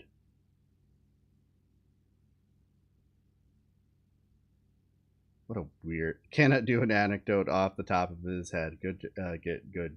Seriously, like, what the fuck? And even though I'm against the cancellation, right, I knew it was going to happen, at least to some extent. So I'm like, yeah, take some loans.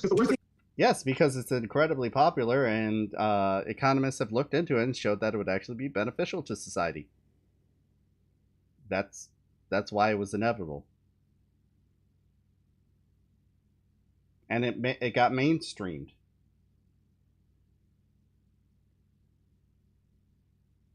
Yeah, of course it was going to happen. I knew it was going to happen. War is going to get canceled? Oh yeah, no, absolutely. Because think about it, it's just a band-aid on a bullet hole. Within, I think it's 8 years, I don't know off the top of my head, we'll be right back at 1.6 trillion in student loan debt. Of course they're going to say, you can't just say, they're not fixing the system. They're not making college affordable in any way. They're just canceling the tip of the iceberg. Okay, they're going to be back demanding more taxpayer money go to this in like 2 minutes. I mean, I hope you're right. Exactly, Will Skeptic. Like,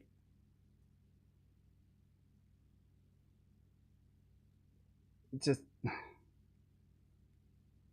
even a broken clock.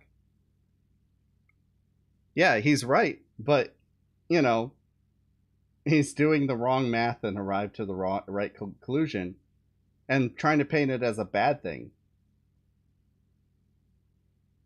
It's not. We should also say that in terms of STEM, according to the Bureau of Labor Statistics, there are more STEM graduates than there are STEM jobs. So I'm not sure what the specific special sauce is for you to go to school. Oh, now remember too, right? Like, I mean, if we're talking also graduate school, can you to predict, since you've also had the ability to predict that we're going to get more student debt relief, what's going to be the top 5 paying jobs 10 years out from now? I'm a 17, my daughter's looking at colleges, okay? It's going to cost a lot of money. This is where, like, if you thought it was a beatdown before, this is where Sam starts to turn up the heat. Because this is a slaughter. What should she go into right now, also contemplate graduate school, that is going to be the best top 5 rate of return on the computer science, coding, no doubt. She'll be making bank. Yes. Coding. Okay. Oh yeah, the guys at UMass, right, which is a public school. My friends who were in coding, they were getting 6-figure job offers but now you're from looking, the first day. Yeah, now you're looking backwards. But you backwards believe, like 3 years. Okay, but you Yes. He asked you what it's going to be 10 years from now, 7 years from now. The correct answer is you don't know. If there's already a problem with there's way more STEM graduates than there are available jobs, people are going to realize that going into STEM is a bad fucking idea. Because they're not going to make any money. And you think that that's the main guiding principle as to why people become what they become.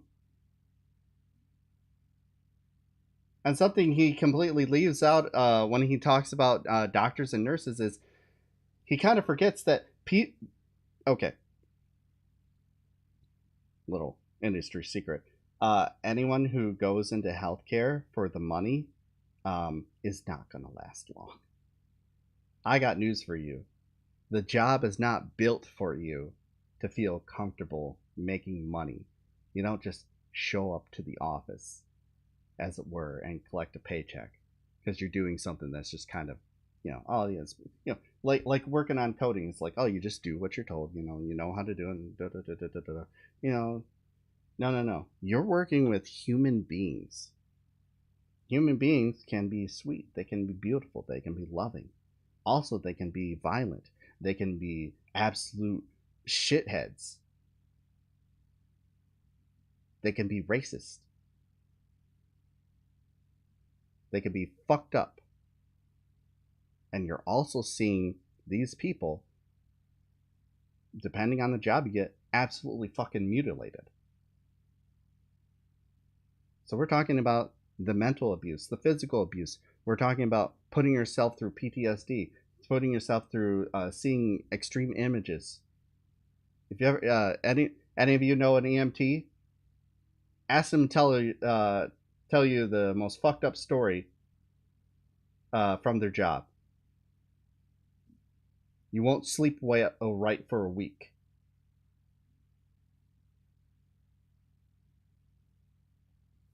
In my first 6 months as a CNA, I had trouble with being attracted to anyone because the images of what I saw as a CNA would pop into my head.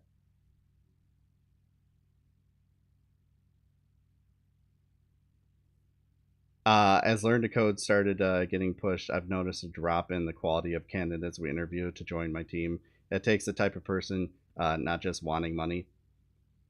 I mean, there's that part too. That becomes a part of the deal. That's why a lot of people choose very certain careers. But he thinks it's entirely entirely market based. That's his argument. Is you have to go where it makes you the most money. You can't choose your career based on what you want to do. You have to choose it based on what makes you the most money, because you have to choose the job that's going to allow you to pay back the loans. If you choose to go into the arts, you're an idiot, because you're not going to make money to pay those loans back, and you should get fucked. By the way, welcome in, Glue. Yeah, it's a really dumb point, and it just shows libertarians do not understand human nature. They don't understand people. They don't understand how people work. They pretend they do, but they don't.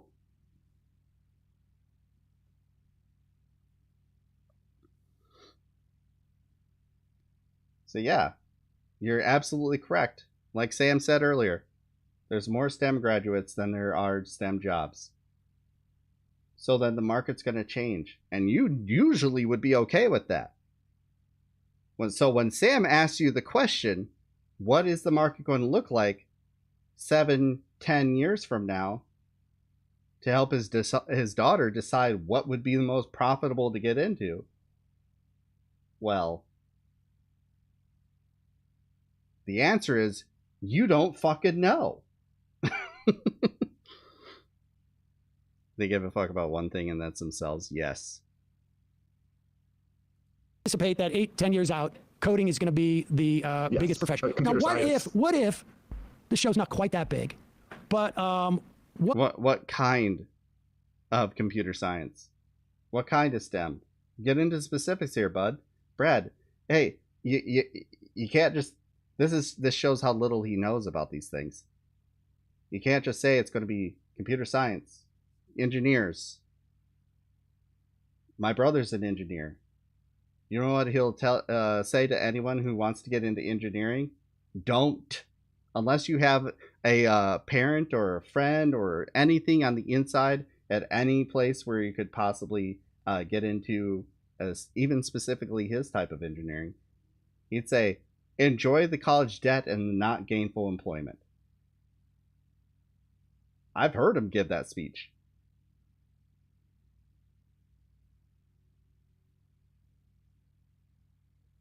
You know, how he got his first job. I've talked about this.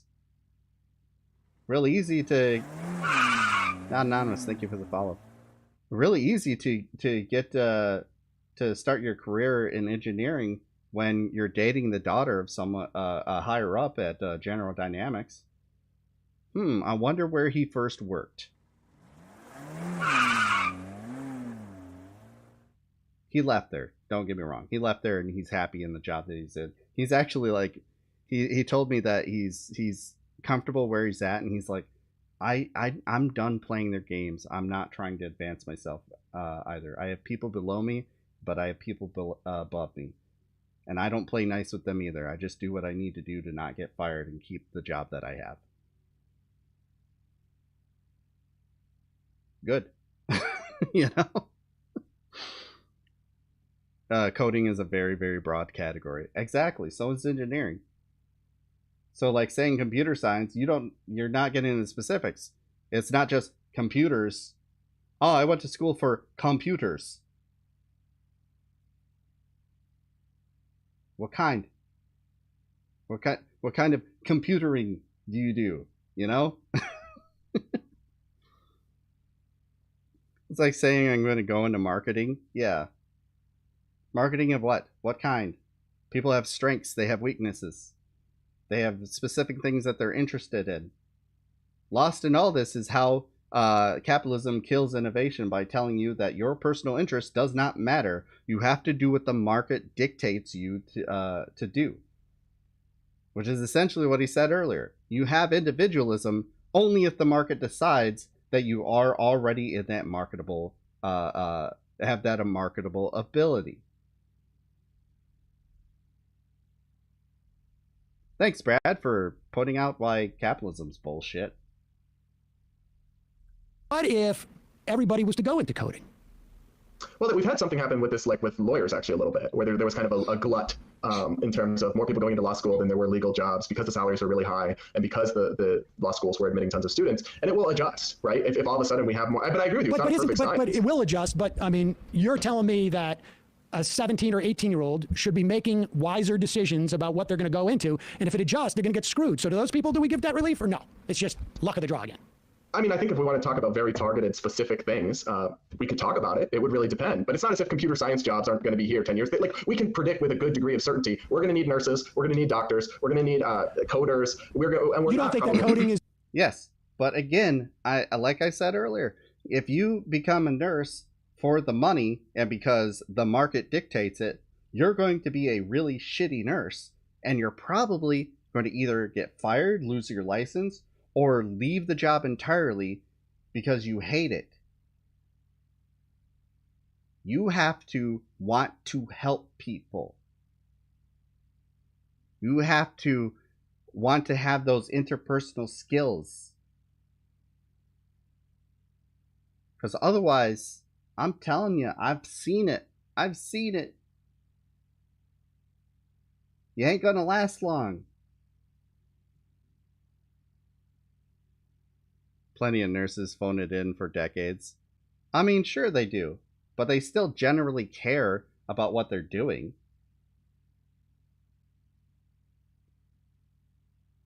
Like, they're still doing enough to keep their license and not be taken and have their license reviewed by the board. One time somebody told me, you do have freedom, you can just find another job. Yeah, we hear that all the time. Like, all right, well, where's it at? Another thing that I say all the time, jobs, you don't choose your job chooses you. And he's basically admitting that under capitalism, you have to do what the market says you need to do. Your skills have to be marketable. Otherwise, they're not worth anything and you can die and starve. Or you try to fit your square peg ass through that round hole.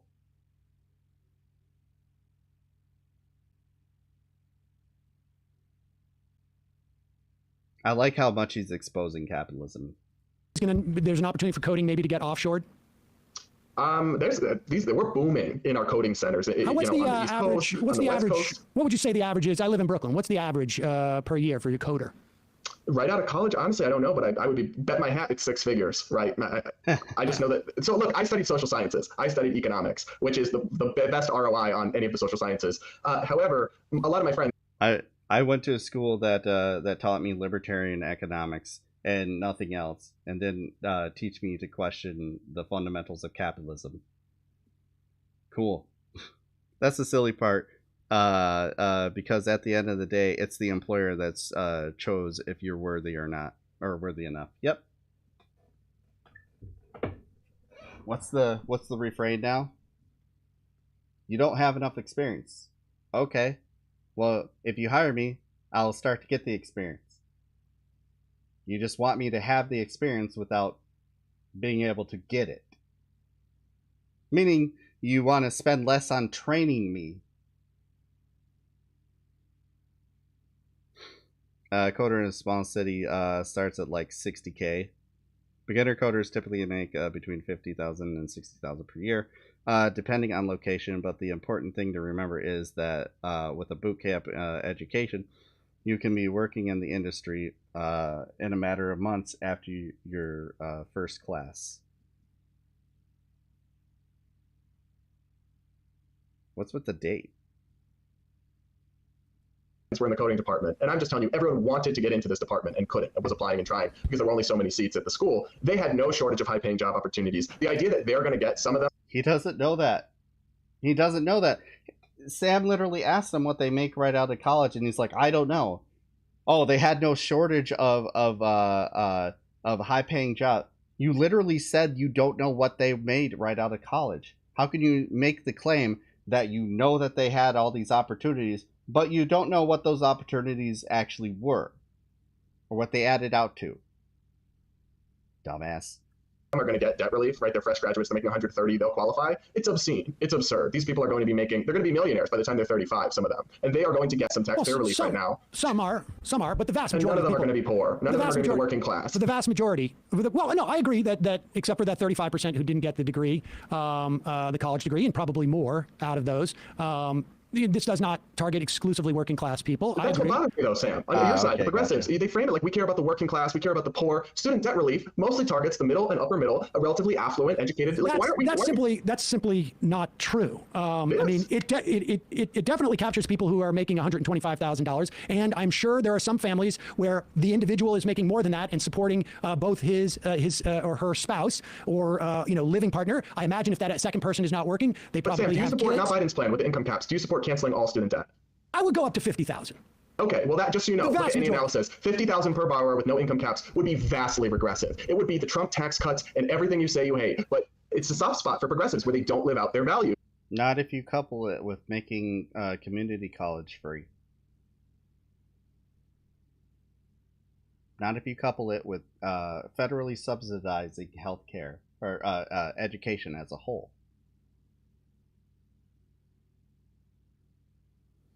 Making it so that people could actually get their education based on their merit rather than how much money they made prior to or during their education. Brad is a dumb person. No. See, but I also would make a free college option in every state. I mean, since we're free, as in taxpayers pay for it. Yeah, as in the same way that. You know, Sam's view is what it is. It doesn't change anything about what he's arguing for. You know? Like if I told him, what if we coupled canceling all student loan debt with making college free, higher education completely funded by the federal and state government? He would say, yes, cancel all the debt. Taxpayers pay for K through 12, I would make it K through 16. And you know what I would do? I would raise taxes so that those wealthy people who got the benefit of the $50,000 debt relief end up paying on the back end even more. You can't fund all this with just taxing the rich. Well, no, I can. I definitely. You absolutely can. Can. Sam, in fact, not only would I tax the income, I would come for the wealth. Right, I would flee very quickly. Wealth taxes haven't worked out very well in Europe, have they? Most countries have repealed them. Well,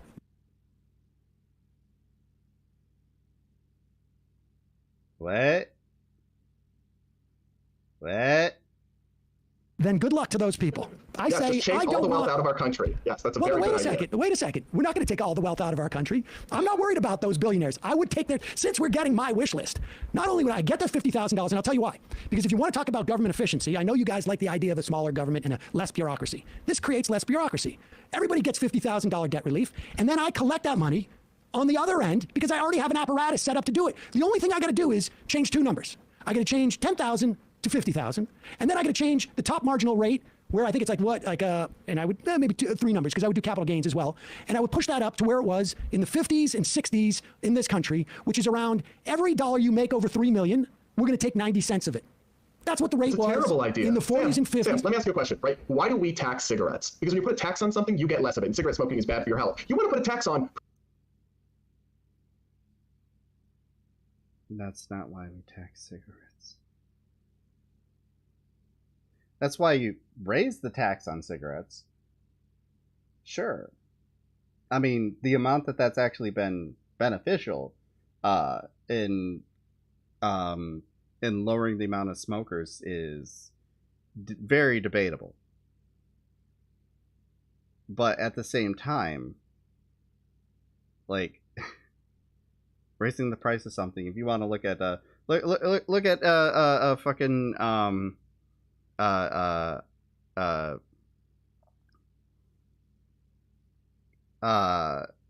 alcohol abolition.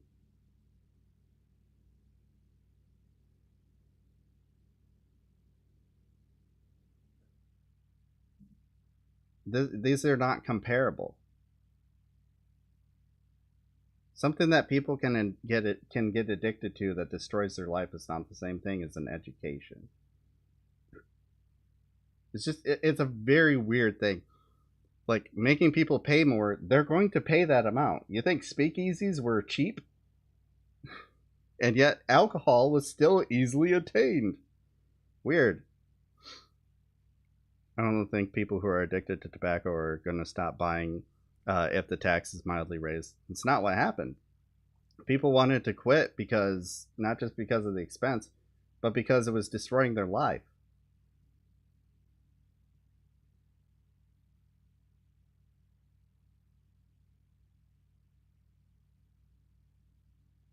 That's what we did in the 50s. Yeah, I know.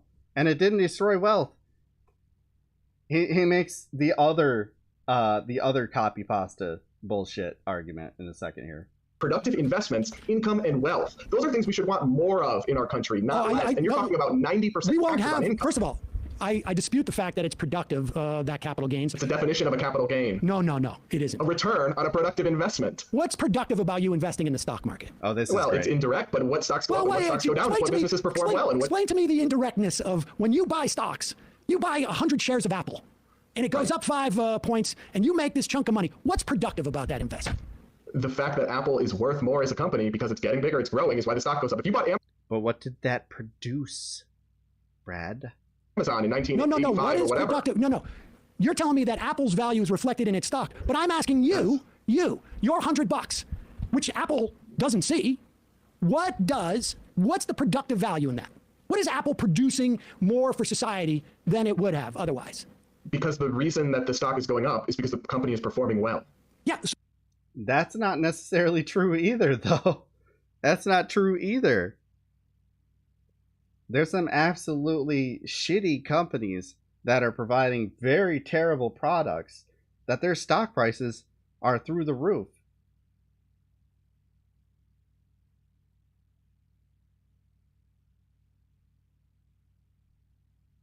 Like that's just, oh my God. So the stock is reflective of how the company is doing, but you, right, and by as investing an investor, in it, you're picking the productive companies. We're rewarding that with the capital just gain. betting. That's like me saying, like, when I bet on a horse and it wins, I made it run faster. It's a little different when it's an investment. But into it's a not company. an investment into a That's a company. good point. What is a company going public? Selling off their stock. In return Money. for what? What do they do with it? What do they do with that money? They put it into the shareholders. Yeah. They buy more stock, often stock buybacks. They offshore that cash, billions upon billions of dollars. They also invest it a lot. Well, if they have that much cash reserves, they don't need that money, and so your investment is not really that productive. But so let me ask you this: what makes you think if the government takes that money and redistributes it? Actually, there's been plenty of studies looking into this by economists that show that actual investment in business is positively related to a higher tax rate on corporations.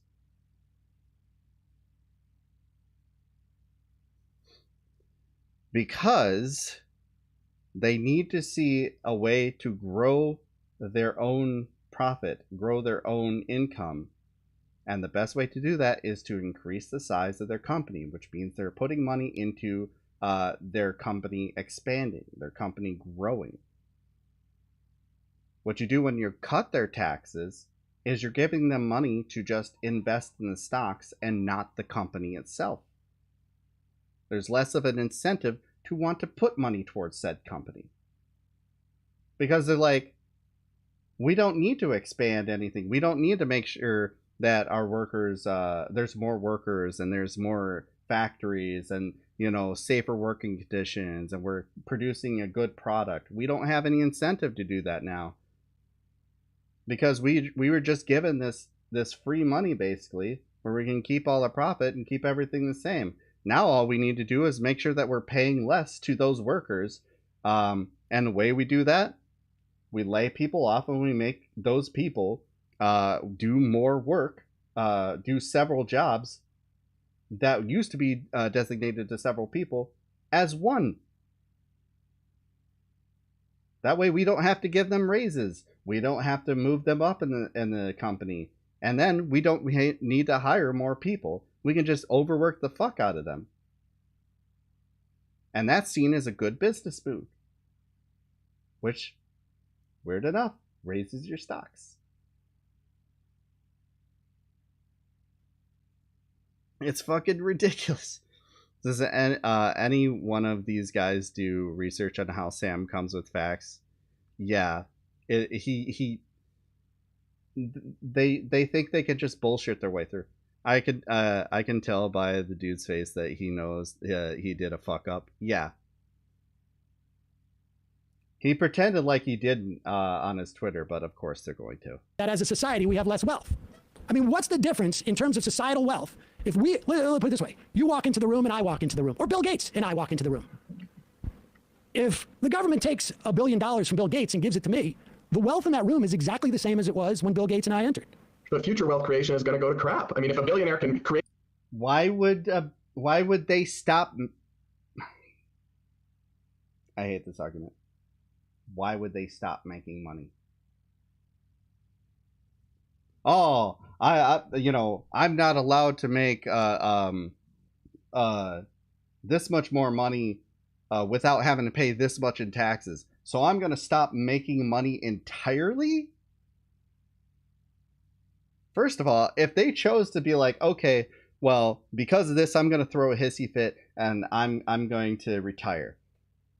That opens up room for another person to try and make that much money. And once they hit that cap, guess what? If that makes them retire, that's a good thing. That creates a better circulation of money. Billionaires are not a good thing to have in society.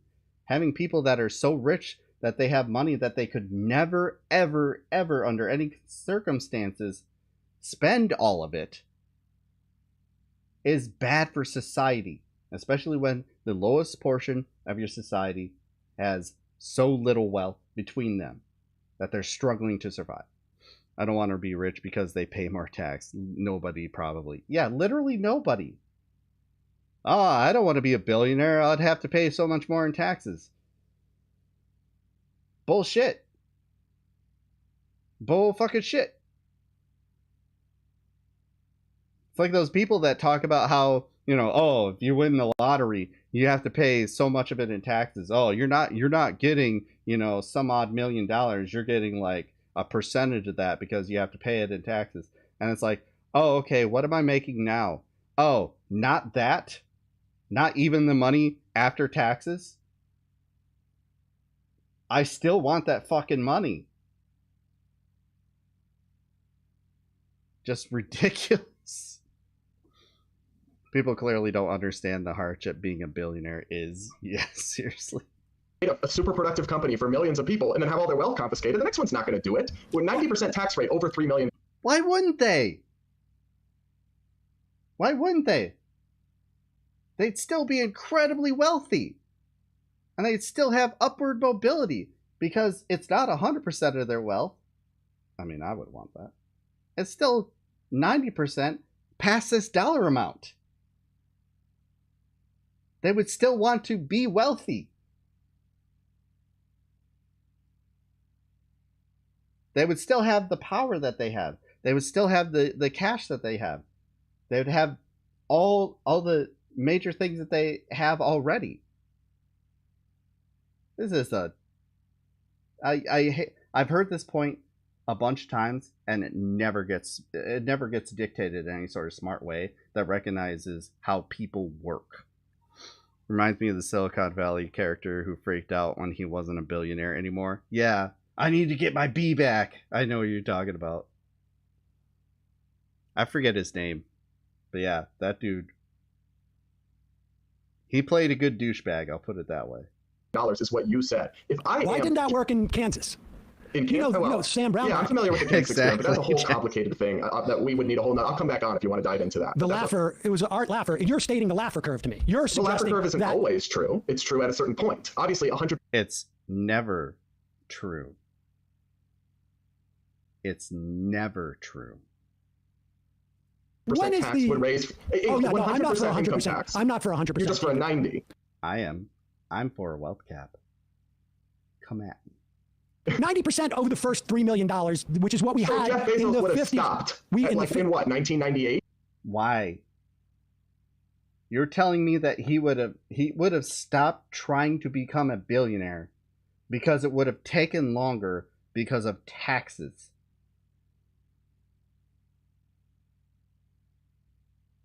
Your brain is not braining. And none of us would have the Amazon because he would have earned $3 million. What's he going to do? Keep going for 10%? Yes, because otherwise he doesn't have that 10%. Of course not. This is incentives 101. Well, wait a second. Would you work if you were going to pay 90% taxes? Yes. I would, because I still would be gaining more money as a whole. For everything you did after a certain point? Yeah. I wouldn't. I'd stay home. I'd well, no, if I made $3 million, well, you know what I would do if I was Jeff Bezos? I would have probably retired after my first billion. Well, wouldn't you have? Probably not, but I'm not really. Well, you can't spend $1 billion. You can't. So I mean, the Laffer curve. The Laffer created curve. Millions of jobs, delivers things to our doorsteps more affordably and quicker than anyone could have imagined. But you're arguing that he would have stopped. Yeah, but he does that by violating labor laws. He does that by working people to death. He's not doing that because he's doing something unique. He's just reenacting the same abusive labor practices that we supposedly put an end to in the fucking 40s. Because we recognized, hey, that's bad for society.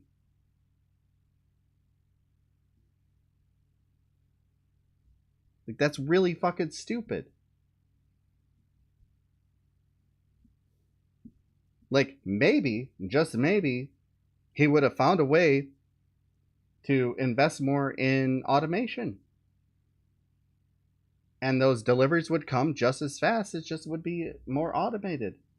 Cool. Okay. Now we're talking about, well, what do you do with those people who are now out of work? I don't know. Let's see here. Jeff Bezos is now giving up 90% of his earned wealth after, you know, so many millions. Now we have the ability to do something like, I don't know, UBI.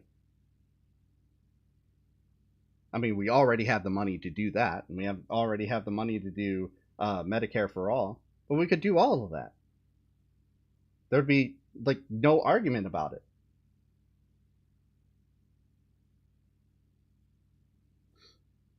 Once you have wealth, it is so easy keeping it regardless of the tax rate. Yeah, true.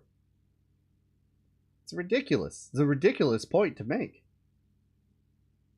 And having it done by via automation, by the way, would be beneficial to society. So long as you're taking care of the people within said society. Which you don't want to do because you just see people as fucking nameless, faceless, wantless cattle. Which is why you have no problem dictating that they shouldn't go into the arts or they will starve and they should get punished for the student loans. They should go into whatever the market says they need to go into and fuck their individuality.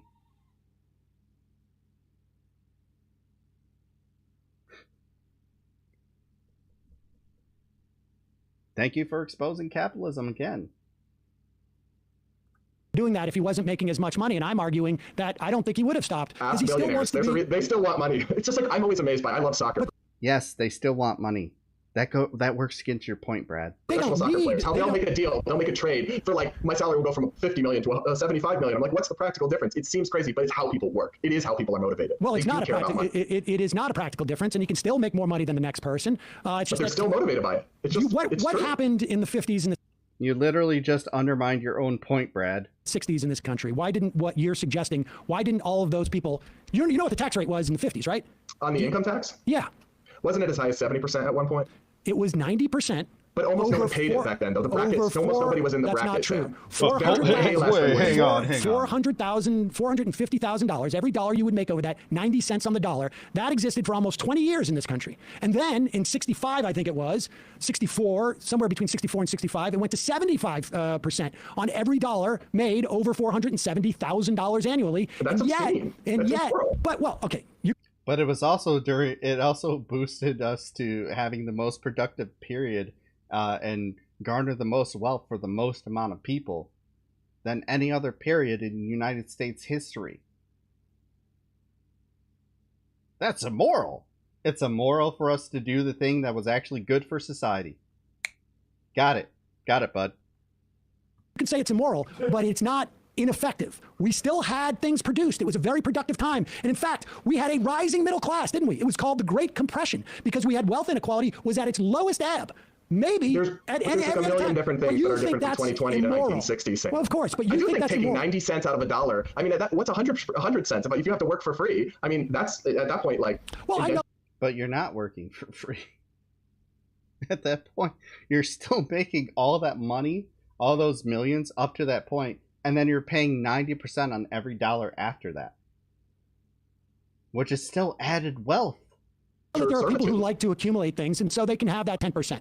Oh, they can. Oh, thank you. That's very generous of you to let them keep 10 cents of their own dollar. Welcome. You're very kind, Sam. I think so. I think so. I may be able to move off that to 11%. Okay. All right. So, what is your solution for all this? For the cost of college? Yeah. I mean, like Ja Rule said, 10% is still $100,000 per million that you earn. There are people that the vast majority of people in this country don't make anywhere near $100,000. And you're like, oh, how dare you make it so that they're not making multiple millions, but actually hundreds of thousands of dollars. How dare I what? The libertarian says everyone has total free will, but at the same time, negative social engineering is the only way people are able to make accomplishments. Exactly. Well, you've made it clear that you do not think that people who don't have existing wealth should have as much opportunity to go to a top. Pretty Sigler, thank you for subbing on YouTube. I don't have I need to do my notifications for YouTube pretty soon here, but thank you, appreciate you. College or a college of their choice. They should have a limited a menu of colleges that they go to if they want to go into a profession that is not going to pay a lot of money. That's a fair assessment of your position, right?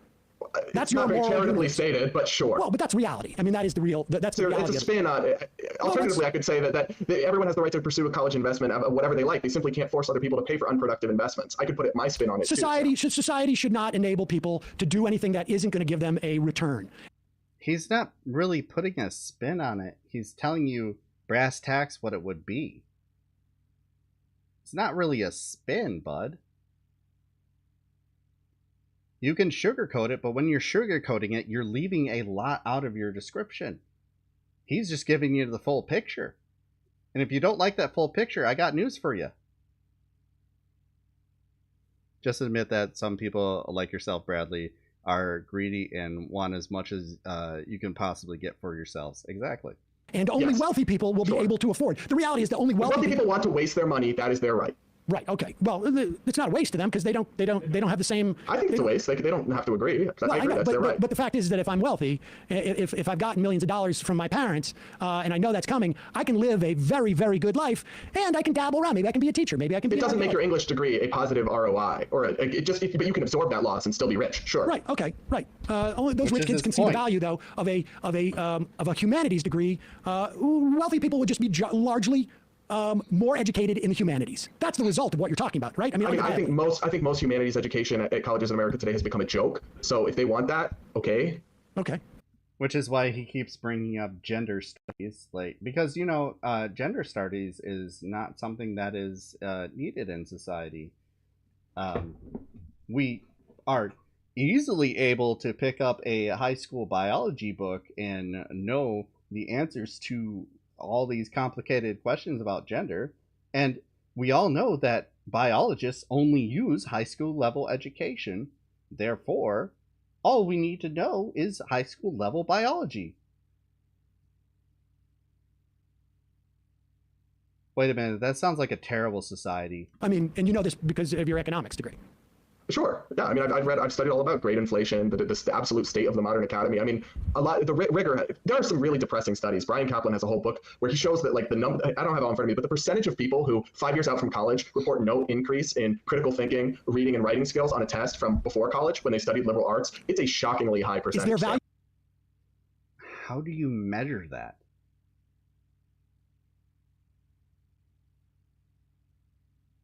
value in that? Is there value in what? In people having those critical thinking skills? Absolutely, but these degrees aren't providing it in large percentages of the time. So you do see a value in critical thinking skills, but that's not necessarily a return on investment. It's just.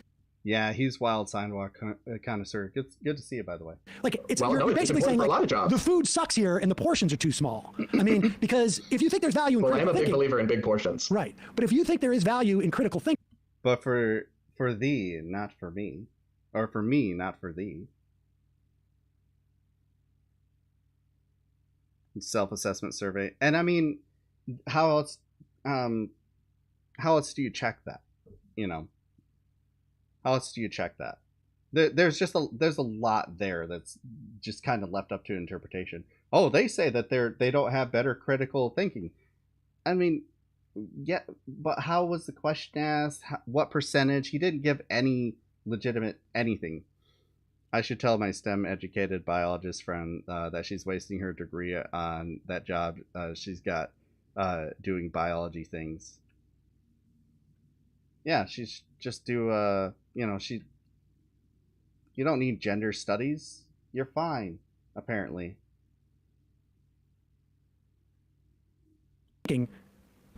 That's different than saying there's value in an education because it gives you dollar return. You're sort of arguing what I'm arguing. Central component in many jobs, lawyers, the LSAT, all this stuff. So no, yeah, it is, but those degrees aren't providing. But not necessarily in selling cars. You can make a ton of money. Why should you need a college degree to sell cars? We need more non-college pathways. But you just said critical thinking skills are important, and I'm curious as to why they would be important if really your only measure of the value of a college education is its financial return.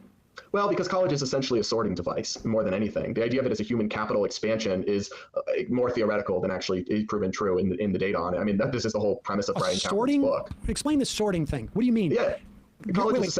Sure. Do you think it should be a sorting thing, or do you think, unfortunately, it is a sorting thing? I think it just kind of is what it is. Essentially, you have people who have different skills, who have different aptitudes, who have different work ethics and habits, and college is and employers don't know who these people are, and college is a very expensive and inefficient way for them to vaguely sort high potential employees from low potential employees. So you don't see any value in and the reason why I ask if you say that, like, sadly, it's just a sorting thing, is that do you think that there is a universe where it's good to give people a higher education? Social studies have been doing poorly for jobs after college, and fewer people are taking them. STEM is still very good. As talked about earlier, there are more STEM graduates than there are available jobs. Right out of college, if you can get a job, you will earn an average of $50,000 to $60,000 a year. This guy thinks that you can make 6 figures. Did he back that up with any data? No. Well, that's the data, and he's wrong.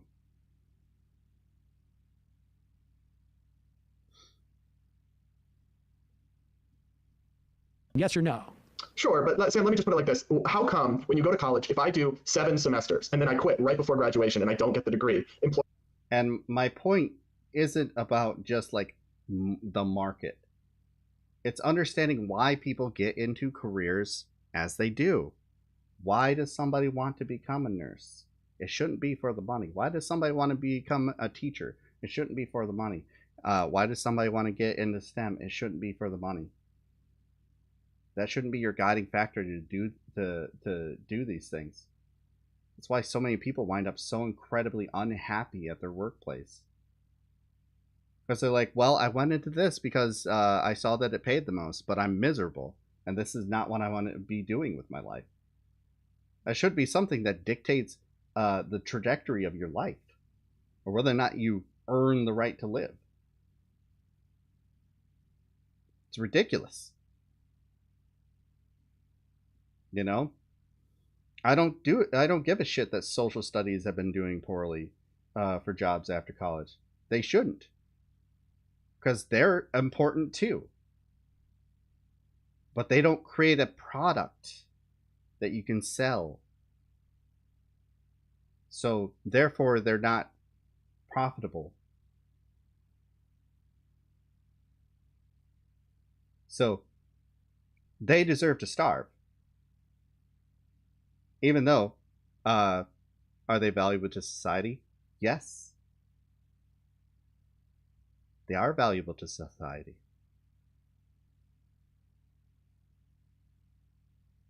Do you think that philosophy is not valuable to society?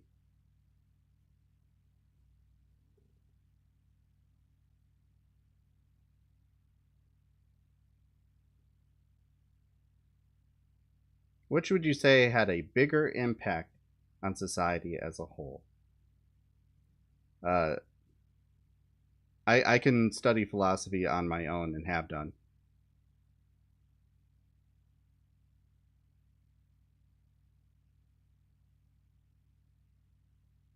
That doesn't mean you understand it.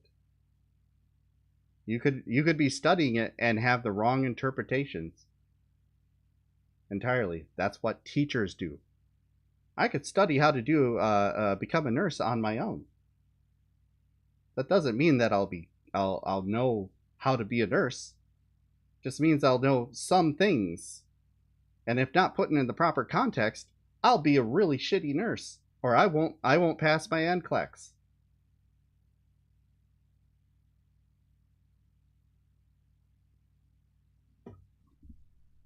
See, there's a difference here. You need to understand the full spectrum of things. And the best way to do that is somebody is taught that full spectrum of things and how to put things in context. You yourself are not always able to do that.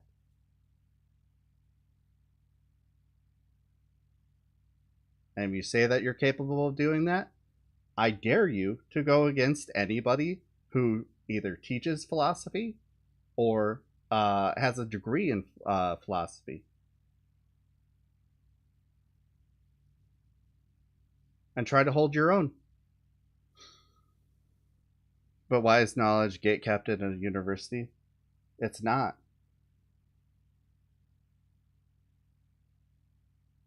Like you said, you can go study it yourself. My point is, you won't be good at it.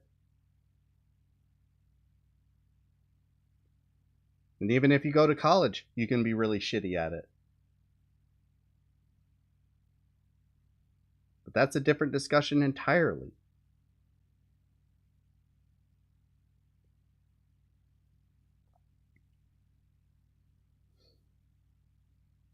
Doing it on your own is not the same thing as doing it in a group setting or with a teacher who is much more learned and trained in how to teach it to you than you are. Teacher, properly trained teacher, will know how to explain it to a whole group that has different ways of learning and can speak to that need. You on your own, if you're stuck on something and you're just like moving past it, being like, I don't know, good enough. If that thing that you're stuck on is fundamental to your understanding of the rest, you aren't going to get it. You're going to get the wrong interpretation. You're going to catch the wrong lessons from it all. You're going to interpret it wrongly.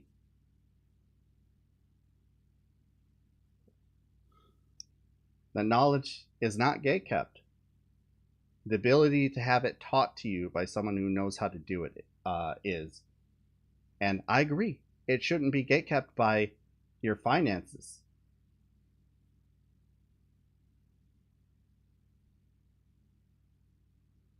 Good for you. Would you look at that? You're not studying it on your own. You just undermined your own point.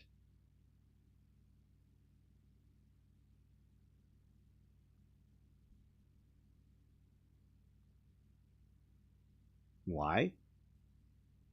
It doesn't cost me $40K.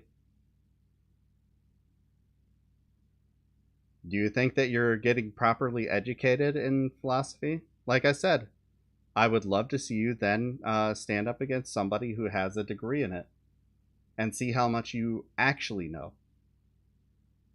You'll be shocked at what you don't know when put up against the real thing.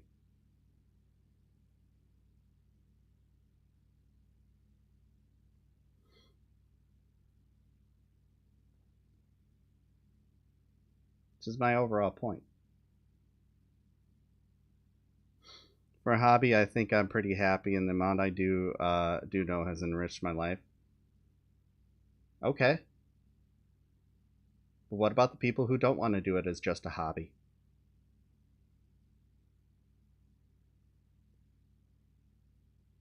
Do they just get fucked?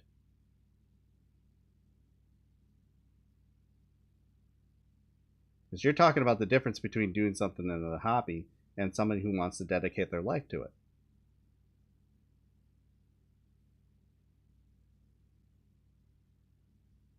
You are not going to be the next big philosopher because you view it as a hobby.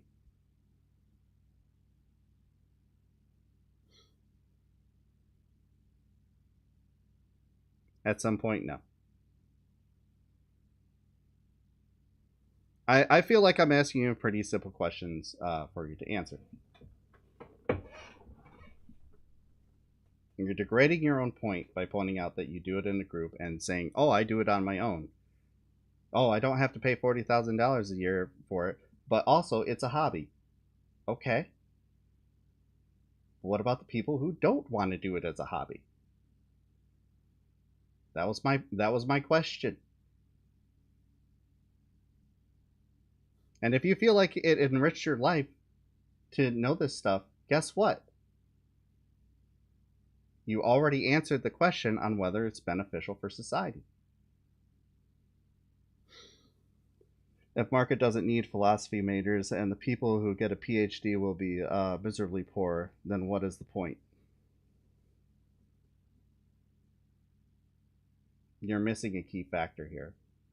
They shouldn't be.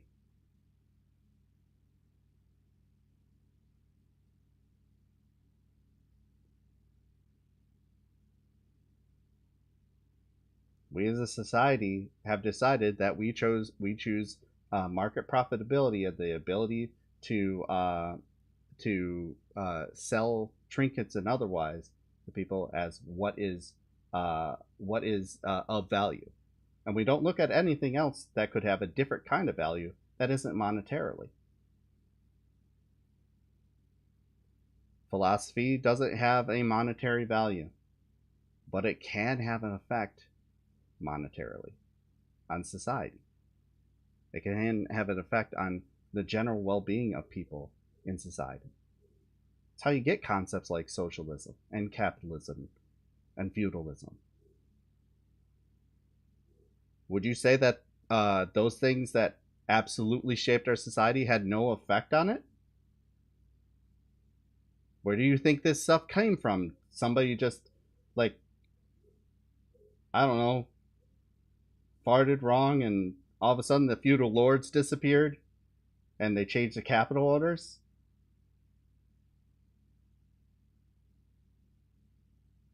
Came from philosophers, people who studied it, people who lived by it. And those people, some were dirt poor. But should they have been? I don't think so, with the amount of value that they added to society. We can do fine with a small number of philosophers now. Do we need millions of them? Yes. Diversity of thought. More diversity of thought is a good thing.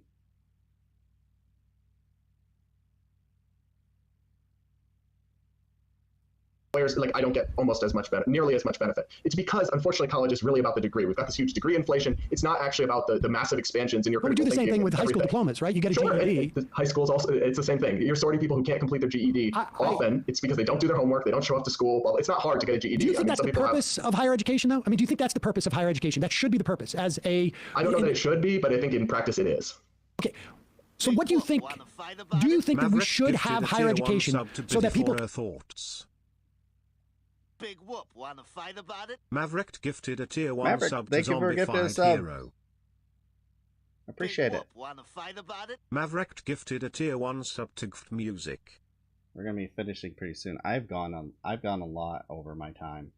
I should have started this earlier. It's gonna be difficult to get through. I really appreciate that. Thank you. can study stuff that's more sophisticated than in high school?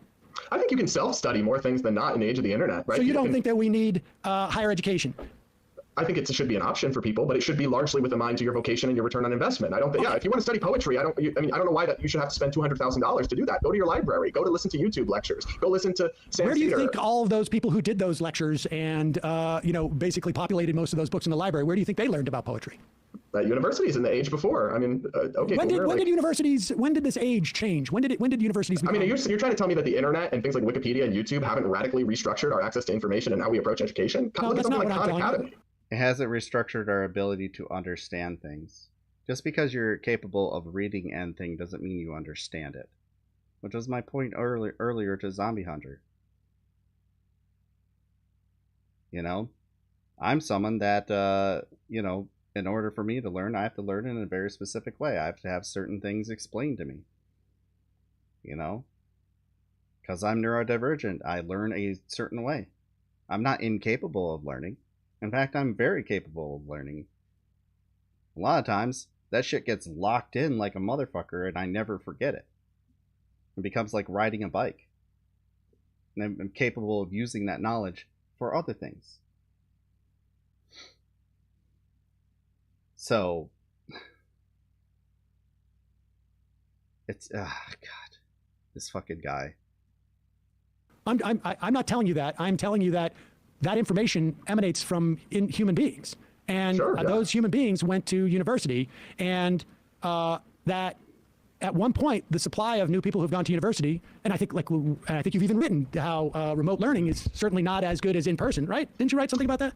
Well, when it's forced upon kids. Right. No, but I mean, if there's no universities, then they're forced to do it if they want to learn it. But I'm not saying there should be no university. I'm saying there should be. Harvard is going to study English and produce poetry till the cows come home. They've got billions. It's just going to be less people that have access to it, and it's going to have a less diversity of thought. You're going to have more rich people who have the same background, who probably look the same. Let's be honest here, Brad.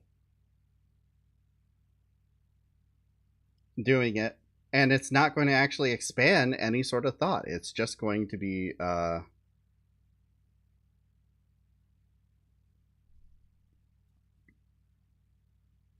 it's just going to be the same thought over and over, regurgitated in this echo chamber, justifying its own existence over and over again while everyone else is kept out. We talk about gatekeeping, there you go. People who lean to the right tend to forget that a big gatekeeper is economics. Your ability to afford things. And that's placed on the individual if they just work harder. But what if that's not the case? What if that's not reality? Which it isn't. You could never earn enough to survive on what you make, and you're working far beyond your physical abilities.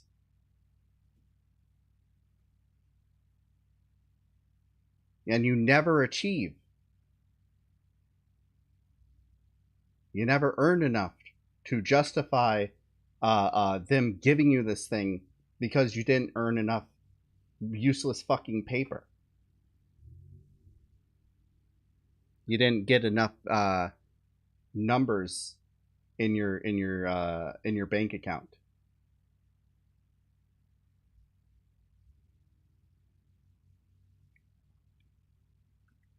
You don't get to do it then.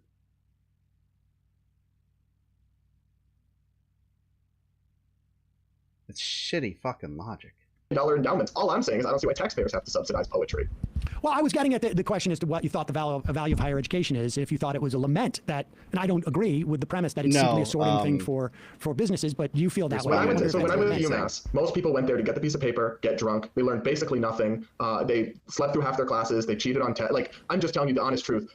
We can pretend college is really about, growing and learning and expanding your circles. And for some people it is, but I learned far more since I left college doing actual work than I did in these dusty classrooms. I really think it's vastly overhyped. And I think we need more alternatives, more apprenticeships, more programs like Google's doing, right, where you can learn to code outside of a 4-year degree program. Every kid shouldn't have to go to college because the system that we have now is making a college degree the new high school degree. And Where all do of a you sudden, think we fit in terms of like industrialized nations in terms of like college participation?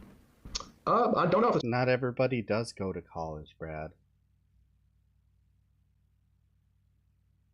The argument is not about the people who don't go to college and are capable of earning a living. That's a separate conversation. It's about the people who did and they're not able to earn a living, and why that is. A large part of it is the debt.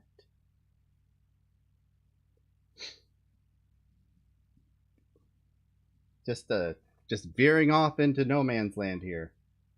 Probably lower than places where it's free, quote unquote. But I mean, give me a sense. I mean, for some reason, like other societies think that higher education is important. They could all be wrong. I'm just curious as to where you think we're doing with this. Like, because it sounds like you think that everybody goes to college in this country, and oh, I don't think that. I think that's why part of why I oppose student debt cancellation is that 2 in 3 Americans over age 25 don't have bachelor's degrees. Why do you think so many other nations around the world don't subscribe to this notion that higher education is just a waste? Well, because again, it's associated with a big premium. Your college degree earns you more over a lifetime, but is it actually because you're expanding even your in brain? places where there's much more tax rates, higher tax rates too? Sure, they also tend to have much lower graduation rates because they when it's. I'm talking free. graduates. I'm talking about graduations. I'm talking about graduates. Oh, because the U.S. ranks number 5 in folks who have graduated from university, number 5 in the country between the ages of 55 and 64. Number 5. But in the ages of 25 to 34, we're not even in the top 10. In other words, the percentage of graduates in this country has gone down significantly over the past 20 years relative to the rest of the OECD.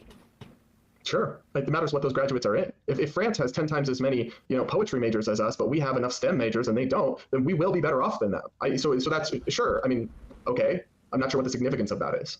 I'm just curious as to why these other countries are so diluted in the value of well, they have different values. They're not governed in the way I'd want to. That I admit my views as a libertarian are a very small minority. I don't pretend they're widely adopted. Did you catch that? What did I say at the beginning of this? I'm a classical liberal. Don't call me a libertarian. I'm not an ANCAP. What did he just call himself? Called himself a libertarian. Idiot. I simply think that a lot of them should be, and I'm here to say why. All right. Well, I think you made a good argument about the immorality of relieving debt to people who hold it in college, and the immorality of all government, I guess, of government largesse in any fashion whatsoever, except for that is helping businesses accrue wealth.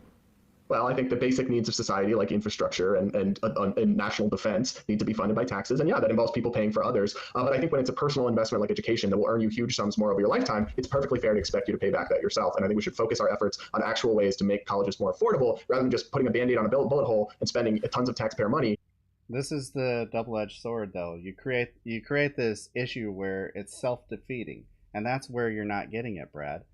The benefit that you provide to society by getting this education and then getting a job in said education is you are there to take said job to create profit.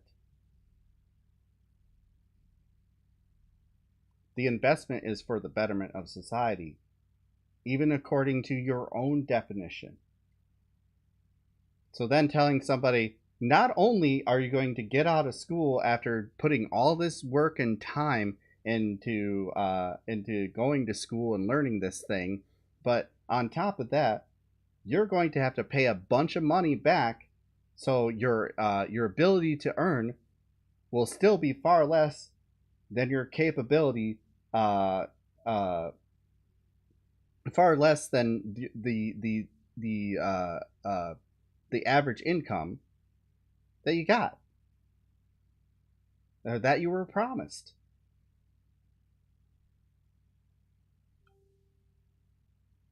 So either you don't go to college and you don't earn shit, or you do go to college, graduate, go through all that trouble, all those years of you not making jack shit and not even having the time to make anything, get into a job where you're making a lot of money, but the vast majority of it is going to paying this thing off to where you're basically not making all that much money.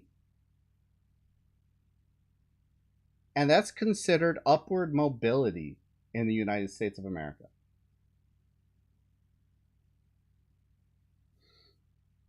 So why is college so expensive in the first place? A number of reasons: disinvestment into from federal government, disinvestment from uh,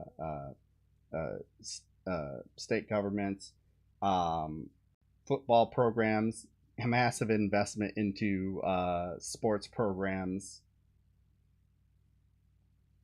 You know, there's a number of reasons.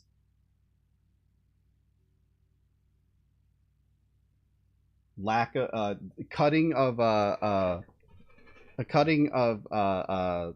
subsidized loans to poorer people. It's a multi-pronged problem that all can be fixed through one act. Allow people to just go.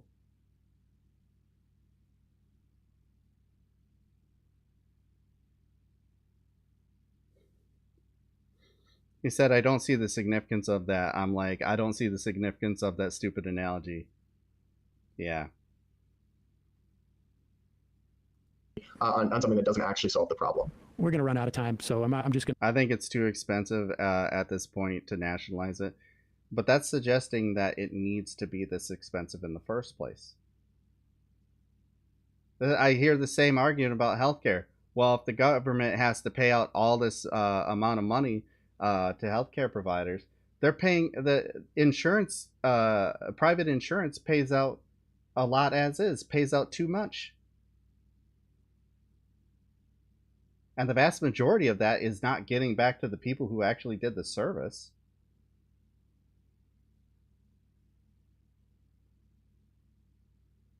Nationalize it would be cheaper for people. It absolutely would.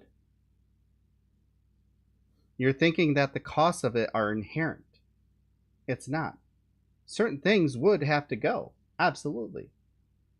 The massive investment into football programs, like I brought up earlier.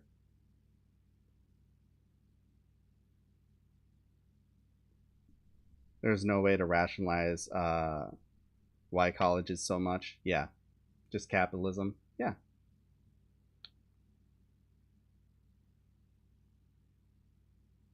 I'm going to ask you one more question. How do we make college more affordable? Well, the first thing we got to do is scale back the federal subsidies. Subsidies have driven up the price about 61 By subsidies, cents. you're talking about the loans. Yeah, the subsidized loans in particular, the federal loans. What do you mean by subsidized? What do you mean, what capitalism?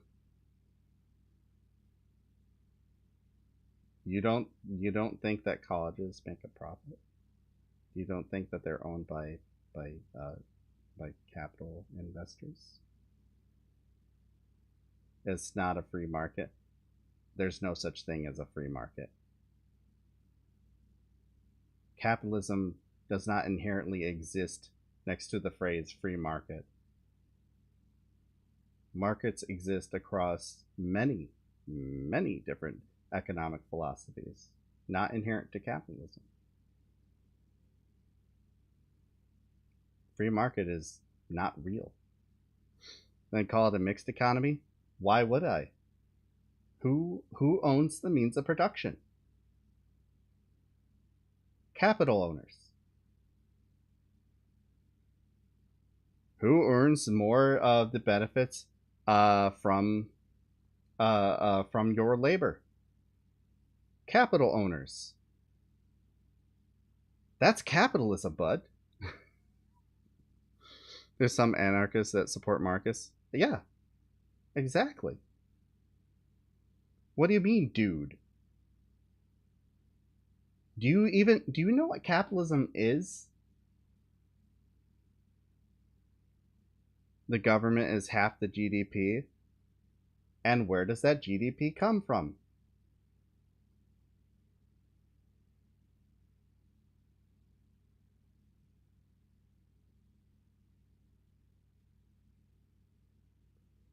The largest expenditure from our government is defense. Where is that money going to? Taxation is capitalism? Yeah, it literally is.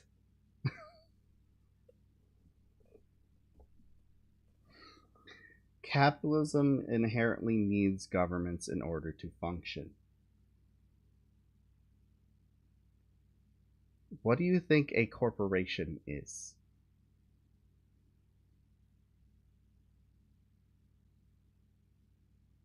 Where does the designation of corporation come from? I got news for you. It doesn't come from just saying, I'm a corporation now.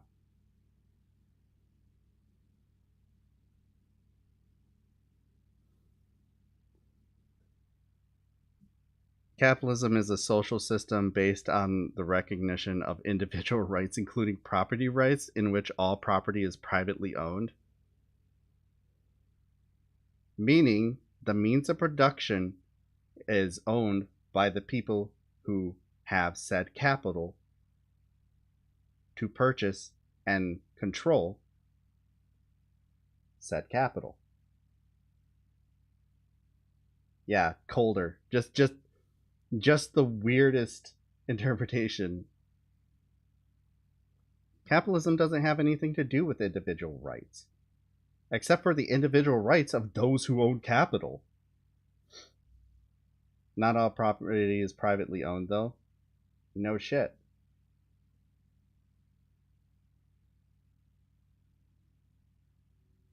It's entirely based on individual rights. No, it's not.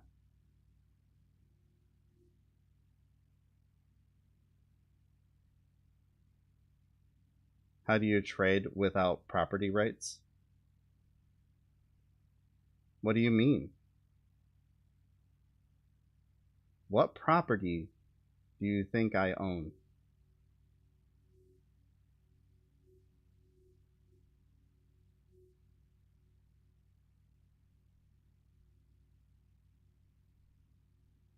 My computer?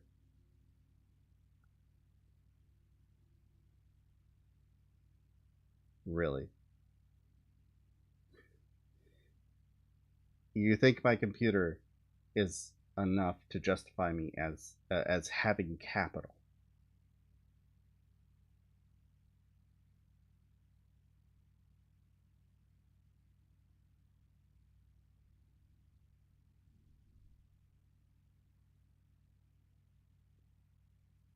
Regardless, wait till I tell you that we haven't even paid off our computer, so we don't technically own it.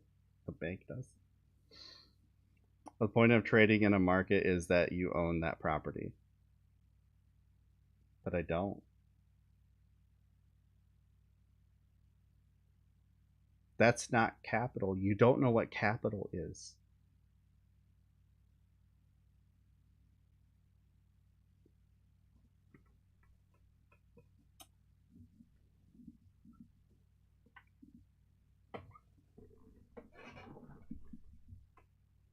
I do know what property rights are. Do you know what capital is?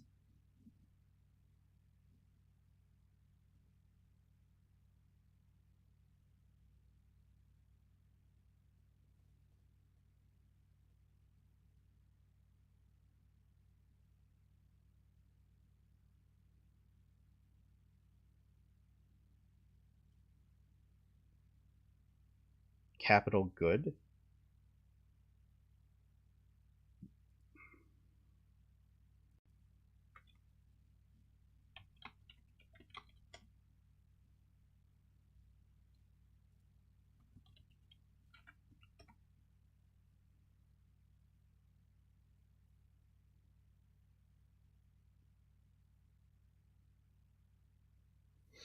Wealth in the form of money or other assets owned by a person or organization or available or contributed for a particular purpose, such as starting a company or investing.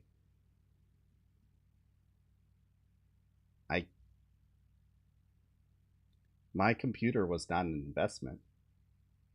It was a thing I needed in order to exist in society. I was talking about trading in a market, but I can't trade my computer because even if I trade it, I wouldn't be able to afford to have one to replace it that would be capable of doing the things I need it to do. Because the market value of PCs shoots down especially when they're not upgraded. And I'm behind on my upgrades because I don't have any fucking money. You can't buy a banana without property rights to that banana. Why should I need to buy it? Why can't I have it? Because I need food.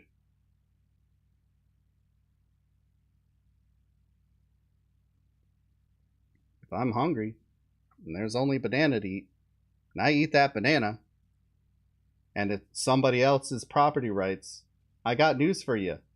There's only one way they're getting it back, and it's already lost all its supposed value.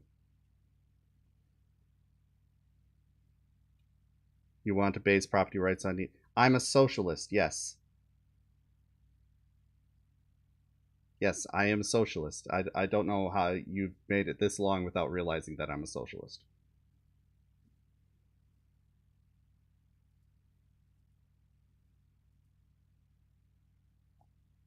Anyway, I gotta get going. I spent way too long on here. Jesus fucking Christ, I'm gonna be in so much trouble. I fucked up.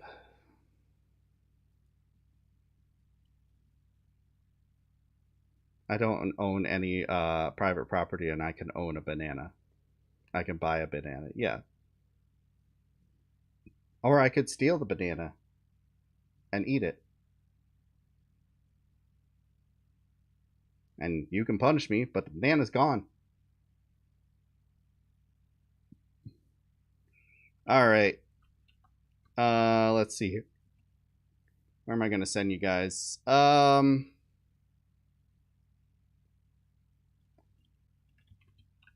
going to send you to Lance. I'm going to send you to the Surfs. Have fun digging through my shit to get your banana back. God damn people. People who don't understand capitalism but claim to be capitalists are probably the most hilarious people. But I got to get going. Hey, if you got a sub today, why don't you post this in Lance's chat and then follow me on social media. Or you can follow me on social media right now.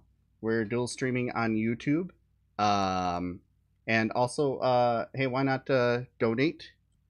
Because we're trying to raise money to make our car payment. Because it's been a tough month. I'll have to talk about that stuff at another point when my wife is comfortable with it. But anyways, have a wonderful day. And yeah, see you tomorrow morning. Amazing. That is amazing. Amazing. Amazing. Isn't that amazing? That is amazing. Amazing. Amazing. That is amazing. Amazing. Amazing. Isn't that amazing? That is amazing. Franchise will have to change their name to an Ottawa-based name of a franchise. Not a bad idea. I mean, that could have some effects. Also, he's got a jobs guarantee program. He's going to make every citizen have a bureaucratic job where you just literally shuffle paper all day. So there's that. I mean, could be a better option than what's going on over here in Vancouver. Mark Monkey, thank you for the rating party of 19. Welcome in. It's good to see all you raters. I'm just quickly giving everyone a rundown of the local elections that I'm